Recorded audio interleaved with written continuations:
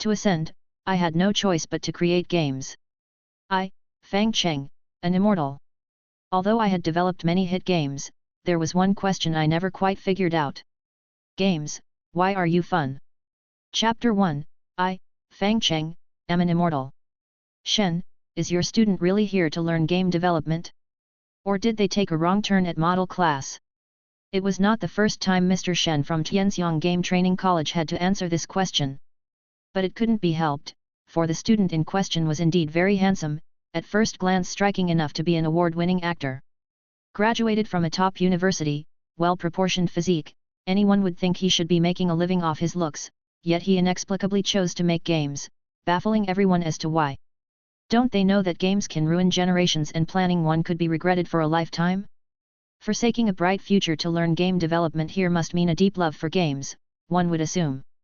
Right now, Fang Cheng, who drew a crowd's curious eyes, was flipping through the training college's textbooks, looking over each game design case and thinking to himself. What's so fun about games? Fang Cheng, 22 years old, was a cultivator, as well as a reincarnator. A millennium ago, his cultivation was complete, at the pinnacle among practitioners, able to move mountains and seize the moon, almost omnipotent. However, just as he was on the brink of ascending to immortality, he suddenly calculated that his almost perfect Taoist heart was missing a piece. He did not know what entertainment was. From the moment he was sensible, he had been heading towards ascension, rolling up countless lives in his wake, eventually reaching the end of the immortal way. But unexpectedly, the saying goes, tension and relaxation are both elements of the Tao. His lack of understanding in play led to a gap in his Taoist heart, thus he faced the only path left: failure to ascend. Thus, he calculated that his opportunity would arise 1,000 years later, through something called electronic games, and promptly made arrangements for his rebirth by self-dissolution, awakening in the modern world. All he needed to do was to create a game that he found fun, and that many others found fun as well, to succeed in his pursuit and fill the gap in his Taoist heart.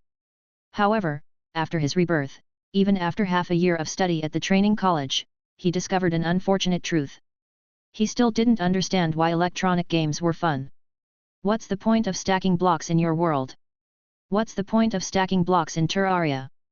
What's the point of stacking blocks in The Princess Was Captured, but I am going to find the Master Sword first? Aren't they all just stacking blocks? While Fang Cheng was puzzled, Mr. Shen, with his teaching plan in hand, carefully combing through his thinning hair, entered the classroom. Glancing at all the students, especially at Fang Cheng, he spoke from the lectern, "Everyone, today is your last class as students. We've analyzed the history of games, explained the basics of game development and various categories, so now it's time for practice. Games are honored as the ninth art, and they aren't really that complicated. There are no taboos in game development, the only criterion is that it must be fun. For the final week, I'd like everyone to design a game based on the concept of fun. Of course, I know you might lack direction, even choosing a topic might take a lot of time, so I'll give you a theme: survival. I'll send some reference games later. You can spend a day playing them, and then make a simple playable version. Those who do well, I will submit to a competition platform with the chance to win and be recommended to work at a major game company." At the mention of this reward, an excited student raised his hand and asked, "Mr. Shen, is Tianyi an option?" Mr. Shen smiled and nodded. The classroom immediately buzzed with excitement. After all, Tianyi was currently the best game company in the country, with 17 studios of various sizes, covering everything from mobile games to console platforms. Fang Cheng wasn't interested in joining Tianyi, but there might be some talented people within Tianyi who could solve his problem, so he placed some importance on this opportunity. After class, he returned to his dormitory, turned on his computer, downloaded the games Mr. Shen recommended, and while installing them, continued to refine his mana. Although his mana was completely depleted at the start of his rebirth, being a powerful figure in the cultivation world, after 23 years his mana had almost fully recovered. All that was left was to fill in the final piece of his Taoist heart, and then he could ascend. Having organized his mana, he immediately opened the sample game Mr. Shen had sent and began playing. The game was called Son of the Forest, and it generally revolved around the story of a protagonist who, along with a father and son, went to an island resort that was having problems to investigate the situation. On the island, players needed to craft various tools, defeat savages and mutants full of arms or legs, and ultimately uncover the island's secrets. After playing for an hour, Fang Cheng temporarily closed the game and fell into contemplation. In this era, the gaming industry was highly developed, and AI technology had improved accordingly, significantly reducing both the time and learning cost of game development, but 1 week was still a bit tight. Therefore, Mr. Shen didn't require a complete game, just indicating that a rough version was enough as long as it basically displayed one's ideas. It wasn't necessary to play the game through to the end, just to understand the basic gameplay. However, Fang Cheng completed it anyway. For a nearly immortal being about to ascend, completing a game was far too easy. Even with his eyes closed he could pass through the game without trouble, yet he still didn't understand where the fun was in this game. Was chopping down trees in the forest actually fun? Was playing with a three-legged female savage truly enjoyable? Mr. Shen said this game had great realism. So, was realism equivalent to fun? With a thought, his body transcended Blue Star and floated in the boundless space. His divine sense swept across thousands of light years, encompassing countless planets, before he locked onto one that was full of towering ancient trees. The next moment, his body appeared in the forest, standing on this piece of land. The climate here was similar to Blue Star's, but the high oxygen content led to the plants and animals being much larger and everything being more dangerous. This place had once had a civilization, but that was 1,000 years ago. That civilization had either left or perished, with only lost relics remaining. After using divine sense to inspect the planet and ensuring there were no other civilizations, Fang Cheng began his action, tree felling. He felled gigantic trees with his bare hands, cut timber to build a cabin, and in just an hour, established a small base here. Fang Cheng sat inside the base drinking flower tea made with snow water, looking out at the snowy mountains and couldn't help saying, "This is so boring. It would be better to go back home and meditate." The greatest authenticity was personally striving for survival in the wilderness. But altogether, Fang Cheng didn't feel it was fun. Perhaps Mr. Shen could provide some guidance? Thus, he employed his mana to tidy up the place a bit, encapsulated everything with an immortal spell into a program copied onto a USB drive, and then took the drive and entered Mr. Shen's office. Seeing Fang Cheng enter, Mr. Shen, who was drinking goji berry tea, smiled and asked, "Fang Cheng, what's up? Have you run into a problem?" "No, I've completed the trial version of my game and would like you to take a look," Fang Cheng replied. Mr. Shen looked at his phone with a puzzled expression and realized that only 3 hours had passed from assigning the task to Fang Cheng bringing in his project. With a wry smile, Mr. Shen said, "Fang Cheng, I thought you were quite honest normally. Why have you started to cut corners now? It's not possible to make a good game in such a short time. Forget it, leave the game here, and I'll have a look." "Oh, I understand now." Leaving the USB drive behind, Fang Cheng accepted the lesson humbly. There is a sequence to learning, and every craft requires focus. A teacher is indeed a teacher, he could tell from the time frame that he hadn't grasped anything at all. So, according to what Mr. Shen said, was the so-called development time synonymous with gameplay? Back at the dormitory, just as Fang Cheng was about to do some useless things to stretch the time, he saw a call from Mr. Shen come in. "Fang Cheng, come back quickly. Chapter 2, this game is off." Mr. Shen's office was already crowded with teachers who had come upon hearing the news. This group of gamers in their early 40s stared at the screen, shouting like a bunch of silly children at this moment. Mr. Shen secured the second round. He pushed away another teacher who had just fallen off a cliff to his death and then took over the spot to start a new game. Although he didn't understand what made it fun, Fang Cheng still added some elements he was familiar with to the game during its production. The player's character was made of clay, but with some mana added to it, which made the character soft and delicious, with a sweet earthy quality that easily attracted the attention of monsters in the forest. It didn't matter if they died, he left a spirit gathering array there. Upon detecting the death of the previous character, the spirit gathering array would automatically condense mana and reshape the earthen body. It was too slow to chop trees with a normal body, so he also added something to this body, allowing players to possess the strength of the third layer of chi refining from birth, making it no problem to chop trees barehanded. The backpack was created using a storage pouch, a small bag that could hold a large number of items. The crafting system was replaced by an artifact refining magic artifact, with the mana source still the spirit gathering array. A filter was added to the graphics to make everything seem more game-like, so as not to let people discover this was another planet. Making these things didn't take much time, a few simple immortal spells could do the trick, but in the eyes of the teachers, it was completely different. Before he called people over to appreciate, and show off, the game, Mr. Shen had already played several rounds and was already adept and thoroughly enjoying himself. While playing, he said, "This game, it's the real deal. I've played survival games for so long, and I've never seen one this realistic before." Yet, another teacher couldn't help but sigh, whether it's the gravity system or the collision system, even the way prey acts after death is extremely realistic. It's just not harmonious enough. Why should the blood be red? Young people, you know, not much experience, haven't been beaten up yet, Mr. Shen said with a chuckle. Young people? Don't tell me this is the work of a student in your class. Another teacher also marveled, remarkable, if you told me this was Tianyi's new work, no, even Bethesda's, I would believe it. Many of the engines here must have taken a long time to adjust, otherwise, they couldn't have been produced. Even with adjustments, they couldn't produce this, the performance is too strong, the optimization too remarkable, most of it must have been written by themselves. Impressive, Shen, your level has really gone up recently. Mr. Shen wanted to boast further, but he then saw Fang Cheng, who had already come in, and his eyes lit up. He hurriedly waved his hand and said to the others, "He's here, it's Fang Cheng." Fang Cheng, hey. Didn't expect it to be him. Appearances can be deceiving. Everyone present was familiar with Fang Cheng. After all, he was the one who single-handedly raised the average attractiveness of gamers. Mr. Shen, proudly pulling Fang Cheng over, said, "See? This was made by Fang Cheng, by my student. All of you claim your games have sold millions, has anyone taught a student with Fang Cheng's level?" "Pfft, show off," one teacher scoffed but couldn't deny it.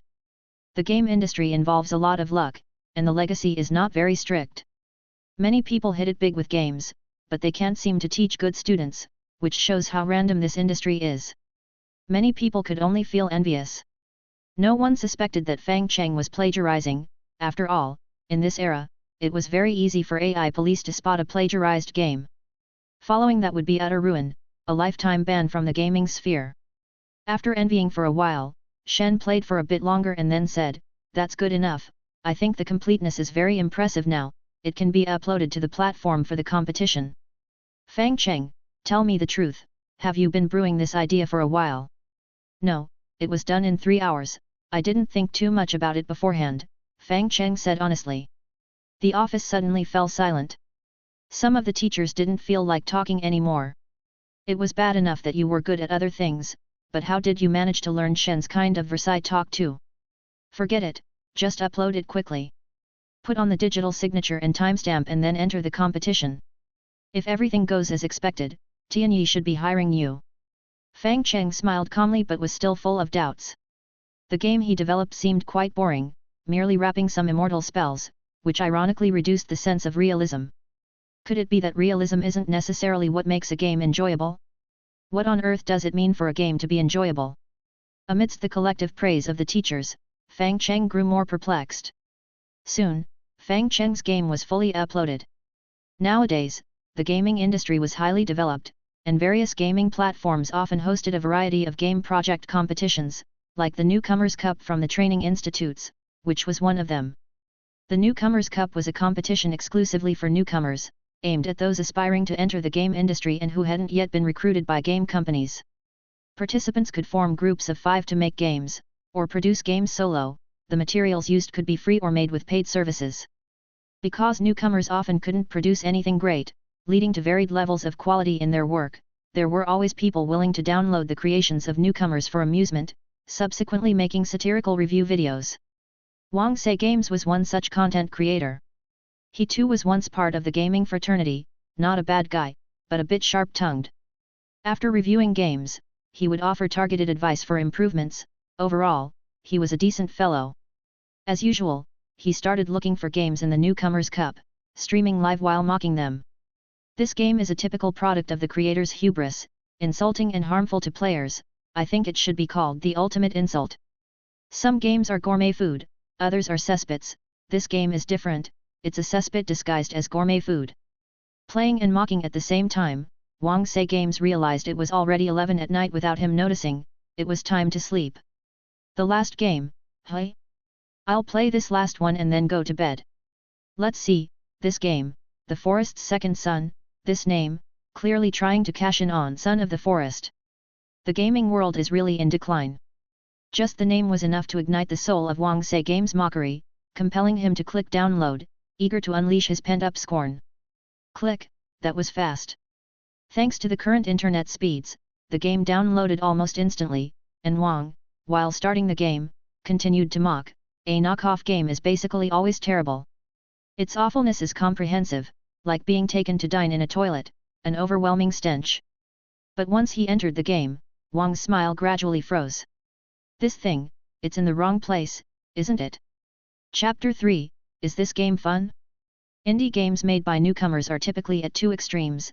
The good ones are really impressive, even if the screen is filled with baffling mosaics, that's still considered good. And the bad ones are truly terrible, like tossing paint into a pot to cook, you can't tell what the end product is supposed to be. But The Forest's Second Son is totally different. This could easily sell for a 98 on a major platform, a rating most official games don't even achieve. From the time he entered the game, Wang Sei Games was in a state of bewilderment. His spawn point was in the middle of a snowy area, and as soon as he arrived, he could see the snowflakes, as big as fists, smacking right at him. Even through the screen, you could feel the bone-chilling cold. The ground was already covered in snow, and as he walked, you could hear the shuffling sound of the character moving through the snow. Turning his head, he could even see the tracks slowly fading away in the snow behind him. The whole process was smooth and natural, without any lag. Could a newcomer really pay attention to such details? Are all newcomers monsters these days? I remember back in my day, I was thrilled to pieces making a platformer like Super Mario. Comparing to this newcomer, I'm nothing but hot air. In the live streaming room of Wang Sei Games, a rare moment of silence occurred. The 5,000 viewers widened their eyes as they stared at the game's graphics on the screen, and it took quite a while before someone spoke up. This newcomer is really something. Isn't it a game company pretending to be a rookie? Look at the signature, it's certified by Mr. Shen from Tianxiang Training Center, the guy's a big name in the industry. He doesn't need to cheat in a rookie competition. That's true. But this might be the author using materials from the academy to cobble together, whether it's actually fun or not, we'll have to see the gameplay. Exactly, Wang, let's get started. Wang Sei Games also recovered from his shock and began to control his character to move through the snowy landscape. Just by controlling it a bit, he could tell that the author was definitely a powerhouse. The character control felt incredibly smooth, the responsiveness and delay in the actions were so precise, it was like actually controlling a person running in unknown snow fields. And with the surrounding snowscape, even without any other features, just as a walking simulator, it was enough to look down on other newcomers. A newcomer? Hey! Let's see what this newcomer is called. Fang Cheng, never heard of him, definitely a fresh face. Approaching a large tree resembling a pine or cypress, Wang Sei Games began to pull at the tree barehanded, the solid sensation of his fists hitting the trunk was satisfying. After a few breaths, a large tree was pulled down, but before Wang Sei Games could start dealing with it, something pounced at him. It was a giant wolf, roughly the size of a baby elephant, its sharp claws still stained with blood, its ferocious face closing in on Wang Sei Games, you could even see its dinner through its throat. Wang Sei Games reacted quickly.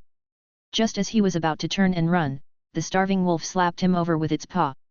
The next moment, the screen went black, and the sound of the wolf feasting filled his ears, making Wang yelp and jump up, continuously rubbing his arms. The realism just then was so intense, it made him feel as though he was actually being eaten by the wolf, nearly turning into his nightmare for life.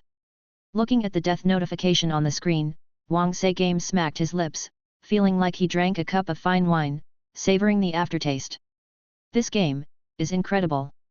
Remember this Fang Cheng, he's going to be big in the future. Wang, don't enjoy it all by yourself. Show us more. Yeah, just watching it for a bit, my digital ed seems to be showing signs of recovery. And Wang, you suck, getting knocked down by wild wolves in less than 3 minutes, your sister-in-law would be heartbroken. Screw off. Wang cursed with a laugh, then sent the link to the group, free game, and you can download it instantly. Remember to throw in a coin, give a thumbs up, and add it to your favorites before downloading. Such a good game shouldn't get buried. Alright. The 5,000 live stream viewers were instantly wide awake, they started downloading the game online and before long were immersed in the world of the forest's second son. Afterward, even more details were unearthed by them, each one making them exclaim in surprise or shout in excitement. I saw Wang start in the snow, and I thought the game only had a snow scene. Turns out I was born on the plains this time. There are wild horses and sheep around, I'm going to try and tame them. Don't tell me I'm the last one to find out there's actually a crafting system. It's a shame the game's creator was too lazy to publish the crafting formulas. That's not laziness, that's a sense of mystery. A game shouldn't reveal everything, exploring bit by bit is what makes it fun. Comrades, this game actually has a main storyline. I found a huge relic, and although I got taken out by the relic guardian right away, this shows there are definitely secrets here unknown to man. What secret is that? I found out this game is actually online. I've encountered other players. A small game, but it brought boundless joy. With Wang's live stream as a hub, a large number of players began to spread this game around, attracting even more players to join in. Over at the Newcomer Cup's website, the game's likes and votes skyrocketed as if on steroids, exceeding the second place by tenfold in just one night and dominating the top spot with an overwhelming lead. The crazy rate of growth made the organizers almost think the game was manipulating votes, but after playing it themselves, they had to admit, this time the netizens were not up to par. Only half the people liked and voted, do the rest have no hands? In the comment section below the game, tens of thousands of people were frantically leaving messages, sharing experiences, looking for strategy posts and crafting formulas, turning the modest Newcomer Cup into a carnival for game enthusiasts. Author, start charging for this, I'd feel ashamed to play it without paying at least $2.98. I suspect I saw a digital succubus. Me and a few buddies have formed a big family in the game, named Binary, hope everyone can join. Don't believe the above, Binary is just 1 and 0, understand the nature of the family, right? Joined. Joined. Are all the players in this broken game male? In the morning, Fang Cheng was woken up by a call from Mr. Shen. Mr. Shen, who had been up all night playing the game, was extremely excited, and the first thing he said after the call connected was, "Quick, tell me the formula for the 7-star sword." "Oh, just meteorite plus thunderstruck wood, but you need to refine the meteorite in lava." "Ah, thanks. Also, your game is on fire." Logging onto the website in confusion, Fang Cheng saw the exaggerated amount of likes and downloads for The Forest's Second Son and was baffled for a moment. And after reading the comments, Fang Cheng was even more puzzled. Is this game fun? Chapter 4, I want to make a horror game. With this doubt in mind, Fang Cheng's thoughts shifted, and the next moment he appeared above the planet. This planet had been officially named Star of the Forest, a reference to its corresponding game The Forest's Second Son. At this time, there were already 1 million players active on this planet, and because the players had discovered that everyone was in the same server, they began to constantly search for other people, either forming alliances or making enemies. They had already started to build large bases, and the relics of the planet's former civilization had been marked, but the guards were too strong. They still needed to continue collecting materials and synthesizing items to deal with the relics and the civilization here. After that, they would be able to utilize the technology within the relics, as well as their own provided refinement system, to repair the relics before embarking on the journey to the Starry Sea. Of course, the whole process might take decades, enough to turn this game into a family heirloom, passed down to grandchildren to continue playing. Hiding his presence and floating above the planet, Fang Cheng looked down at the excited players collecting resources below, still not understanding what was fun about this game. Recalling a previous top-rated comment, Fang Cheng felt there might be some truth to it. This game is full of mystery and various unknowns. Its exquisite setup fills the game with infinite possibilities, making every entrance into the game full of anticipation. Originally, he thought realism was the greatest standard of fun, but now it seemed that mystery, unknowns, and a sense of anticipation were also measures of a game's enjoyment. Nodding slightly, Fang Cheng felt as if he had realized something. For the next game, he would try to incorporate this element of unknowns. After confirming his thoughts, Fang Cheng stopped paying attention to this place and returned directly to his dormitory to study what exactly this unknown was. While others were busy making games, he had already graduated early. 7 days later, the graduation ceremony ended, and the principal of Tianxiang Training Academy delivered a heartfelt speech. The completed trainees bade each other farewell, and Fang Cheng, who had been dragged into taking photos all day, saw his portrait collection produced and sold for the high price of 500 yuan on the same day. Under Mr. Shen's arrangement, Fang Cheng brought the forest's second son to Tianyi, and Tianyi also expressed a desire to cooperate, hoping Fang Cheng would hand over the adaptation rights of the forest's second son to Tianyi for further development and maintenance. The person in charge of the liaison was a producer from a working group under Tianyi, named Kong Kong. The other party was a short and chubby little fellow with a kindly smile, but his beady eyes were always darting around, and his tone of voice had a sharp edge when he spoke. After asking Fang Cheng to sit down in the office, he got straight to the point and said, "I think the forest's second son is no good." Fang Cheng excitedly lifted his head, feeling he had found a kindred spirit. After all, this thing wasn't really a game, it was just a haphazardly packaged entrance to a planet, and heaven knows why those players thought it was enjoyable. And Kong Kong, unremarkable in appearance, somewhat sleazy in character, dishonest, and even suffering from hemorrhoids, seemed to have quite a good eye. Therefore, Fang Cheng eagerly asked, "So, what's not good about it?" "Paying, you intend for this game to be a one-time purchase, right? I don't want to charge a fee, after all, it's just a few hours." "Stop right there!" Kong Kong rudely interrupted Fang Cheng, "I've seen too many young people. Your way of thinking is too dangerous. Many people only have a momentary spark of genius, creating something that surpasses the times, but then they can't produce anything afterwards. What you need to do now is to cash in on this game until you reach financial freedom, forget about everything else." "But is that fun?" "Making games isn't fun, but making money is. Who wouldn't be happy with an income of several 100,000 a month? Listen to me, this game needs to change.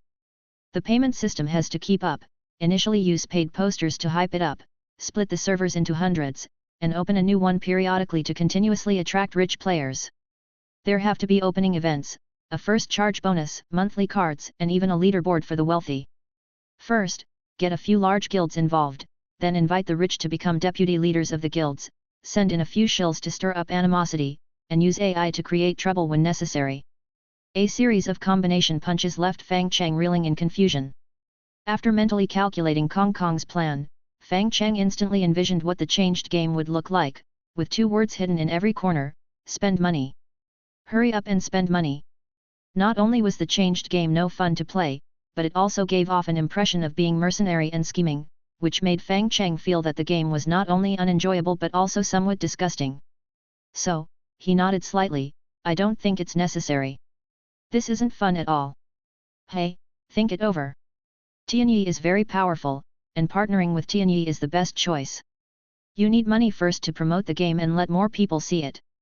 No need, goodbye." He left Tianyi without ever looking back. His Taoist heart should be focused on fun, and for things that weren't enjoyable, he didn't want to give them even a backward glance.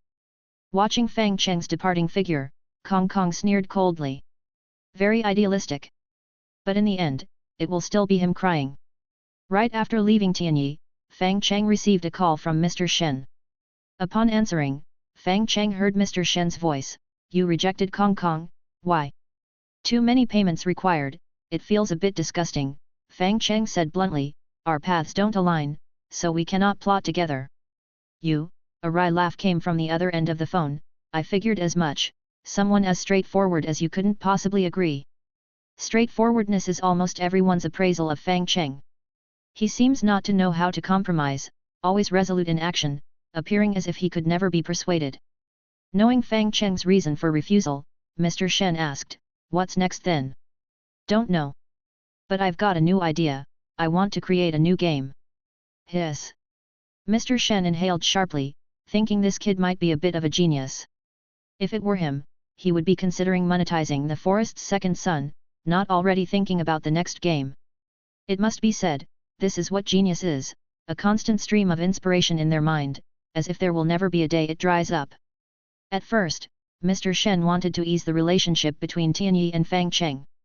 But now, he couldn't care less about mediating. "Don't anyone stop me from playing the new game." Therefore, his tone became more relaxed, kindly saying, "All right, do you have enough funding?" "Enough, it's a small-scale game, could be done in a few days." "That's good then, what's the theme?" "A horror game," Fang Cheng said confidently. Chapter 5, the essence of a horror game. All fear stems from the unknown. This is a line learned at the Training Academy, and it's also one of the guidelines for making horror games. A horror game is the genre that takes the element of the unknown to the extreme, and it's the subject Fang Cheng is challenging. Having checked out of the Academy's dormitory, Fang Cheng called for a ride share. While constantly reminding the driver to keep your eyes on the road, not on me, he returned to his newly rented apartment. The apartment was cheap and far from the city center, basically in the suburbs. However, Fang Cheng could teleport at will, come and go as he pleased, and only occasionally took a car to experience life, so distance didn't matter.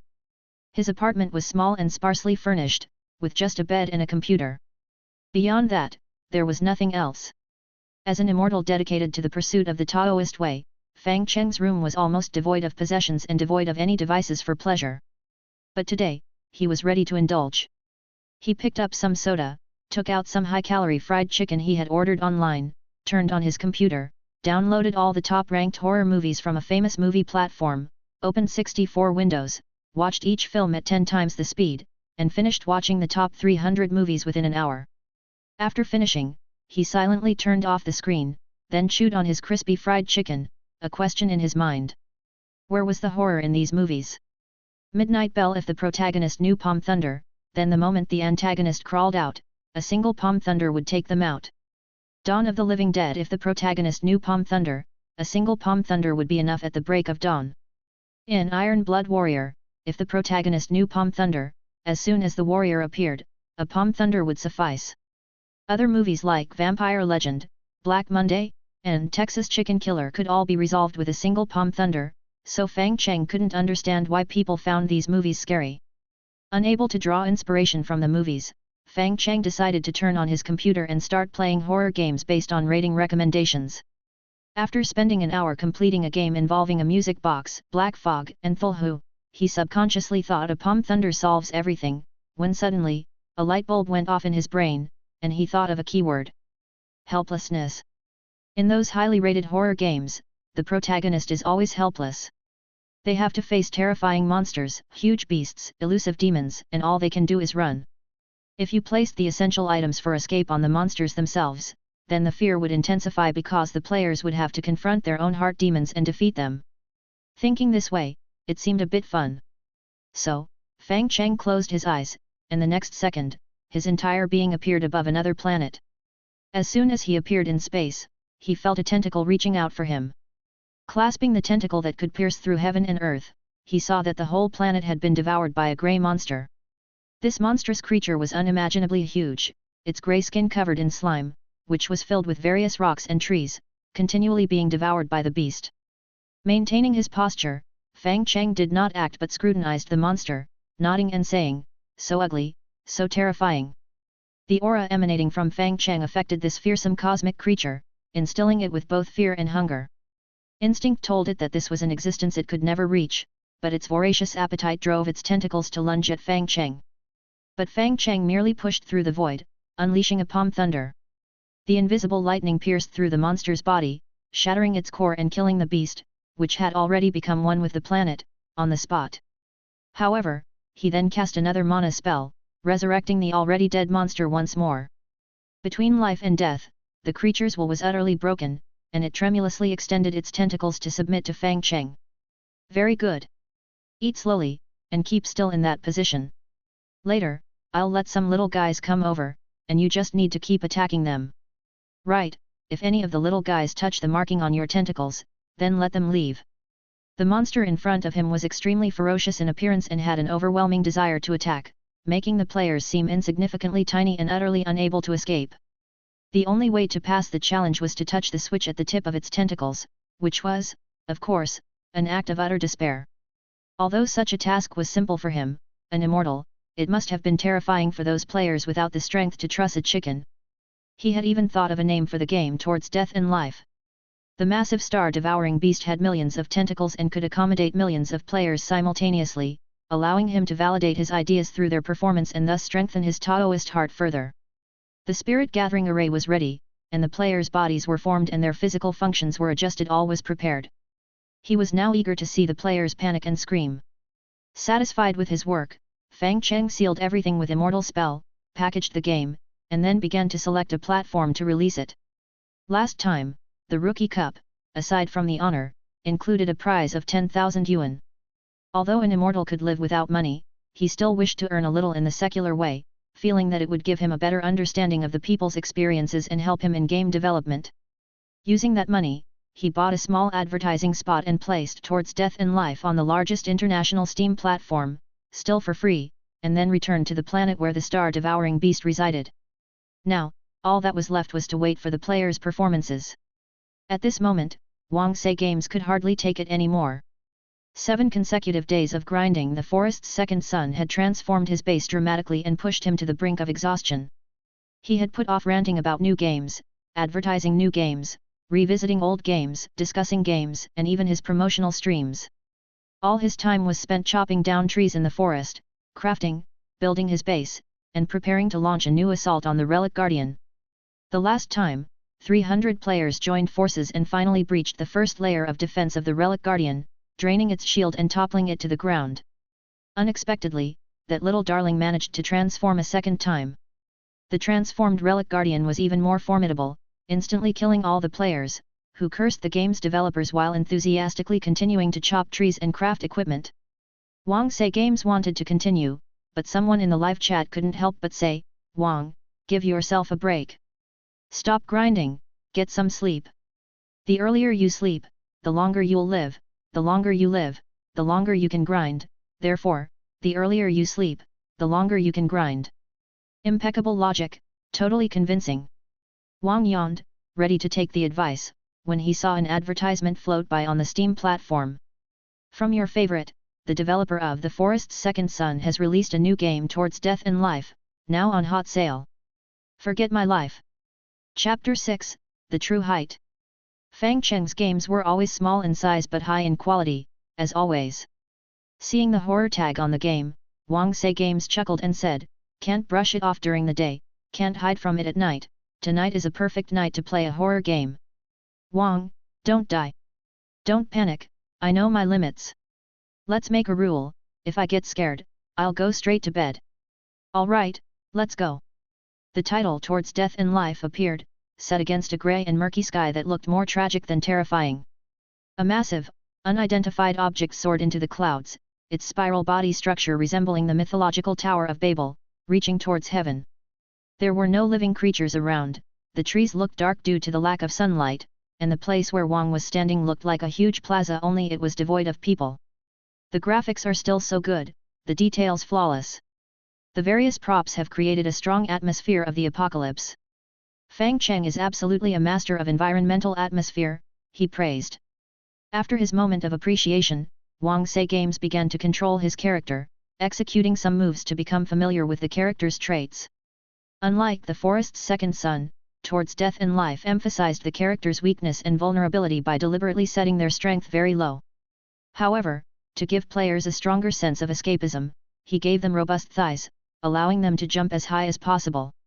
According to Fang Cheng's idea, upon entering the game, players would immediately see the massive star-devouring beast, and its terrifying presence would shatter their sanity, making them feel a profound sense of despair in comparison to its size. But Fang Cheng had overlooked one issue. That was the matter of size. An immortal with divine sense could instantly perceive the enormity of the star-devouring beast, but humans couldn't. In the eyes of the star-devouring beast, humans were the size of viruses. It couldn't even sense the presence of humans and could only wait blankly according to the commands left by Fang Cheng for the so-called little guys to arrive. To humans, the tentacles of the star-devouring beast were like a towering Tower of Babel, impossible to fully perceive, unable to feel the horror within. After getting the hang of the controls, Wang looked around and asked, puzzled, "Strange, what's the game's mission? It doesn't seem like you can gather resources from trees here. Will there be jump scares?" Jump scares are when something terrifying suddenly appears with a frightening visage, startling the player and causing their heart rate to spike and limbs to chill. There's nothing wrong with jump scares, but they are being overused lately, with most horror games on the market utilizing this feature, leading to a certain rigidity in game design. However, Wang Sei Games felt that Fang Cheng wasn't that kind of person. A gaming genius like him should have more interesting ways to deliver horror. While Wang was scouting his surroundings, someone in the live stream commented, "Wang, look up, there's something on your head. Quickly looking up, Wang saw something shining with a green light atop the immense tower, seemingly beckoning him forward. Wow, there really is something. It seems like it's telling us to go there. How do we get there? Isn't there a tower beside us? Let's just follow the tower. Wang nodded in agreement and then began to leap continuously, climbing up along the tower. Minutes later, Wang was growing to like the game even more. Even without a tutorial for beginners, he quickly understood the gameplay, which was 3D platform jumping. Usually, 3D platform jumping games have problems with perspective and scale, causing players to misjudge their focus and fail to estimate their landing point, leading to failed jumps. But in Towards Death in Life, this issue was perfectly resolved. Wang Sei Games didn't know what the other party's solution was, he only knew that they had perfectly solved the issue of perspective change, allowing players to precisely judge their landing spots, making the previously difficult platform jumping easy and pleasing to the eye. It was as if he was truly jumping on platforms. Although he had fallen a few times in the process, Wang quickly mastered the jumping technique and successfully climbed higher and higher. By the time he was 300 meters above the ground, he could see further buildings, the abandoned city, and collapsed landmarks. The ruined sites came at him, making him feel that this was not just any platform jumping game, but one with a world of profound background. What happened here? What lies at the end of the towering Tower of Babel? Why was the city destroyed? Where are the other people? A wealth of details built a world that was both real and detailed, immersing Wang Sei Games in all kinds of minutiae. However, when he reached 1000 meters, the joy of jumping gradually faded, his flow state slowly diminished, and he became sleepy. It can't be that I have to jump all the way to the top, that would be too sleep-inducing. Exactly, the difficulty is unevenly created, it doesn't seem like Fang Cheng's work, a viewer in the live stream chat agreed. Jump another 100 meters, then sleep after that. Just as he was about to stop the stream and go to sleep, a viewer in the live stream chat suddenly said, "Wang, stop playing for now and watch this video." Confused, he clicked on the link sent by the viewer and found it was actually a Bilibili video. Since it was late at night, the video didn't have many views, but the like-to-coin ratio was incredibly high. 30 minutes. Towards Death in Life clear. Seeing this time, Wang felt a pang in his heart. He had downloaded the game first thing but only played it roughly for 30 minutes. He had to go back to his hometown several times and start over, and in the end, he probably had not even climbed a quarter of the way. But now, someone had already completed the game, gotten to the crux of it. How was that possible? He hastily opened the video and immediately started watching, only to realize there was a problem right away. The starting point was different. His starting location was an abandoned plaza, but the other player's starting location was a dilapidated spaceship.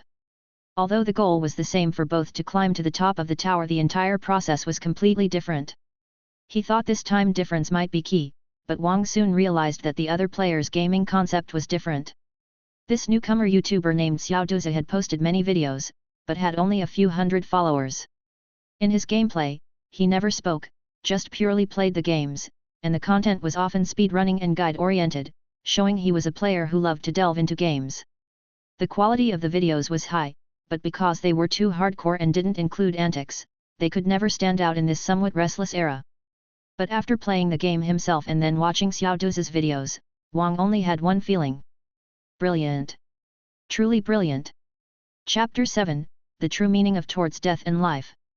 Only those who have truly played Towards Death in Life can understand how high Xiao Duzi's skill level really is. Wang already felt his hands were steady, but compared to Xiao Duzi, they were simply not on the same level. The other player was obviously a professional gamer, whose movements during platform jumps were incredibly stable. In several spots where there was barely any room to land, Xiao Duzi would jump with ease and precision. Apart from the fluid movements during the jumps, Xiao Duzi's judgment of distances was also spot on. Many times, when Wang thought he wouldn't make the jump, Xiao Duzi would land exactly where he intended to. The control was mature, and the understanding of the game even more accurate. And it was through Xiao Duzi that Wang realized that many objects in the game were not randomly placed. The decrepit elevators could be operated. If the button light on the elevator was on, then it could be used, saving a great deal of jumping time. Some inconspicuous places could also be used to move quickly and speed up climbing, greatly saving time. After watching for a while, Wang kept nodding, impressed that this person seemed born to play games. But what surprised him was that at a certain platform, instead of jumping directly across, Xiao Duzi took a 3-minute detour to activate an unremarkable-looking switch by the roadside. Once the switch was flipped, a multitude of light particles began to converge, and a palm-sized mechanical sprite appeared next to Xiao Duzi's character, intermittently saying, "We meet again, unknown traveler." He was thoroughly convinced now. He originally thought it was a horror game, but it turned out to be a platform jumping game. He thought jumping was the only option, but hidden mechanics revealed so many interactable items. He thought that was all there was to the game, but there was actually a storyline. A small game with so much depth. Fang Cheng, you're quite something. The sudden appearance of the mechanical sprite gave Wang Sei Games a jolt of energy, rousing him from drowsiness and making him watch with renewed excitement. It wasn't just him, a bunch of users on Bilibili also exclaimed on the bullet comments, causing the entire screen to lag for a second before the video could continue playing. At that moment, Wang was certain that Xiao Duzi was the first person to discover the storyline within the game. Xiao Duzi didn't speak during the stream, but the palm-sized sprite certainly had a lot to say. It appeared to be a semi-transparent little person, its body blurry due to mechanical faults and occasionally glitching, effectively conveying its damaged state. Floating beside Xiao Duzi, it intermittently said, "It has been an hour since we last met. Pleased to see you, unknown climber. Let me introduce myself again, I am your climbing aid tool, you can call me Alpha." This climbing path was built to commemorate the 1100th birthday of the Republic. The whole course is 5 kilometers long, and you can appreciate the magnificent scenery along the way. If you feel tired, you can use the elevator to get to the top. However, according to my diagnostics, the elevator has broken down, and I have already contacted staff for repairs. I have learned your language, which I find very interesting. Its intonation rises and falls like music, very pleasant to listen to, and I like it a lot. Why don't you speak? Is it because you dislike my explanation? My apologies, it's been thousands of years since I've seen a living being, and seeing you makes me overly excited. The sprite chattered ceaselessly while Xiao Duzi climbed in silence, letting the sprite relate everything around them. Although occasionally there would be a harsh noise, the sprite's voice was very pleasant. Through its explanations, players learned a lot of information. An ancient kingdom fell due to war, and terrifying biological weapons ultimately destroyed the entire civilization. Unknown monsters descended from the sky, began devouring this planet, which no longer bore signs of civilization, and sent the climb path built to commemorate the Republic into the air. Civilization was destroyed by its own people, all life was wiped out, and only the mechanical beings from the last days of civilization dedicatedly carried out their prior orders, one of which was Alpha. The story wasn't long, but after everyone heard it, they felt somewhat choked up. What initially seemed like simple environmental design, after the truth was unveiled, had a powerful emotional impact. The dead civilization presented itself to the players in this way, letting them hear, through their screens, the last echoes of that civilization. At last, in the video's finale, Xiao Duzi finally reached the endpoint, a small room at the top of the tower. After entering the room, the sprite flew onto Xiao Duzi's shoulder and happily said, "Congratulations, you are the first and second person to reach the top after 1,000 years. We have prepared a fine gift for you, which you can collect from the administrator after descending the mountain." Then the ground began to tremble, and the massive star-devouring beast finally sensed the presence of the little one and, following Fang Cheng's orders, lifted the little one into the sky with its tentacles. As the altitude climbed, the tentacle pierced through the atmosphere and the dust layer overhead, finally reaching outer space where the endless cosmos unfolded. There, they saw the vast universe, the greatness of the cosmos and their own insignificance starkly contrasted at that moment, giving everyone a new interpretation of the game's name, Towards Death and Life. This civilization had died. But it still left something behind, lingering in the hearts of the players after death. In the end, Alpha turned its head towards the screen and smiled, saying, "Thank you for participating, I hope you found the journey satisfactory." "And thank you," Xiao Duzi finally spoke his only line in the video. Just that simple sentence broke through the defenses of everyone watching. The playful and adorable sprite was like a little angel, behind her optimistic and cheerful demeanor was a millennium of lonely waiting, but luckily, fate had not abandoned her.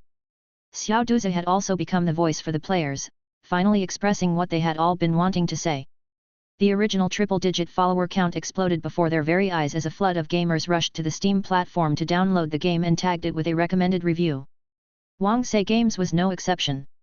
After turning off the video, he purposefully restarted the game and located Alpha's switch during the gameplay. Accompanied by the sprite, he climbed tirelessly until he finally reached the end. After watching the ending scene, standing in the dawn's light, he couldn't help but reflect. This world is truly beautiful. Chapter 8, Set up a studio. Towards Death and Life, a letter from the deceased to the living. Highly recommended, 1,000 years of solitude, just for your arrival. Fun, no explanation needed. The only downside of the game is that it's actually a horror game. Well, it's a bit short, which is indeed quite terrifying. Alpha, my daughter. Upstairs, you're my father-in-law. Get lost. You cyber copper refining addict. Get lost. Alpha is over 1,000 years older than us. The game creator Fang Cheng is undoubtedly a genius, but he also displays a unique and unmatched bad taste. The Forest's second son already showed his talent in scene construction, and Towards Death and Life showcases his excellence in storytelling. However, the former's name is tragic, and the latter's genre is a disaster. But if you ask me, the more of such wickedly talented geniuses, the better. Fang Cheng lay in bed, looking at the reviews on the Steam platform, feeling a bit incredulous. Tens of thousands of recommendations pushed the game into the overwhelmingly positive category, indicating that most players found the game to be very enjoyable. The Steam platform even gave it a special small section, which was like free promotion. But what he intended to make was clearly a horror game. The massive creatures should have brought an indescribable sense of oppression, the helpless climbing process should have been filled with danger and suffocation, and frequent failure should have made the players frustrated. So why? What made you think the game is therapeutic and the characters are cute? Is it really that hard to have a unified understanding of what's fun? Just as Fang Cheng was pondering with a frown, a phone call came in. Seeing that it was from Mr. Shen, Fang Cheng answered the call and then heard Mr. Shen's excited voice. Fang Cheng, you really did it.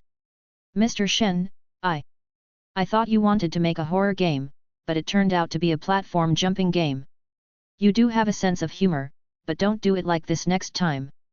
You can't waste your talent, let that idiot Kong Kong who lacks vision go to hell. A guy who's only thinking about money has no right to manage a genius like you. I'm planning to persuade Tianyi to set up a new studio, and you'll be the producer. But don't want to go? Oh, I get it, working for someone else really isn't cool. How about this, I'll help you apply for an office, and you can start your own studio. I still have some influence and can help you get an interest-free loan, as support for newcomers. It doesn't matter if you can't pay it back, I'll cover for you. Hire a few more people, go for a big one. And don't make free games anymore, you need to charge for games. Fang Cheng finally got a chance to speak and quickly asked, why should I charge money? Even through the phone, Fang Cheng could sense the other person's confusion. Half a minute later, Mr. Shen finally said, you can't dig someone else's road. After Mr. Shen's explanation, Fang Cheng finally understood. Games, actually, are quite a money burner. Even if AI technology has advanced a great deal, art requires money to burn, programming requires money to burn, planning and the trial and error costs of developing a gameplay also mean burning cash. Some people can run on passion, but most game developers see games as a job, and normal instances of free don't threaten their livelihood. But Fang Cheng was an exception. The super high quality of his games would impact the gaming market and form an unhealthy effect. When a new game appeared, others would point to Fang Cheng's game and say, it's not as fun as the free game, and you have the nerve to charge money. While some trashy games might thus leave the market, over 90% of game developers would be ruined by this, ultimately a catastrophic blow to the gaming industry. Too clear a water holds no fish, and too keen an observation has no followers. The same applies to making games, a bit of bubble is healthy, do you understand? I understand, Fang Cheng agreed wholeheartedly. No wonder the older generation of game developers were so impressive, they saw the principles of economics so clearly. And Mr. Shen was all about efficiency in handling affairs. It wasn't long before he had arranged a meeting at the bank for Fang Cheng, and within half an hour, a no-interest loan of 500,000 had been deposited into his account. Not wanting to put too much pressure on Fang Cheng, Mr. Shen did not give money directly but applied for a loan instead. This was not only a reflection of the mentor-disciple relationship but also the expectation of the older generation of game developers for the new generation. Furthermore, Mr. Shen also got Fang Cheng an office space rent-free for 2 years. Coincidentally, the location of the office was just opposite Kong Kong studio of Tianyi, close enough that one could simply look up to see the other. Embarrassed about this arrangement, Mr. Shen called Fang Cheng and said that if he disliked it, they could change it, no need to be polite. But Fang Cheng didn't mind and declined the offer. The office space was ready to use, although Fang Cheng mentioned he didn't need an entire floor, Mr. Shen insisted it was free and to just use it first. The computers were also from Mr. Shen's previous studio. The batch was 80% new, and while it was said to be a loan, it was essentially a gift and even included a bunch of gaming desks and chairs. In essence, Fang Cheng got a studio without spending a dime. Even though he was an immortal, Fang Cheng still felt the gift from Mr. Shen was too generous. Unable to think of a way to repay him, Fang Cheng simply cultivated a batch of spirit grass, packaged it into tea leaves, and sent them to Mr. Shen, then sincerely asked, "Mr. Shen, is there anyone you dislike and want to get back at? If they're truly vile, it's not like I can't just take them out for you, and it'll be as if nothing happened." Mr. Shen burst into laughter immediately and patted Fang Cheng's shoulder, saying, "I didn't expect you to have such a sense of humor, kid. Don't overthink it, I have my own selfish reasons. How about 2, then? Alright, enough joking.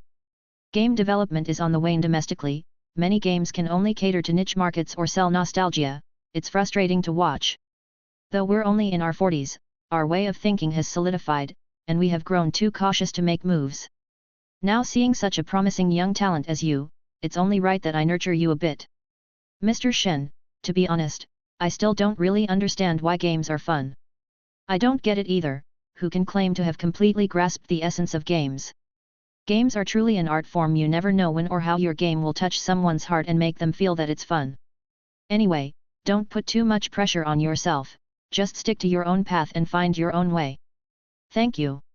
After expressing his heartfelt gratitude, Fang Cheng brought out his tea leaves and said to Mr. Shen, "I didn't bring any other gifts for the visit, but these tea leaves are cultivated by me, I hope you will accept them. Drinking a little every day will strengthen the body and even help with hair loss. You grew these yourself? Well, then I won't hold back. Hair loss and such don't matter." After seeing Fang Cheng out, Mr. Shen took out the tea leaves from the jar and took a sniff beneath his nose, immediately feeling the fragrance wafting through the air. He brewed a little with hot water and saw the cup fill with vibrant green tea, as if the entirety of springtime had been captured in it. After taking a sip, the lingering taste left Mr. Shen sighing with satisfaction, "This is really good stuff." Not sure if it was just his imagination, but after finishing a cup of tea, Mr. Shen felt refreshed and clear-headed, even his remaining hair seemed to have gained a shine. Chapter 9, The First Employee. Just like that, a freeloading studio came into existence. Right outside the door was the subway station, downstairs was a small commercial district, not far from a gym, and you didn't even need to take the elevator to get to the second floor. Now that the studio was established, the next step was to make games. But before Fang Cheng could start, Mr. Shen's call came in again. "Fang Cheng, have you started recruiting for your studio yet? Have you got your eyes on any candidates? Recruit for the studio? Aren't I enough on my own? Are you even speaking human language? Can you handle everything by yourself?" "Sure, I can." Mr. Shen was so choked up he couldn't speak for a moment before he finally said, "You do need to recruit, and the person needs to complement you, like if you're good at programming, then find someone who's good at innovative gameplay. You'll be the producer and lead programmer, he'll be the lead designer, and then gradually add more people." Hearing this, Fang Cheng thought Mr. Shen was right. He had already made 2 games, and while they couldn't be called critically acclaimed, they at least stood out. But the problem was, he didn't know why the first game was popular even though he didn't find it fun, and the second game, which he intended to be a horror game that scared people, turned into a healing game. Yet, it was pretty disappointing. If there was someone who could help with the post-mortem to study where it failed, that would be great. So, he immediately began writing a recruitment advertisement, posted the job requirements on Boss Recruitment, and left his contact information and location. He didn't know how much to offer for a salary, so he left it negotiable. He didn't know what to require for education, so he didn't choose any. There was one test question though, which was to analyze why the forest's second son and towards death in life failed. You could pick either one. After listing the job advertisement, Fang Cheng, full of anticipation, began playing games, searching for the secret to what made games fun through experiencing different ones. And while he played games expressionlessly, as if he were in a classroom, his job advertisement caused a small stir. Some onlookers found the job posting and couldn't help but laugh after reading it. Taking a jab at the forest's second son and towards death in life, how dare you? Job seekers filled with a sense of justice were about to lash out in criticism, but then they noticed something odd about the name of the studio. Fang Cheng Studio. This name couldn't just be a coincidence, could it? Upon seeing the studio's brief and realizing it really was Fang Cheng, they fell silent. You're calling works that have made a small name for themselves in the gaming circles recently, failures? You're lucky it's not against the law to boast in this day and age, otherwise, we would definitely have to arrest you and sentence you to a few decades in jail. The Forest's Second Son and Towards Death in Life were not perfect games, with detailed scrutiny revealing many flaws, such as the overly simplistic tutorials, or even lack of them. The game mechanics were hidden too deeply, like a game of hide and seek. But the former's world was vast enough, and the latter's humanistic care deep enough, that these two aspects alone were sufficient to compensate for all the deficiencies, making them the most popular games recently. A game doesn't need to be perfect, but it must have fun elements. So, should one give it a try and apply for the job? Thanks to this little wave, Fang Cheng freeloaded another advertisement worth over 100,000, bringing some attention to Fang Cheng Studio before it even started working officially. As Fang Cheng completed another game and began pondering why it was fun, Mr. Shen called again. Mr. Shen was unusually diligent today, even more than when he was dating his wife or when he went to the hospital to check on his hair loss. On the other end of the phone, Mr. Shen asked helplessly, Fang Cheng, was this job ad on purpose or an accident? It was on purpose. Not bad, you know about negative marketing. And then there's the twist of using your real identity as the trump card. But don't do this too often, it can have negative effects. Okay, it was an accident, I don't even know what went wrong. You. Mr. Shen sighed deeply, feeling that the worry he had for Fang Cheng was tenfold compared to that for others. Alright, I get that you're not good at writing these recruitment ads. I'll introduce you to a front desk cum HR person to help you. They can also handle finances, an all-around talent, so you can offer a higher salary. Later on, when you have more people, it will be up to them to decide whether to stay or leave. Okay, I understand. After hanging up the phone, Fang Cheng made a quick calculation and found that today was indeed a good day to recruit for the front desk, HR, and finance positions. The way of divination was not something he was very skilled at. The previous prediction that his Taoist heart was unstable and needed video games to replenish it was also impulsive. However, now, making a quick divination of good and bad fortune was still achievable. Having made this realization, he put down his mouse, sat at the front of the studio, and began to wait for talents to arrive. Soon, the sound of high heels clacking against the floor echoed from outside. The irregular sound allowed Fang Cheng to sense a woman clumsily walking in high heels through the corridor, just by listening.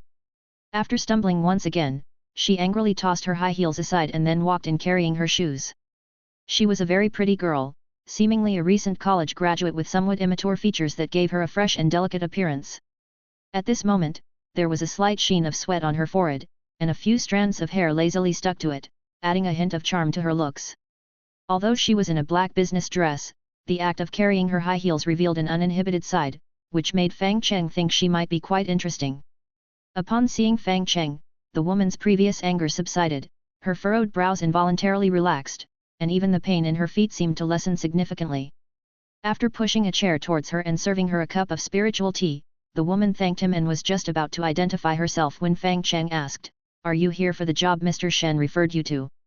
She took a look at the logo Fang Cheng Studio highlighted by the spotlight behind Fang Cheng and immediately nodded, saying, "No, but I could be." "Then maybe you could introduce yourself." "My name is Su Qingling. I graduated from Yale Law School, and I'm good at sending the defendant, their lawyer, and even the judge to prison." After making another quick calculation, Fang Cheng found her to be incredibly suitable and nodded, "You don't need to send that many people, just stay." "When can you start?" "Right now." "You're the boss, right? How should I address you?" Su Qingling asked excitedly. "Fang Cheng." As he extended his hand, Fang Cheng felt Su Qingling shake his hand vigorously for quite a while before reluctantly letting go. Afterwards, Su Qingling continued to inquire, "So, what does our studio do?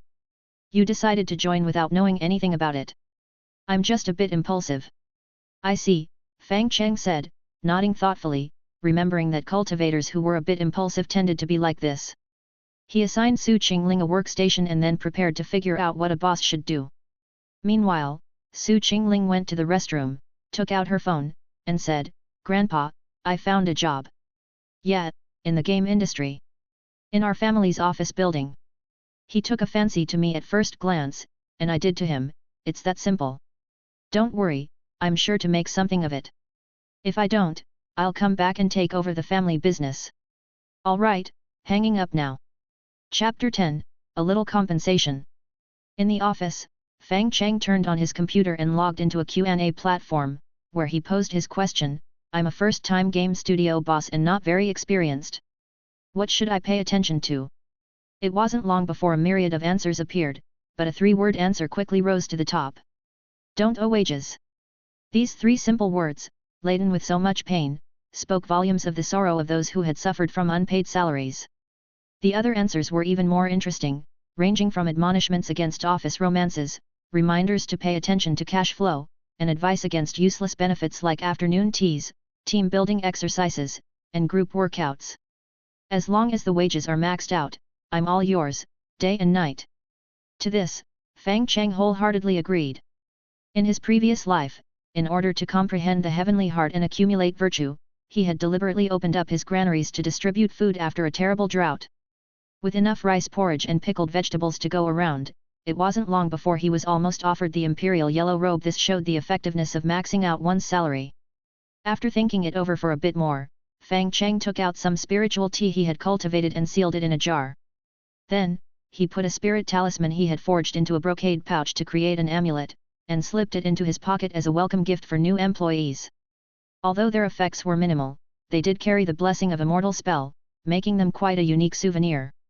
With the gifts ready, Fang Cheng approached Su Qingling's workstation and placed the gifts on her desk before asking, "Does your foot still hurt?" "How did you know?" Su Qingling asked in surprise. Then, her face reddened slightly, realizing she must have made too much noise outside. She laughed awkwardly, twisted her ankle, and then said in surprise, "Strange, it doesn't hurt anymore. My ankles are quite sensitive, and injuries usually cause me pain for a couple of days, but nothing seems to work. I guess I'm lucky today." "Then you should drink more spiritual tea," Fang Cheng suggested.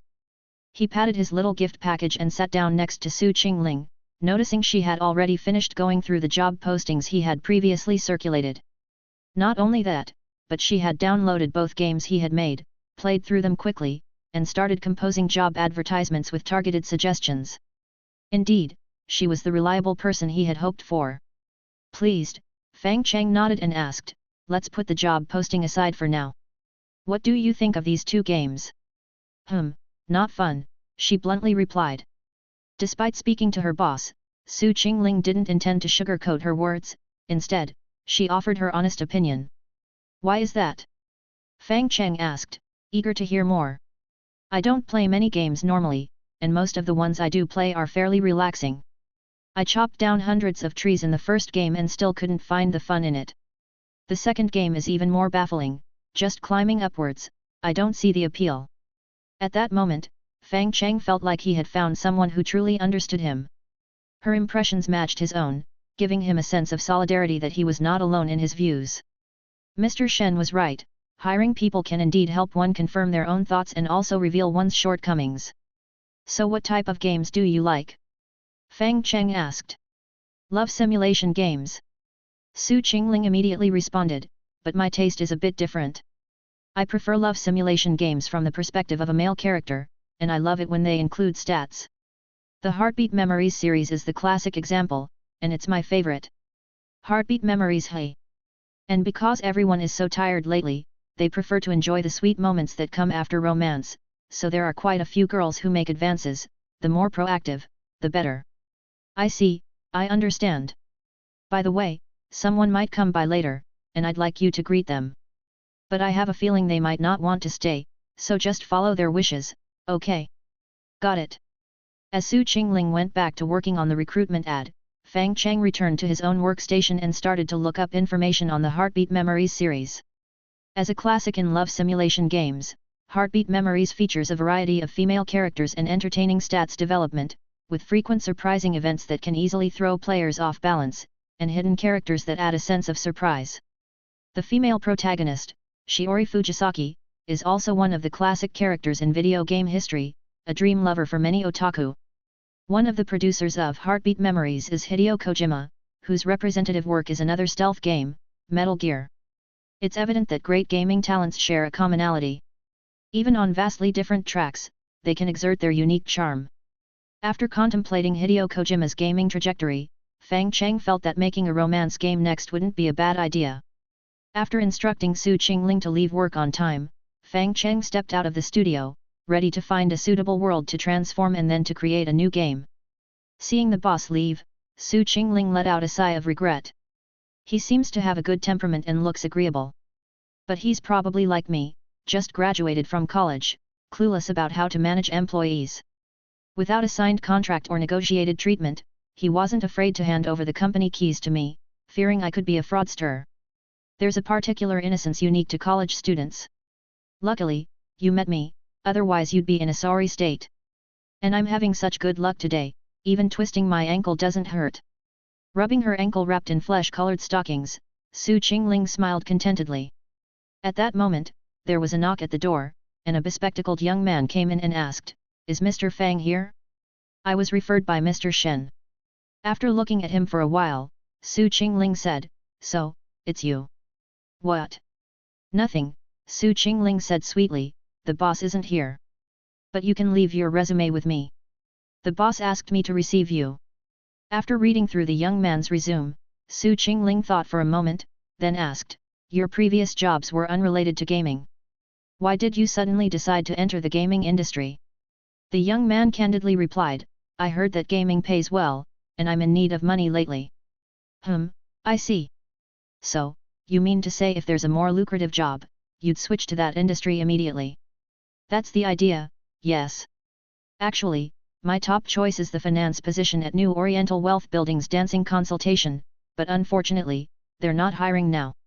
Su Qingling appreciated the young man's candor and also liked the content of his resume. So, she picked up her phone and made a call. "Hello, Uncle Wang? I have a finance talent here.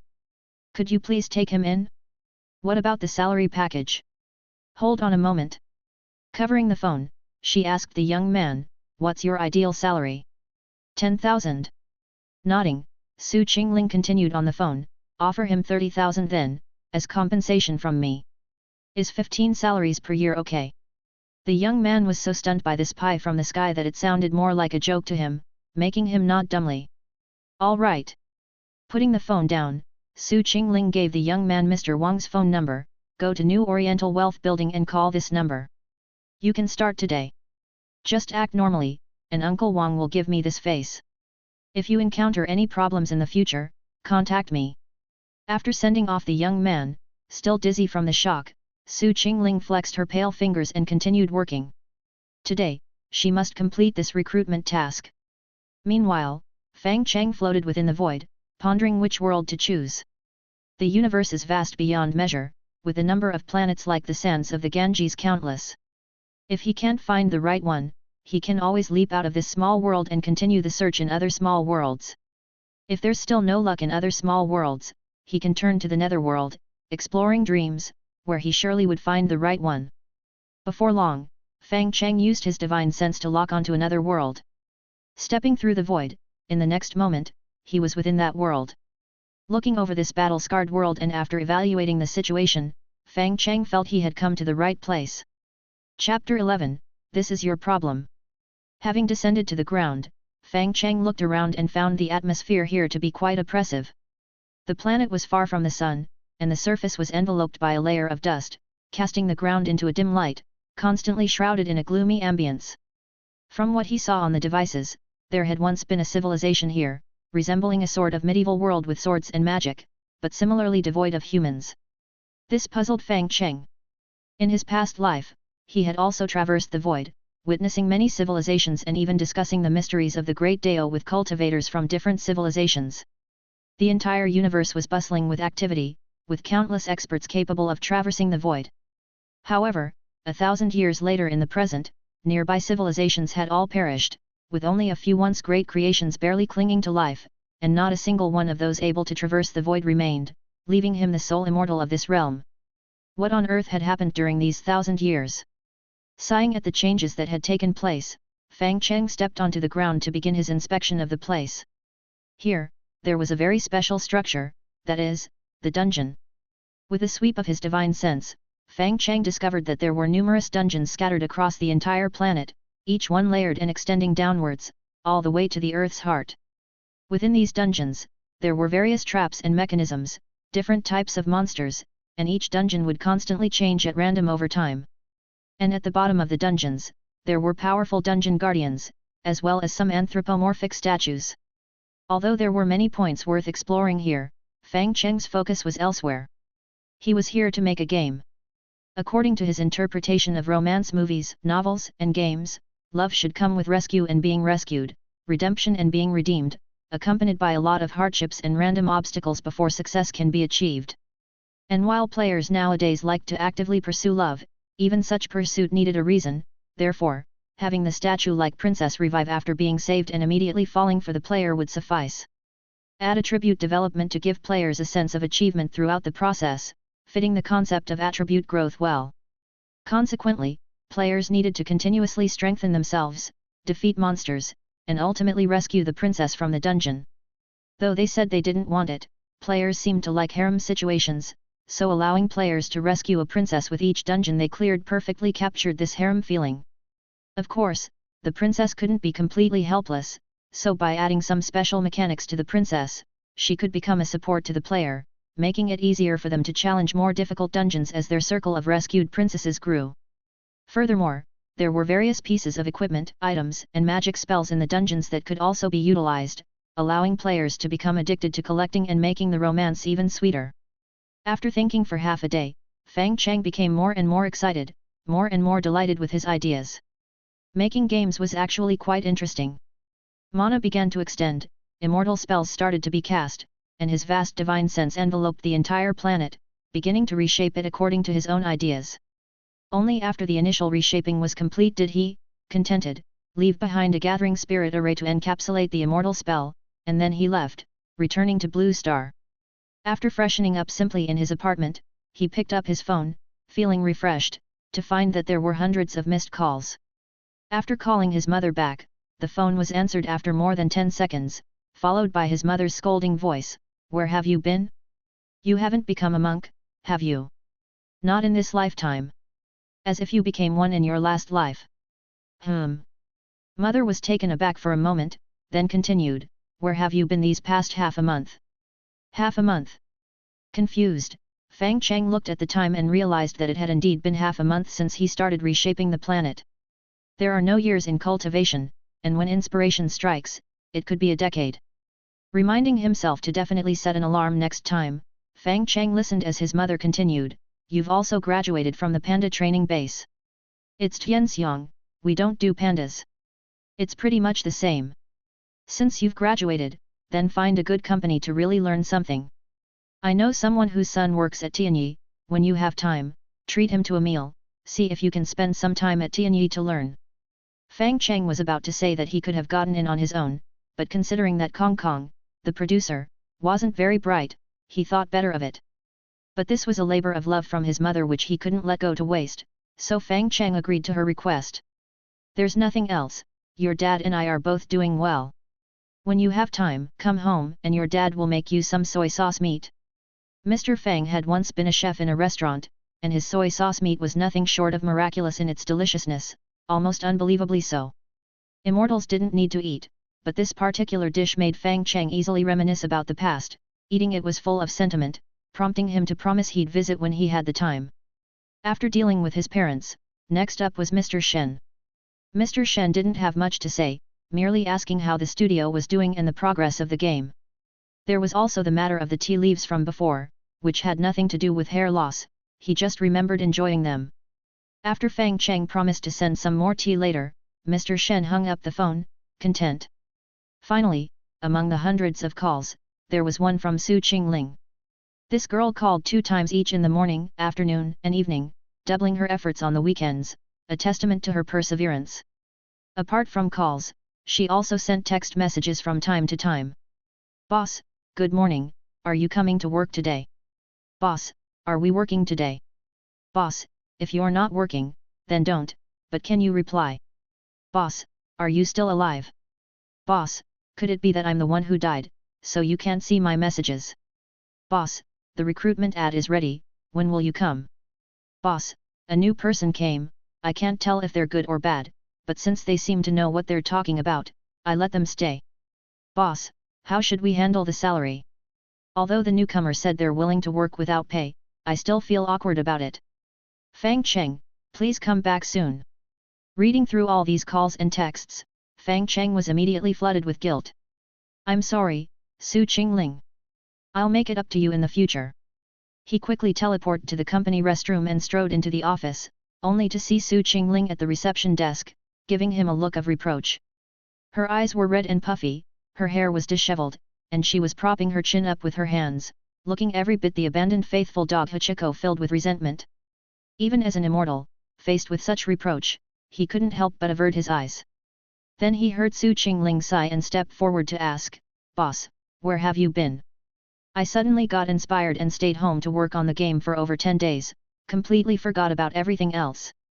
I guessed as much. The recruitment ad is all set, and I've drawn up the company's attendance policy. I understand that game development doesn't need to be too strict, as long as people aren't too casual and they complete their assigned tasks within the set time. The attendance policy I put together isn't very strict. The salary is initially in line with the industry average, and we can reconsider other options once the studio has a stable income. There's also the weekend days off, 1 day of annual leave per month, and holiday arrangements, etc. Do you see any issues with that? After reviewing it, Fang Cheng saw no issues and decisively signed off on it. Putting down the pen, Fang Cheng asked, Didn't you say we had a new person? Where are they? Over there. Following the direction Su Qingling was pointing, Fang Cheng saw a tall and skinny young man squatting at his desk, scribbling eagerly on a piece of paper. When Fang Cheng approached, the young man glanced up through his glasses, silently handed over a notebook, and said in a soft voice, These are the issues I've summarized for The Forest's Second Son and Towards Death in Life. Please let me know if there are any errors. Looking at the thick notebooks, Fang Cheng's face showed a pleased smile. This person, I'll keep. Chapter 12, The Difficult Game of Love. At first glance, it was clear that the newcomer wasn't fond of talking. The young man had a rather delicate appearance but was quite skinny, his clothes hanging loose as if he were a kite. If he jumped from the 5th floor, he surely wouldn't die and might even pull off a cobra turn in mid-air. Having taken the notebook from the other person, Fang Cheng read for a while and then felt something was off. There was nothing wrong with what the newcomer said, but it was different from what he had in mind. For example, regarding Towards Death in Life, Fang Cheng hoped to see how the newcomer might uncover why the element of horror in the game was lacking, but the newcomer was instead asking for improved root fluidity. It was the same for The Forest's Second Son. The newcomer didn't explain why it failed, only discussing various shortcomings, which differed from the effect Fang Cheng was looking for. However, Fang Cheng still saw something in the newcomer's notes regardless: passion. The newcomer was obviously a gamer with a fervent love for games, and having such a person by his side would be somewhat helpful for his own game research. So, he nodded at the newcomer and then asked, How may I address you? Xiao Du, but you can call me Xiao Duzi, Xiao Du said. Then, gathering his courage, he softly said, Although I provided so many suggestions, Towards Death and Life is my favorite game. I really like all the details in it, especially the obsession with leaving something behind in the universe after a civilization's demise. I particularly love that. So, I wanted to ask, how did you come up with those concepts? I don't know, it just grew on its own. Fang Cheng was simply honest, but it made Xiao Du even more excited. Looking at Fang Cheng with shining eyes and excitement, Xiao Du said, I understand now. You mean that a game needs to listen to the voice inside, not just rigidly stick to certain meanings. I think you're reading too much into it. Never mind that, have you signed the contract? Have the wages been discussed? Although Xiao Du kept insisting he didn't need it, because he still had savings from previous part-time jobs, and his recent video earnings were quite good, enough for a while. But Fang Cheng had already edged the concept of no owing wages deep into his heart, even believing that a good horse should be well fed. So, he decisively offered him a salary of 12,000 a month. Having given Xiao Du the entry gifts, Fang Cheng took out a USB drive and said to Xiao Du, "This is the game I've been developing recently, I'm planning to call it Dungeon. Could you help me test it?" Xiao Du quickly stood up, excused himself with a sorry before dashing to the bathroom. When he returned, both his hands were wet. "I've washed my hands 3 times, I can start now." Fang Cheng didn't say a word, as Su Qingling patted his shoulder, proudly saying, "A talent, right? This Xiao Duzi is quite fun. You should praise me quickly." "Why?" "For bringing you such an amusing employee." "Oh, thanks." This time, Fang Cheng spent a lot of time building the world, modifying items, fully displaying all he had learned, which made the game size reach an unprecedented level. 10 MB. In an era where games typically measure in several GBs, this size was truly refreshing, but the calculation method of Immortal spell was just so crude and unreasonable. In order not to make this seem too odd, Fang Cheng even added quite a few extras, but it was still a bit small. Xiao Duzi contemplated for a moment, then had a revelation. "Boss, are you planning to develop for mobile? Data interchange between PC and mobile is a good direction for development. Your optimization is really good. I hadn't thought that far ahead. You should consider it. Sole ownership is a path to death, many games claim exclusivity but are just putting up a facade." "Okay, I'm going in now." After entering the game and picking up the controller, Xiao Duzi's facial expression vanished instantly, only the reflection of the screen flickering in his glasses. Since starting the game, he hadn't spoken a word, but continually maneuvered the character on the screen, beginning his exploration of the dungeon. In this game, the main gameplay involved constantly eliminating monsters on the route, gaining stat boosts and better equipment, strengthening oneself to explore the dungeon's deeper levels. Since the game's theme was romance, Fang Cheng didn't want to spend too much time on stat increases, so a simple mathematical model suffice.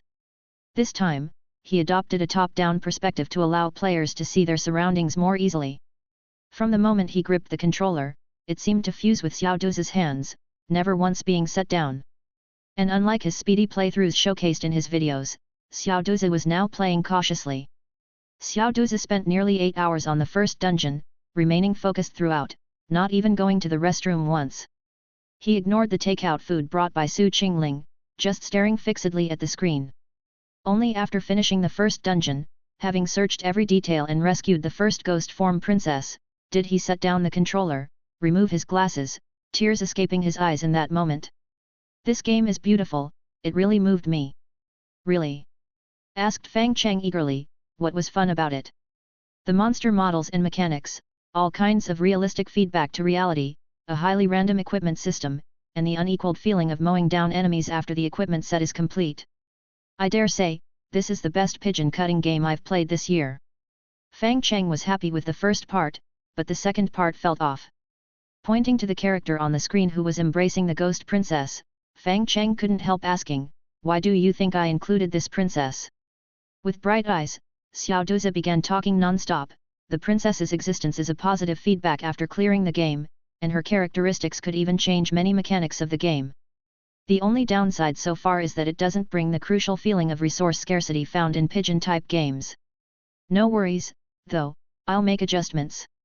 Interrupting, Fang Cheng asked, "What position did you come to apply for again?" "Gameplay balancing. I'm a graduate student from Peking University Mathematics Department. Mathematics is as natural to me as breathing, and I will definitely adjust the numbers in this game to the best they can be. Believe in me." "But, I wanted to make a romance game." Xiao Duzi looked at Fang Cheng, sighing subtly.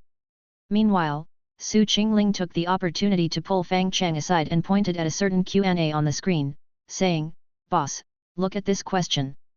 When Fang Cheng looked, he saw it was "How would you evaluate Fang Cheng's poor game genre classification?" Answers were few, but everyone agreed that Fang Cheng's way of classifying games could only be described as tragic. Suppressing the impulse to curse everyone with a voodoo doll, Fang Cheng had to sit aside and ponder why he had failed this time. Love games, they're so hard to make. Chapter 13, Time Travel Simulator. Creating a numerical model is simple, but perfecting it is quite difficult. In this process, numerical planners need to have a strong understanding of numbers, and some even require their disciples to manually fill in each one to achieve the smoothest and most ultimate gaming experience. After starting work, Xiao Du's state became just like when he was playing games. He sat upright like a pine tree, his hands flying over the keyboard, filling out most numbers with formulas and the few remaining by hand to reach perfection. His proficient Excel skills allowed him to quickly complete various functions with tools like macros, making his numerical modification work fast and efficient, yet this also made him seem geek-like, taciturn, and relentless in finishing one worksheet after another. While Xiao Duzi was working on the spreadsheets, Fang Cheng was reflecting on why his romance game had turned into a pigeon-slaying, grass-cutting game, and at which point his own ideas had gone awry. Lovely female characters, there were plenty, with a ghost princess in each of the million dungeons. These princesses were desperate for attention and completely submissive to players, not only pleasing to the eye but also transformable into weapons, with some even having the ability to merge and transform, definitely the kind of female character boys fancied most. Attribute growth, though there were no levels, character attributes increased with various actions. In addition, the game included a plethora of random events based on the scene, each potentially raising players' attributes at random, offering them the thrill of growth. Affection levels, none. With a sudden clap, Fang Cheng felt he had found the reason for his game's failure. It seemed he had focused too much on the feeling of giving too readily, resulting in ghost princesses that were already at full affection when they appeared, depriving players of the time to cultivate a rapport with them. However, this process was actually very important, but now it was too late to change anything, he could only try again next time. Satisfied with noting down his insights, Fang Cheng felt he had learned something new. Immortals do not never fail, but through constant failure and learning from experience, they eventually succeed. Although he had previously produced a failed title, Fang Cheng still felt confident of success next time. 3 days later, Xiao Duzi completed the game's numerical adjustments. Upon importing all the data, he immediately ran the game and, after silently completing a dungeon, he said contentedly, "Perfect, as expected of me. Boss, your tool is really good, the import speed is particularly fast. Boss, I've always wanted to ask, what engine do you use? The compatibility is so good? The visual effects are so amazing. Immortal Spell 1.0. Never heard of it. I wrote it myself." Xiao Duzi immediately showed his utmost respect, rushing to the washroom to wash his hands 3 times before coming back to say reverently, "Please accept my admiration." Su Qingling didn't understand, so she offered a cup of hot tea and asked while sitting on the side and sipping her tea, "Is that very impressive?" "Well, think of a game engine as the engine of a game, driving everything from the game's graphics and music to the character's actions. The better the game engine, the better the game effects it can unleash. So the engine the boss wrote is powerful?" Su Qingling continued to inquire. Xiao Duzi nodded emphatically, "Extremely powerful, anyone who can write a game engine is a big shot. But I reckon the boss must have optimized and modified an existing game engine. Starting from scratch seems a bit unlikely." You could say that. Immortal Spell 1.0 was actually an integration of his own immortal techniques to achieve a game engine-like effect. But at its core, it was a modification of the laws of a certain world and involved invoking the heavenly Dao laws of that world, so to some extent, it truly was optimization and modification. Xiao Duzi continued with a barrage of compliments and then asked a key question, "I have only completed some preliminary work, but this game is already at a level that can be sold on Steam. How much should we set the price at?" "It's hard to calculate. The game took the studio 18 days to develop and the cost was roughly around 10,000 yuan. But when you add in the effort of this immortal, along with the cost of transforming a planet, then it's astronomical." In the end, Fang Cheng made up his mind, "I'll ask Mr. Shen." When Fang Cheng called, Mr. Shen was gazing into the mirror. In the mirror, his head, once as smooth as an egg, was sprouting patches of fuzz, precious like crops on fertile ground, growing robustly on his scalp. So precious were these tufts of hair that Mr. Shen didn't dare to touch them, delighting in their growth as a farmer anticipates his harvest. Seeing it was Fang Cheng's call, Mr. Shen immediately answered and cheerfully asked, "Hey Fang, what's up? Game pricing? There are many ways to calculate that. But generally speaking, a game is a product, and there is only one basic principle, whether it's fun or not. If it's fun, you can sell it for a high price. If it's not, a game that isn't fun has no value in existing. Not sure if it's fun or not? Alright, send it over, I'll take a look. After declining an afternoon class, Mr. Shen received the game from Fang Cheng and was confused once again to see its size was only 10 MB. How did this kid compress it? The entire game was encapsulated within a single file, even its save files after the game had finished were packaged within, lending the game an air of elegant simplicity and adding a significant hurdle to cracking it. After all, piracy has always been the bane of legitimate games. In the years when piracy was rampant, many standalone games met their demise at its hands. Reflecting on that barbaric era, Mr. Shen opened the game and began playing. There was no controller in the office, but the game supported keyboard and mouse just fine, and there were no issues in playing it. The opening scene was striking a gloomy sky, dark trees and the faceless protagonist sitting before a bonfire, the entrance to a seemingly bottomless dungeon at his back. Every time he saw a game screen designed by Fang Cheng, Mr. Shen felt an illusion, as if this were a real world everything was too detailed. Choosing to start the game, he saw the protagonist draw a weapon beside him and stride toward the dungeon's entrance. There was no loading screen or progress bar. The scene shifted seamlessly from the dim outside to an even darker dungeon, beginning a legendary adventure. Nice opening, even without an animation. The atmosphere is on point. Fang has really gone big this time. After his reflection, Mr. Shen glanced at the time and saw it was noon. Having put off his afternoon tasks, he began to light torches, explore the dungeon, collect equipment, figure out the best way to combine attributes and gear, and after obtaining the first princess, he quickly got used to her mechanics and embarked on exploring the second dungeon. The second dungeon was more difficult, with various changes in mechanics causing him to die over a dozen times, but death didn't mean the loss of items. He could reclaim them and grow further in his understanding of the dungeon. After finally navigating the third dungeon, and with 3 princesses alongside, Mr. Shen nodded in satisfaction. Looking at the time again, it was now only 11 in the morning. Not bad, I've only played for -1 hour. Wait, what the hell is -1 hour? After another look at the date, Mr. Shen fell silent. That. Have I been playing for almost a day? What kind of time travel simulator is this? Chapter 14, Unlucky Kong Kong. After explaining to his wife that he hadn't gone for a foot bath but had worked overtime instead, Mr. Shen had to make many promises before his wife let him off the hook. Wiping away his sweat, he felt a pang of heartache for the new hairs wasted while coming up with excuses, and Mr. Shen reflected on his previous gaming experience, still feeling somewhat unsatisfied. How could this game be so fun? The game's flow experience was nearly flawless, the incremental growth in values was not explosive, but it felt solid. Every increase in values gave players a sense of becoming stronger, which was immediately reflected in the game, allowing players to feel their progress through various details. Moreover, this change was not isolated. An improvement in physique allowed players to face some traps head-on without fearing instant death. An increase in strength even allowed players to break through walls and reach another room directly. An increase in charm would make the princess in the dungeon perform better, thus making the rewards more valuable after clearing the level. If the game scenes and gameplay were a good dish, the game's values were an excellent seasoning, making the game even more delectable. I wonder who the value planner is. Fang Cheng really struck gold this time. Judging by the scope, 30 yuan isn't excessive. Considering the graphics, 48 isn't too much either. If a gameplay designer got involved and did some in-depth design, that would be even better, Mr. Shen said. As Mr. Shen was pondering on how to price the game, a phone call came in. It was the CEO of Tianyi. Although Mr. Shen was only in his 40s, he was among the first generation of game developers in China, dropping out of school to make games at 15 and participating in the creation of early DOS, console, and PC games, gaining a small reputation in the gaming world.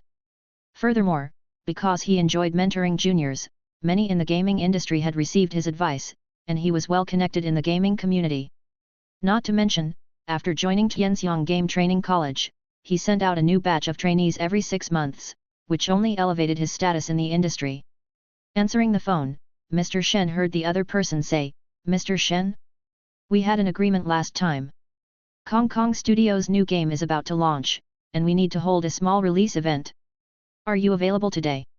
Tianyi's CEO Zhang seemed unaware of the minor conflict between his studio, Kong, and Fang Cheng, and there was nothing unusual in his tone. Mr. Shen thought for a moment and remembered that there had indeed been such an arrangement. After clarifying the time and hanging up, Mr. Shen yawned, picked up the spiritual tea Fang Cheng had just given him, brewed a large cup, and downed it in one gulp. The hangover-like feeling from an all-night gaming session disappeared, rejuvenating him instantly, feeling like he could go on for a few more hours. Smacking his guilty right hand hard, Mr. Shen dared not experience that time-traveling sensation again, hailed a taxi, and headed to Tianyi's subsidiary, Kong Studio. Although it was nominally a small launch event, it was actually a small press briefing. Aside from some well-known figures in the gaming world, some media reporters were also present, showing that Tianyi had great confidence in this game. After greeting acquaintances, Mr. Shen found the seat at the front with his name on it, sat down, and began to rest with his eyes closed. Kong was all prepared, with his slightly chubby figure draped in a plaid shirt, looking somewhat spirited. During the game loading process, he spoke non-stop. Our game is a dungeon crawler focused on farming for equipment. Players need to push through dungeons and then obtain various pieces of equipment to enhance their attributes.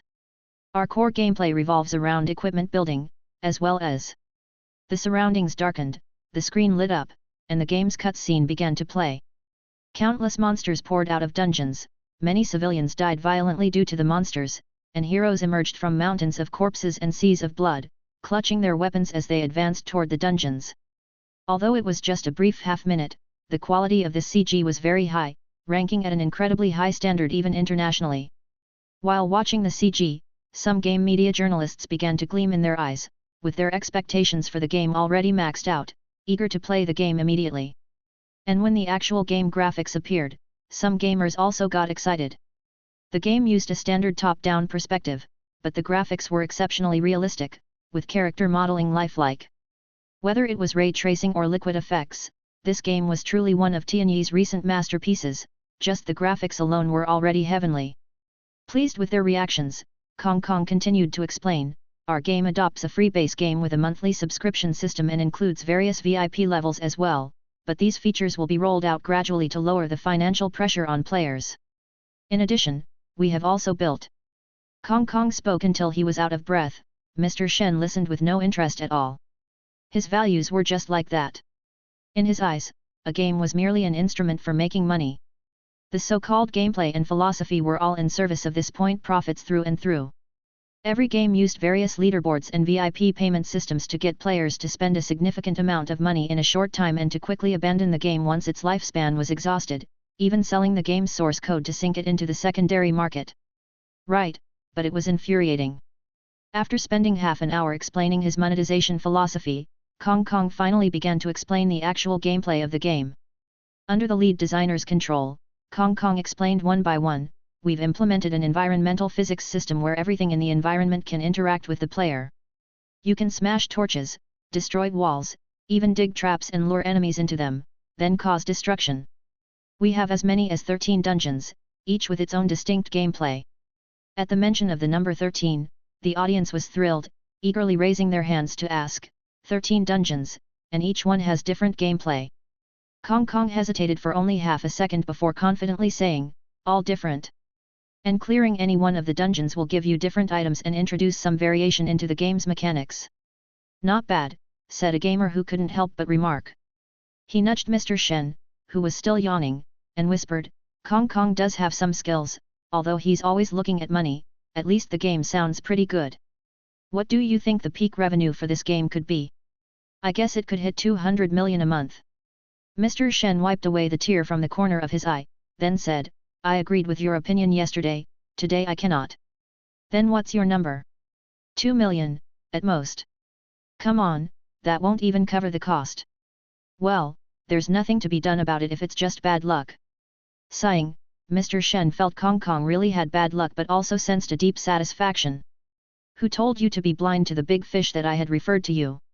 Chapter 15, Who can have the last laugh? After the meeting, Mr. Shen declined the transportation and accommodation allowance for this occasion. The allowance is a customary practice for participating in such small-scale press conferences. Each game developer and journalist receives an amount based on their level of influence. It's also considered a promotional expense. Given Mr. Shen's standing, it was normal for him to receive just over 20,000, but declining it meant he had other thoughts in mind. Learning that Mr. Shen had turned down the money, Tianyi's CEO Zhang Ping specifically sought him out and, before he left, asked with concern, "Mr. Shen, is there something wrong with this game?" "No, the pay-to-win mechanics are done well, and various settings are fairly mature. There are no issues." "Then the allowance, was it too little?" "It wasn't less, but I'm not in need of money. Accepting it would somewhat damage my reputation." Mr. Shen's words left the CEO confused. First, he said there were no problems with the game, then he said accepting the money would harm his reputation. "Are you having a split personality?" Seeing the CEO's confused face, Mr. Shen did not play coy and simply said, "I have a student who recently developed a game very similar to yours in terms of gameplay." CEO Zhang nodded, feeling he understood Mr. Shen's point, "So, you're avoiding any conflict of interest? It's fine, we can even help promote it." In CEO Zhang's view, what threat could a game developed by a student pose? Mr. Shen must think the student's game is too shoddy. Once it launches, it will be completely overshadowed by his own game, and people will say can't even copy properly. With extensive experience in reading people, Mr. Shen instantly saw through CEO Zhang's thoughts and smiled as he shook his head. He had thought that Fang Cheng not joining Tianyi was a loss, but now he realized that joining would have been the real loss. Tianyi was getting arrogant. The domestic game industry was currently weak, and Tianyi was already standing tall among the short. Instead of staying humble, they now arrogantly acted as if they were the best in the world. It was one thing for Hong Kong, but even the CEO had adopted this attitude. There really was no hope for this company. In contrast, little Fang was much better. With strong technical skill in gaming and a modest disposition, always insisting he knew nothing about games, this attitude of continuous learning alone was commendable. Taking a taxi, Mr. Shen called Fang Cheng and firmly stated, "Your game should be priced at 68, right? Isn't that a bit high?" Fang Cheng asked, puzzled. "No, quality products should be priced as such."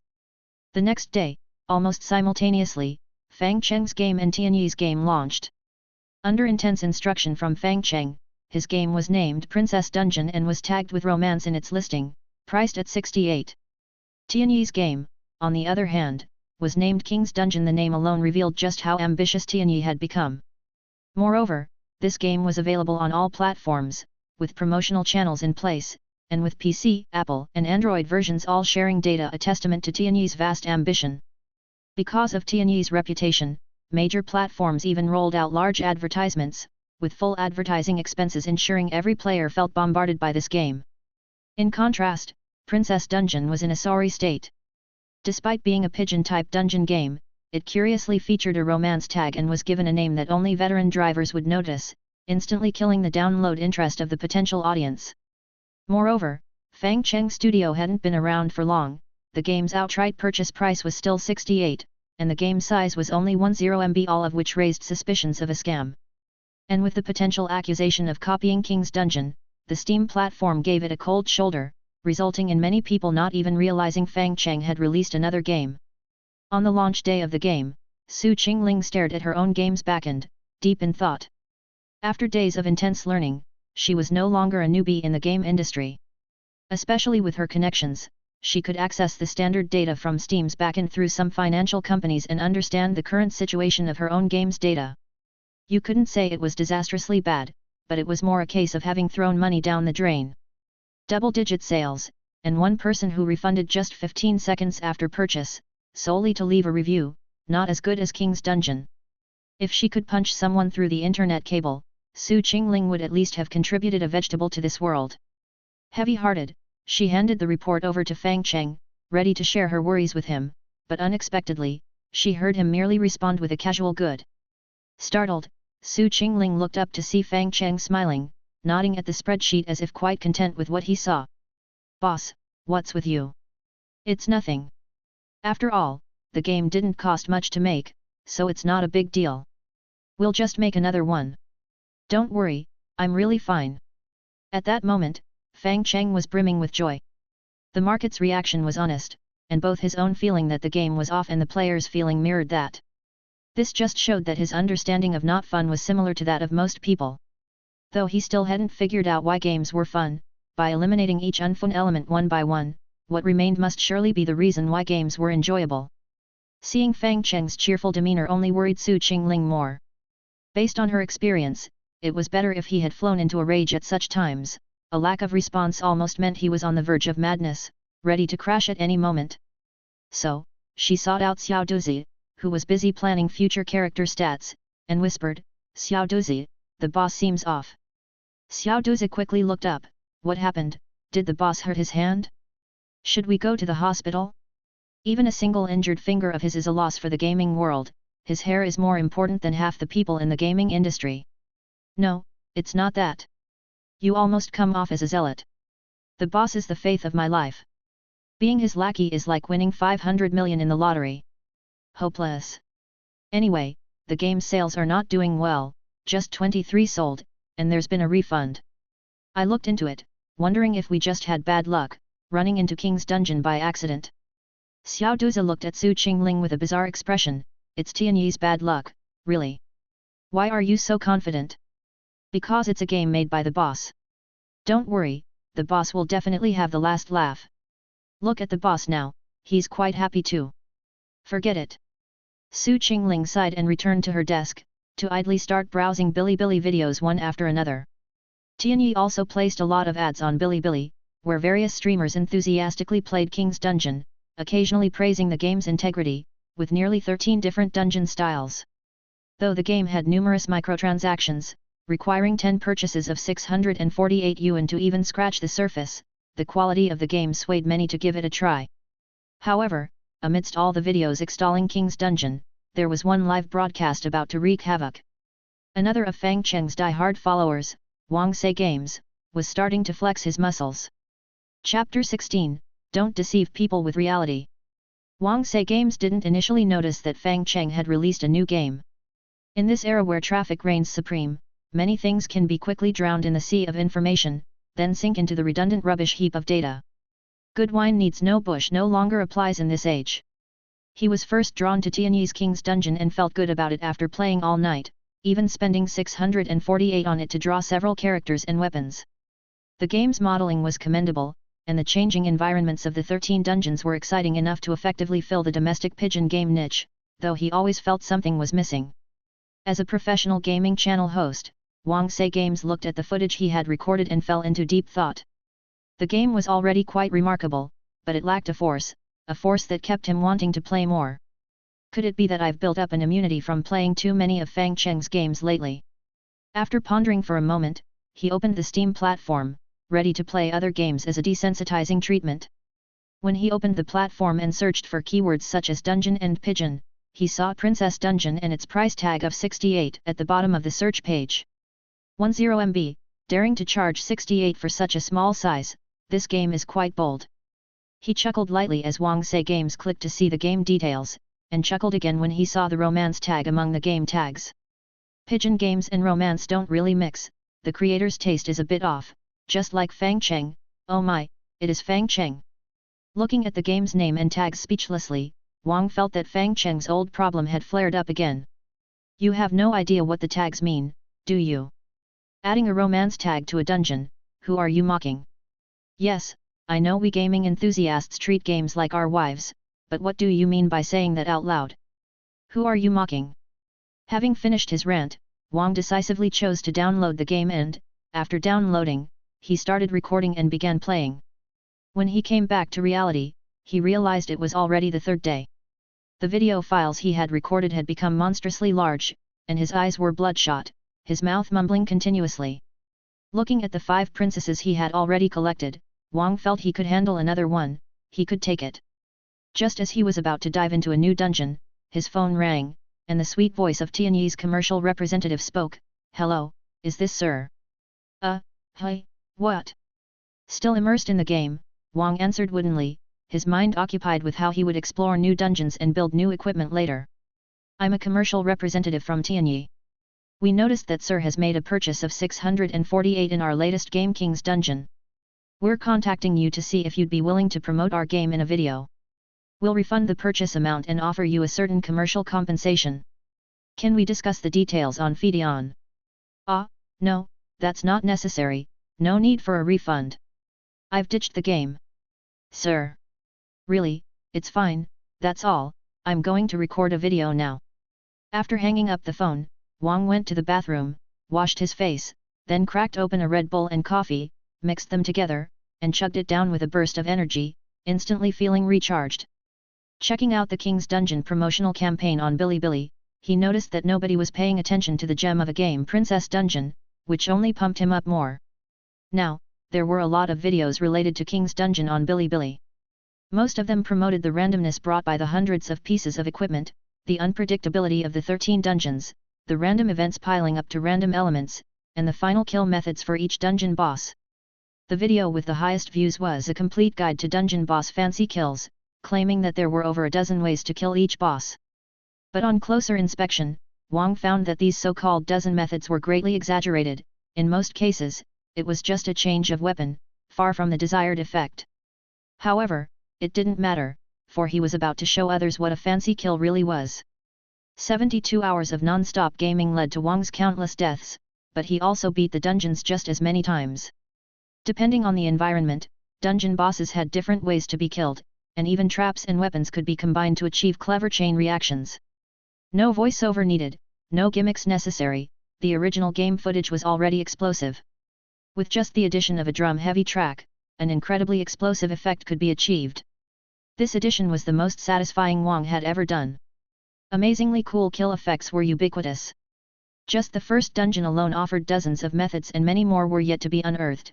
Wang believed that all the methods combined would definitely surpass 100. Once he picked the song, set up the effects, and synchronized everything to the beat, Wang Say Games felt he had completed an unprecedented grand project, sinking into a deep sense of accomplishment. As the energy drink high gradually wore off, the exhaustion from not sleeping for 3 days hit him. He couldn't help but yawn and, lying down on his bed, fell into a deep sleep. As soon as they got the update notification from Wang Say Games, many loyal fans had already arrived here to dine with the video. The missing person has returned. Wang, so you're still alive? I thought you'd been wanged by the neighbor. Wang's playing King's Dungeon too? This game is really fun, I've been on it for 3 days. I haven't even closed the game. Wait, this doesn't seem like King's Dungeon. The effects are better than King's Dungeon, is it some AAA from abroad? No, it looks like it's homemade. A complete guide to dungeon boss fancy kills. When did Wang become a tech streamer, does he even have the hands? Stop talking. With the energetic and rhythmic music, Wang's boss killing journey began. Knives slashing 32 times in a combo, each consecutive hit doing exponentially more damage, with a flurry of knives ultimately carrying the boss away. Potions altering the terrain, trapping the boss to death on a swampy ground, the whole process sinister and crafty. Poison him, then decisively retreat to the upper level and block the passage, slowly letting the boss die of poison on the lower floor. Find a water source, then lead the river right into the boss's lair, leaving nothing but a floating corpse in the end. Myriad ways of killing, taking the concept of environment to the extreme, even giving players the illusion that this wasn't a game, but rather a real-life scenario. Wang, you can't fool people with reality. Chapter 17, A Big Mistake. 2.5 days of game time were enough for Wang to collect plenty of materials in the game. Even if he wasn't a technical up-host, Wang was definitely an editing-type up-host. After all, even a blind cat can find a dead rat, and as long as one has enough understanding of Princess Dungeon's environmental mechanics, there's a chance to showcase some unusual kills, resulting in explosive gaming effects. Watching Wang's video, the viewers quickly got excited. Does anyone have Wang's contact information? Has anyone confirmed with Wang that this is really the game and not some prank? I'm done for, I think I saw a digital succubus. The neighboring King's Dungeon, each boss only has about a dozen ways to be killed. And I've seen it, it's essentially just different weapons leading to the kills. That's right, I've seen it too, but in this game, even a noob like Wang can use more than 30 ways to kill. Is this game a bit abnormal? I checked the name of this game, Princess Dungeon, how come the naming taste is so poor? Oh, it's by Fang Cheng, then never mind.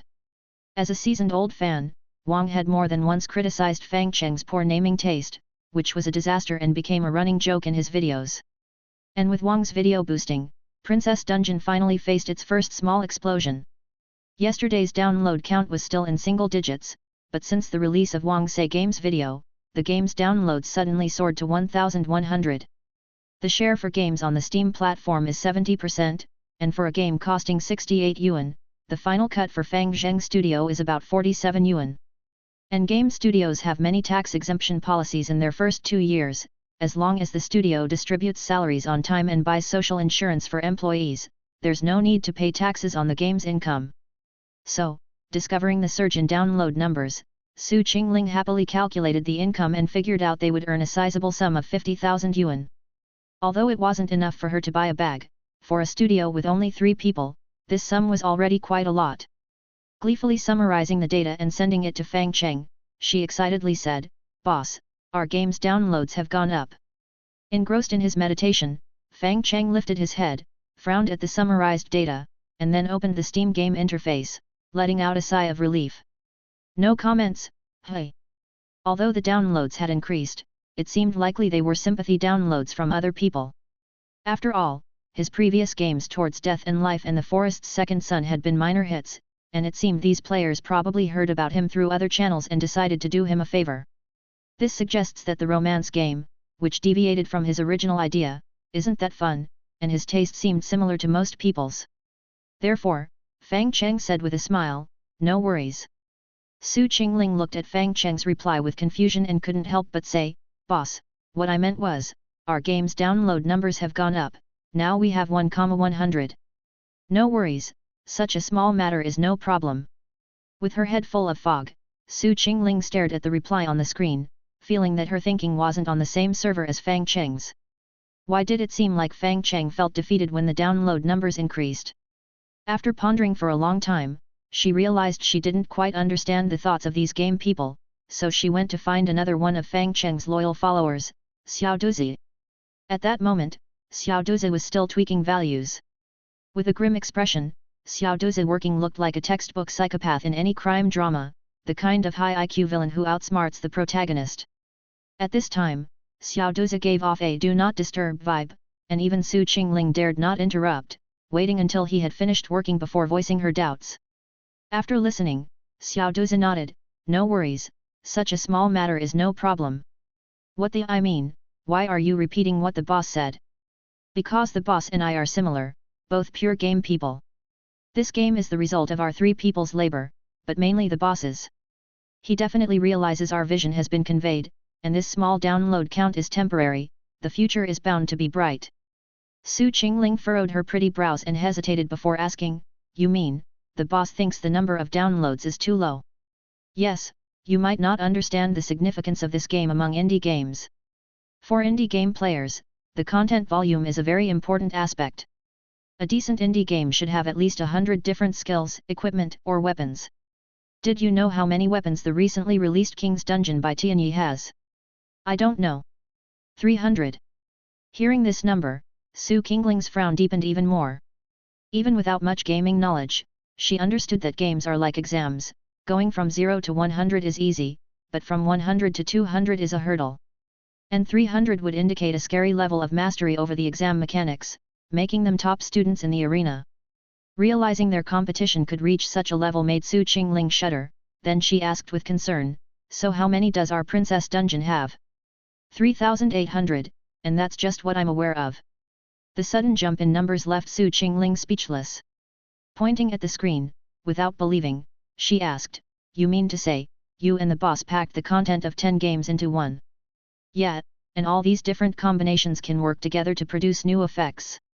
Even the boss and I can't predict how many effective combinations players will find in this game. For a fan of indie games, this game is practically endless. And such an amazing game costs only 68 yuan. Having understood the heft of Princess Dungeon, Su Qingling finally realized why Fang Cheng would say not to worry about minor issues. "So, Xiao Duzi, what do you think the final sales of this game will be?" Indie games might not be a major category in the domestic gaming circle, but they have many hardcore fans. Taking into account the quality of Princess Dungeon, Xiao Duzi considered for a moment and then gave his estimate, 90,000 copies. This figure was far beyond Su Qingling's expectations. 90,000 copies sold would mean their final income would be about 4 million yuan. After repaying the loans, their studio could continue to operate, and she could stay by Fang Cheng's side for a long time. She felt quite satisfied with this answer. But it didn't take many days for Su Qingling to realize that Xiao Duzi was incredibly wrong. And it was a huge mistake. Chapter 18, Excellent News. Under the recommendation of Wang Sei Games, thousands of players purchased and downloaded the game, then experienced what is called real-time space travel. They said they had only played the game shallowly, but before they knew it, the refund period had passed, and then they inexplicably pulled an all-nighter. It was only when the first rays of the morning sun shone on their faces that they realized, to their surprise, that they had played the game all night. Amazing! Nowadays, everyone is busy, so getting 2 or 3 hours of gameplay is considered getting your money's worth. That experience of binge playing a game through the night and still not having enough is rare these days. Moreover, after playing, that feeling of emptiness, loneliness and cold didn't flood in, rather, they were filled with a sense of achievement and the impulse to conquer another dungeon. 90% of the players, before closing the game and getting ready for work, quickly logged onto the Steam platform and heartily clicked the recommend thumb. A large number of players, while yawning on the subway commute, used their phones to write glowing reviews of the game. So. From a player who had spent over 20 hours in the game. I came for the colors, but I found this thing to be more exciting than making colors. One of the representational works of the Dove genre. I can't recall how many different pieces of equipment I got, or in how many ways I killed bosses. But I find, whenever I feel unbeatable, the game slaps me with even better tricks. As always, terrible naming, as always, terrible genre tags. The only thing that's not terrible is the explosively engaging gameplay. It's hard to imagine that in this day and age, someone would set up a variety of functions for a small, seemingly insignificant item. For instance, in the game, you can obtain a small mirror. With this mirror, you see your own appearance, you can reflect sunlight to kill certain enemies that are afraid of sunlight, in some special environments, you can travel through the mirror to another scene, you can even grind the mirror to dust and then cast certain spells. If the mirror contains silver, then you can also use the shards to kill some vampire-like creatures. A simple mirror, with hundreds of different uses, really surprises me. Praise overflowed, quickly propelling the game's rating up to overwhelmingly positive. Out of love for Princess Dungeon, these players started to pack their own provisions, record their exciting moments, and upload the videos online. Thanks to its excellent quality and perfect randomness, any player would encounter memorable scenes during their gameplay. When chased helpless by monsters, just when about to meet your doom, a stroke of luck would trigger a mechanism that burned the boss alive instead. A misstep that caused a fall from the upper levels of the dungeon might result in you smashing through several floors to land directly in the boss room where you conveniently squashed the boss to death. Of course, there were more examples of accidental deaths than unexpected victories. Some players even began to compile different ways to die in the game, ultimately gathering many interesting moments. On the 14th day since Princess Dungeon's release, the game finally caught fire. Social spread reached a tipping point, allowing this love game to finally surge to the top. In the second week, Princess Dungeon's sales finally reached 150,000. And if current trends are any indication, its ultimate sales could likely hit 300,000. For a game priced at 68 RMB, and coming from a 3-person indie studio, this figure was large enough to afford each person a vacation in the Maldives for a week. Seeing over 7 million RMB in the account, Su Qingling's eyes bulged as she counted the zeros over and over, then she reflected on how lucrative the gaming industry truly is. While Su Qingling was puzzled, Fang Cheng was also enveloped in confusion. Was this love game that mysteriously defeated bosses, died inexplicably, and had no elements of romance, really popular? Instead of pursuing princesses, were they all discussing which strategies were unbeatable, focusing on the wrong elements? Was this way of playing games really fun? Fang Cheng, who had paid off his debts in less than a month, and even had a surplus of 6 million, sighed again in his office. Video games, indeed, are so difficult. Of course, there were doubts about Princess Dungeon as well. Some said Princess Dungeon was a game that hung a sheep's head but sold dog meat, attracting old gamers with old tricks, and content-wise, it was a low-budget reskin of King's Dungeon. Players who had played Princess Dungeon immediately fired back. Try changing skins and come up with 3,000 different item effects. Then, change another skin and expand the number of dungeons from 13 to the tens of thousands we have now. Finally, change a skin again and perfect the so-called environmental system, making it as realistic as a simulation. If you could do that, we wouldn't say a word even if you changed skins 10 times, we would even hail it as the pride of domestic games, and then find a place to enshrine you. There was no need for Fang Cheng Studio to hire anyone for PR. Gamers who enjoyed the game could spray these critics until nothing was left of them. Of course, while some rejoiced, others despaired. As Princess Dungeon's sales climbed higher and higher, Kong Kong Studio had already entered a state of gloom and doom. They had thought that King's Dungeon could push their company's share price up by a few percentage points, but they didn't expect Princess Dungeon to emerge out of nowhere, stopping their rising trend with a few slaps, and ultimately causing the share price to fall by a few percentage points. The day the share price fell, Tianyi's boss, his face ashen, called Kong Kong into his office. No one knew what was said inside the office, only that Kong Kong's complexion was even more ashen when he came out. At this time, nobody at Kong Kong Studio dared to approach him as if he were tainted with bad luck. But just because they didn't go looking for trouble didn't mean trouble wouldn't come to them. Main planner Huang Ping was called into the office by Kong Kong, where the fury from above was unleashed on him even more fiercely, and Kong Kong didn't stop until he was hoarse from shouting. Exhausted, slumped in the chair, Kong Kong asked, "How is this month's revenue looking now?" Wiping the spit off his face, Huang Ping helplessly said, "Before, it might have been possible to break 100 million, and those who bought monthly passes are still playing, but..." "But what?" Kong Kong asked impatiently. "But the player retention rate is continuously dropping. By next month, it might be less than 2 million. Hearing that number, Kong Kong felt like he wanted to vomit blood. 50 million spent on development, and now they might not even recoup the cost. And the thought that all this trouble was caused by that same young man who had dared to talk back to him, Kong Kong gnashed his teeth in hatred, wishing he could go beat him up right then and there. Taking a deep breath, he said to the main planner Huang Ping, "How's that idea we discussed earlier coming along? Do you mean the idea of incorporating PvP into the dungeon? Don't play dumb." Splitting hairs. Huang Ping cursed under his breath. "You have so many ideas every day, how would I know which one you're talking about if you don't clarify?" But he knew that the producer was on edge, so he immediately said, "It's not easy to do, after all, balancing a game in the style of pigeon meat isn't easy. It's not simple to create a balanced system that satisfies everyone and also accommodates players who spend money. Then think faster." Kong Kong brusquely sent Huang Ping out the door and sat in the office contemplating what to do. He knew his own game well. In terms of gameplay randomness, King's Dungeon was already having a hard time competing with Princess Dungeon.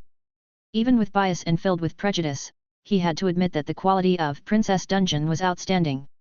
Now, the only way to respond was to further innovate the gameplay by shifting the core of the game from PvE to PvP. Still fuming, he opened Bilibili to check out the comparisons between the two games when suddenly, he came across a message that left him stupefied. Princess Dungeon launches PvP. Chapter 19, What is Balance? Looking at this message, Kong Kong almost spat out a mouthful of old blood.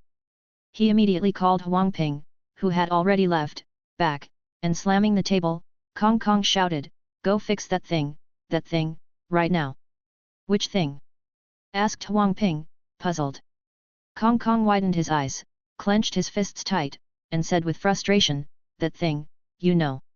Noticing that Huang Ping still had no clue, Kong Kong turned his own screen around, pointed at it, and said, "Take a look for yourself."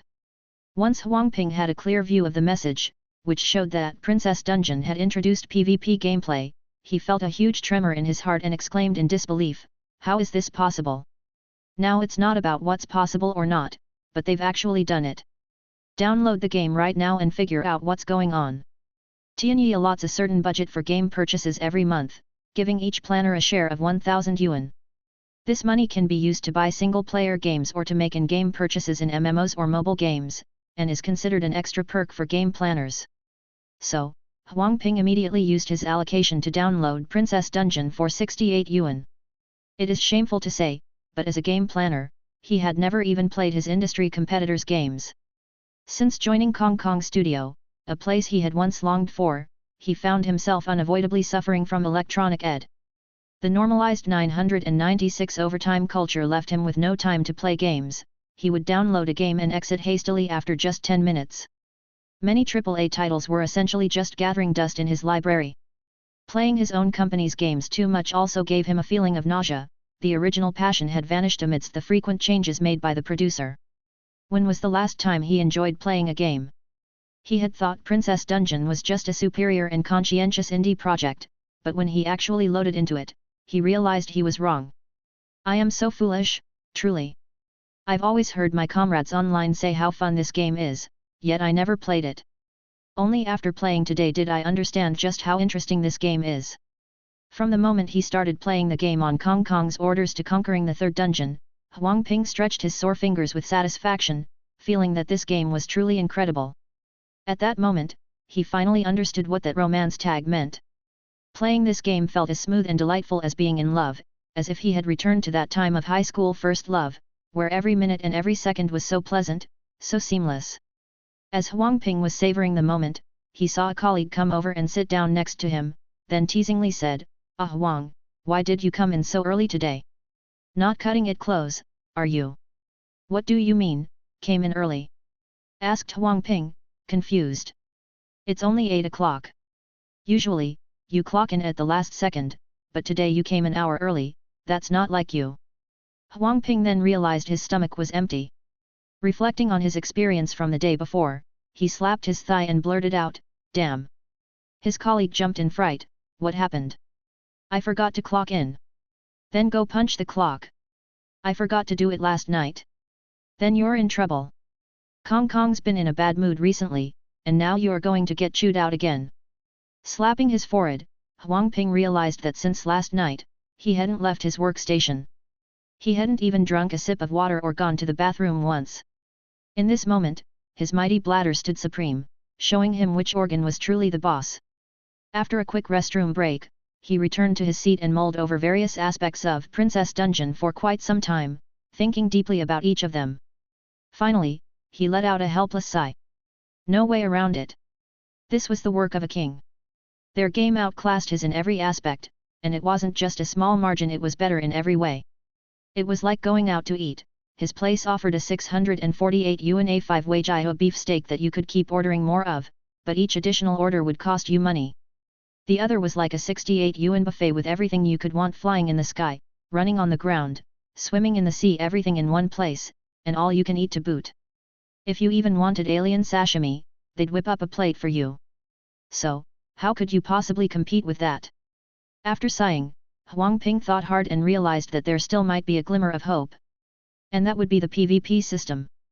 Fang Cheng Studio was just a small studio, at most 7 or 8 people. It was impossible for such a small team, no matter how talented, to solve the biggest issue in any PvP mode, balancing. After all, the randomness inherent in their game was too strong, naturally clashing with any competitive aspect. It just couldn't be reconciled. Their so-called PvP was probably nothing more than a simple system where everyone competed over a single numeric value. Then, after scouring the game for a while, he made a surprising discovery. He couldn't find the PvP entrance. Having no choice, he logged into Bilibili and searched for Princess Dungeon videos, then gasped in shock. Had the number of videos about Princess Dungeon soared to the thousands in just a few days? Soon after, Huang Ping understood why. Every player with a bit of dedication could find their own highlight moments within the game. Even accidentally pulling a horde of 1,000 monsters and slowly wearing them down while dragging them along could be turned into a video that would wildly attract other players' likes. What's more horrifying was that tens of thousands of players were continuously exploring the game's mechanics, but these seemed to be endless, as if they could never fully be unearthed. Are all newcomers monsters now? When I first entered the field, I spent half a year just on matching tables. And in the latest released videos, Huang Ping finally found what he was looking for: the method to enter PvP. The entrance method looked like an Easter egg. By using certain special methods to continuously fly upwards from the ground outside the dungeon, you could see a huge platform in the air. On this platform, players could meet each other and engage in a delightful, and treacherous, duel. Returning to the game, Huang Ping followed the method from the video and smoothly found the platform.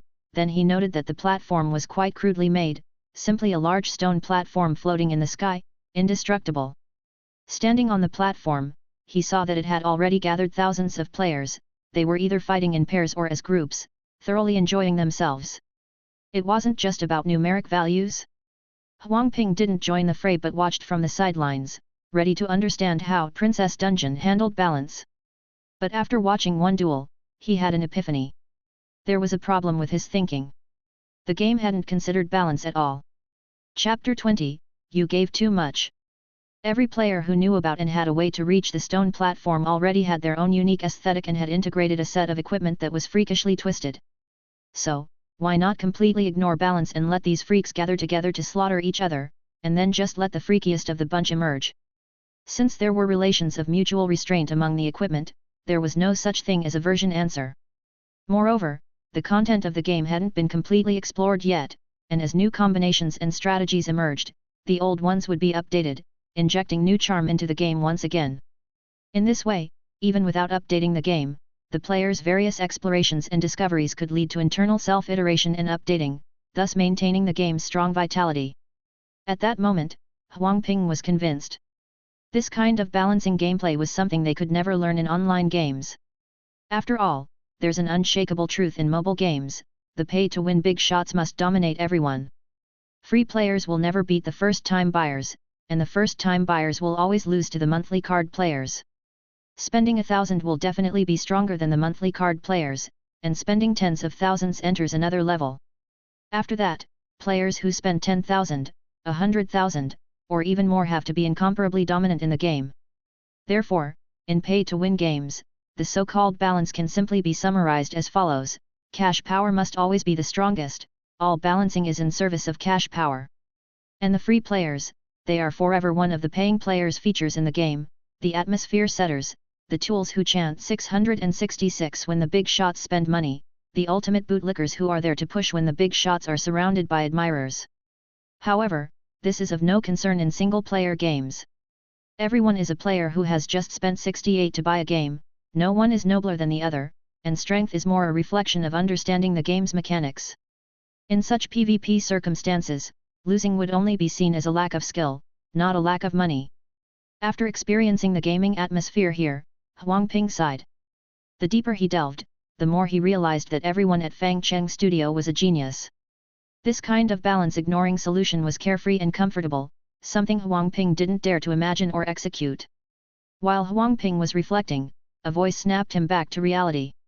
Kong Kong had just entered the company and immediately began shouting, "Huang Ping, what do you mean by not replying to my fiction last night? How did the task I assigned you yesterday go?" After glancing at his empty notebook, Huang Ping sighed, then walked into Kong Kong's office. Even with his eyes closed, he knew what he was about to encounter. But as the lead designer, he had no other choice but to steel himself, close the door, and brace for Kong Kong's fury. Inside Fang Cheng Studio, another person was feeling quite helpless. In front of Fang Cheng, Xiao Duzi pointed to the screen and asked helplessly, "Boss, we have PvP in our game, why didn't you tell me about it?" Fang Cheng looked puzzledly at the screen where players were engaged in fierce combat. "Oh, I didn't think this feature was a big deal, so I didn't mention it." Holding his head, Xiao Duzi felt a headache coming on. He thought he was unconventional enough, but compared to his boss, he wasn't even worth mentioning. Implementing PvP in pigeon games and making it work, such a wildly imaginative move, was something he didn't even dare to think about.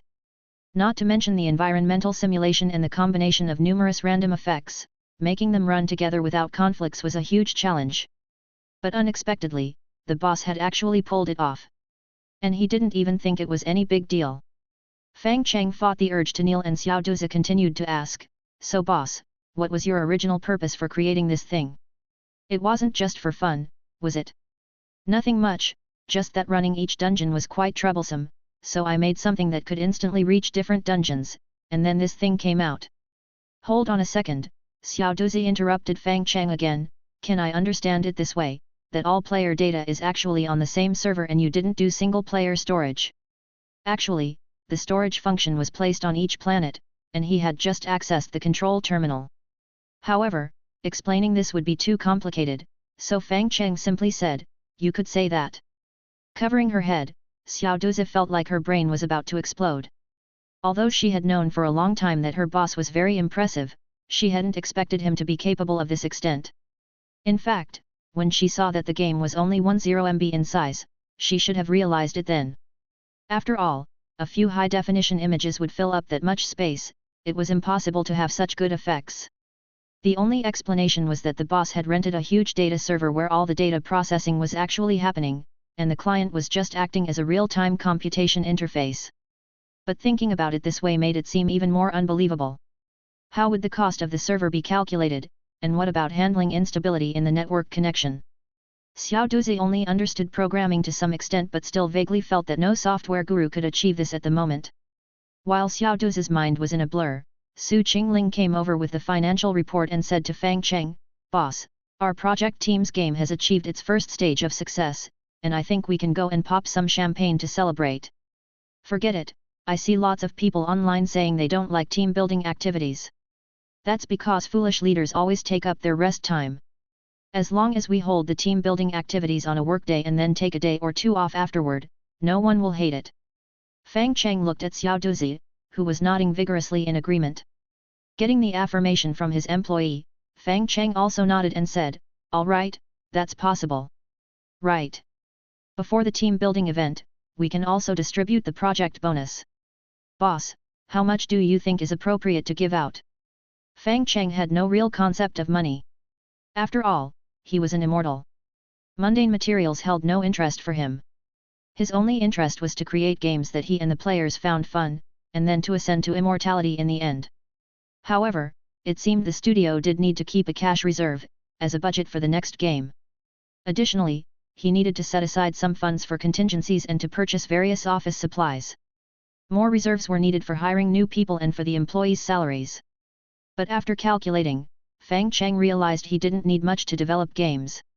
After all, his method of game development was simple: use divine sense to scan the vast universe, find a suitable planet, then adjust it a bit, and that was it. If that still wasn't enough, he could opt for void creation or even dream creation.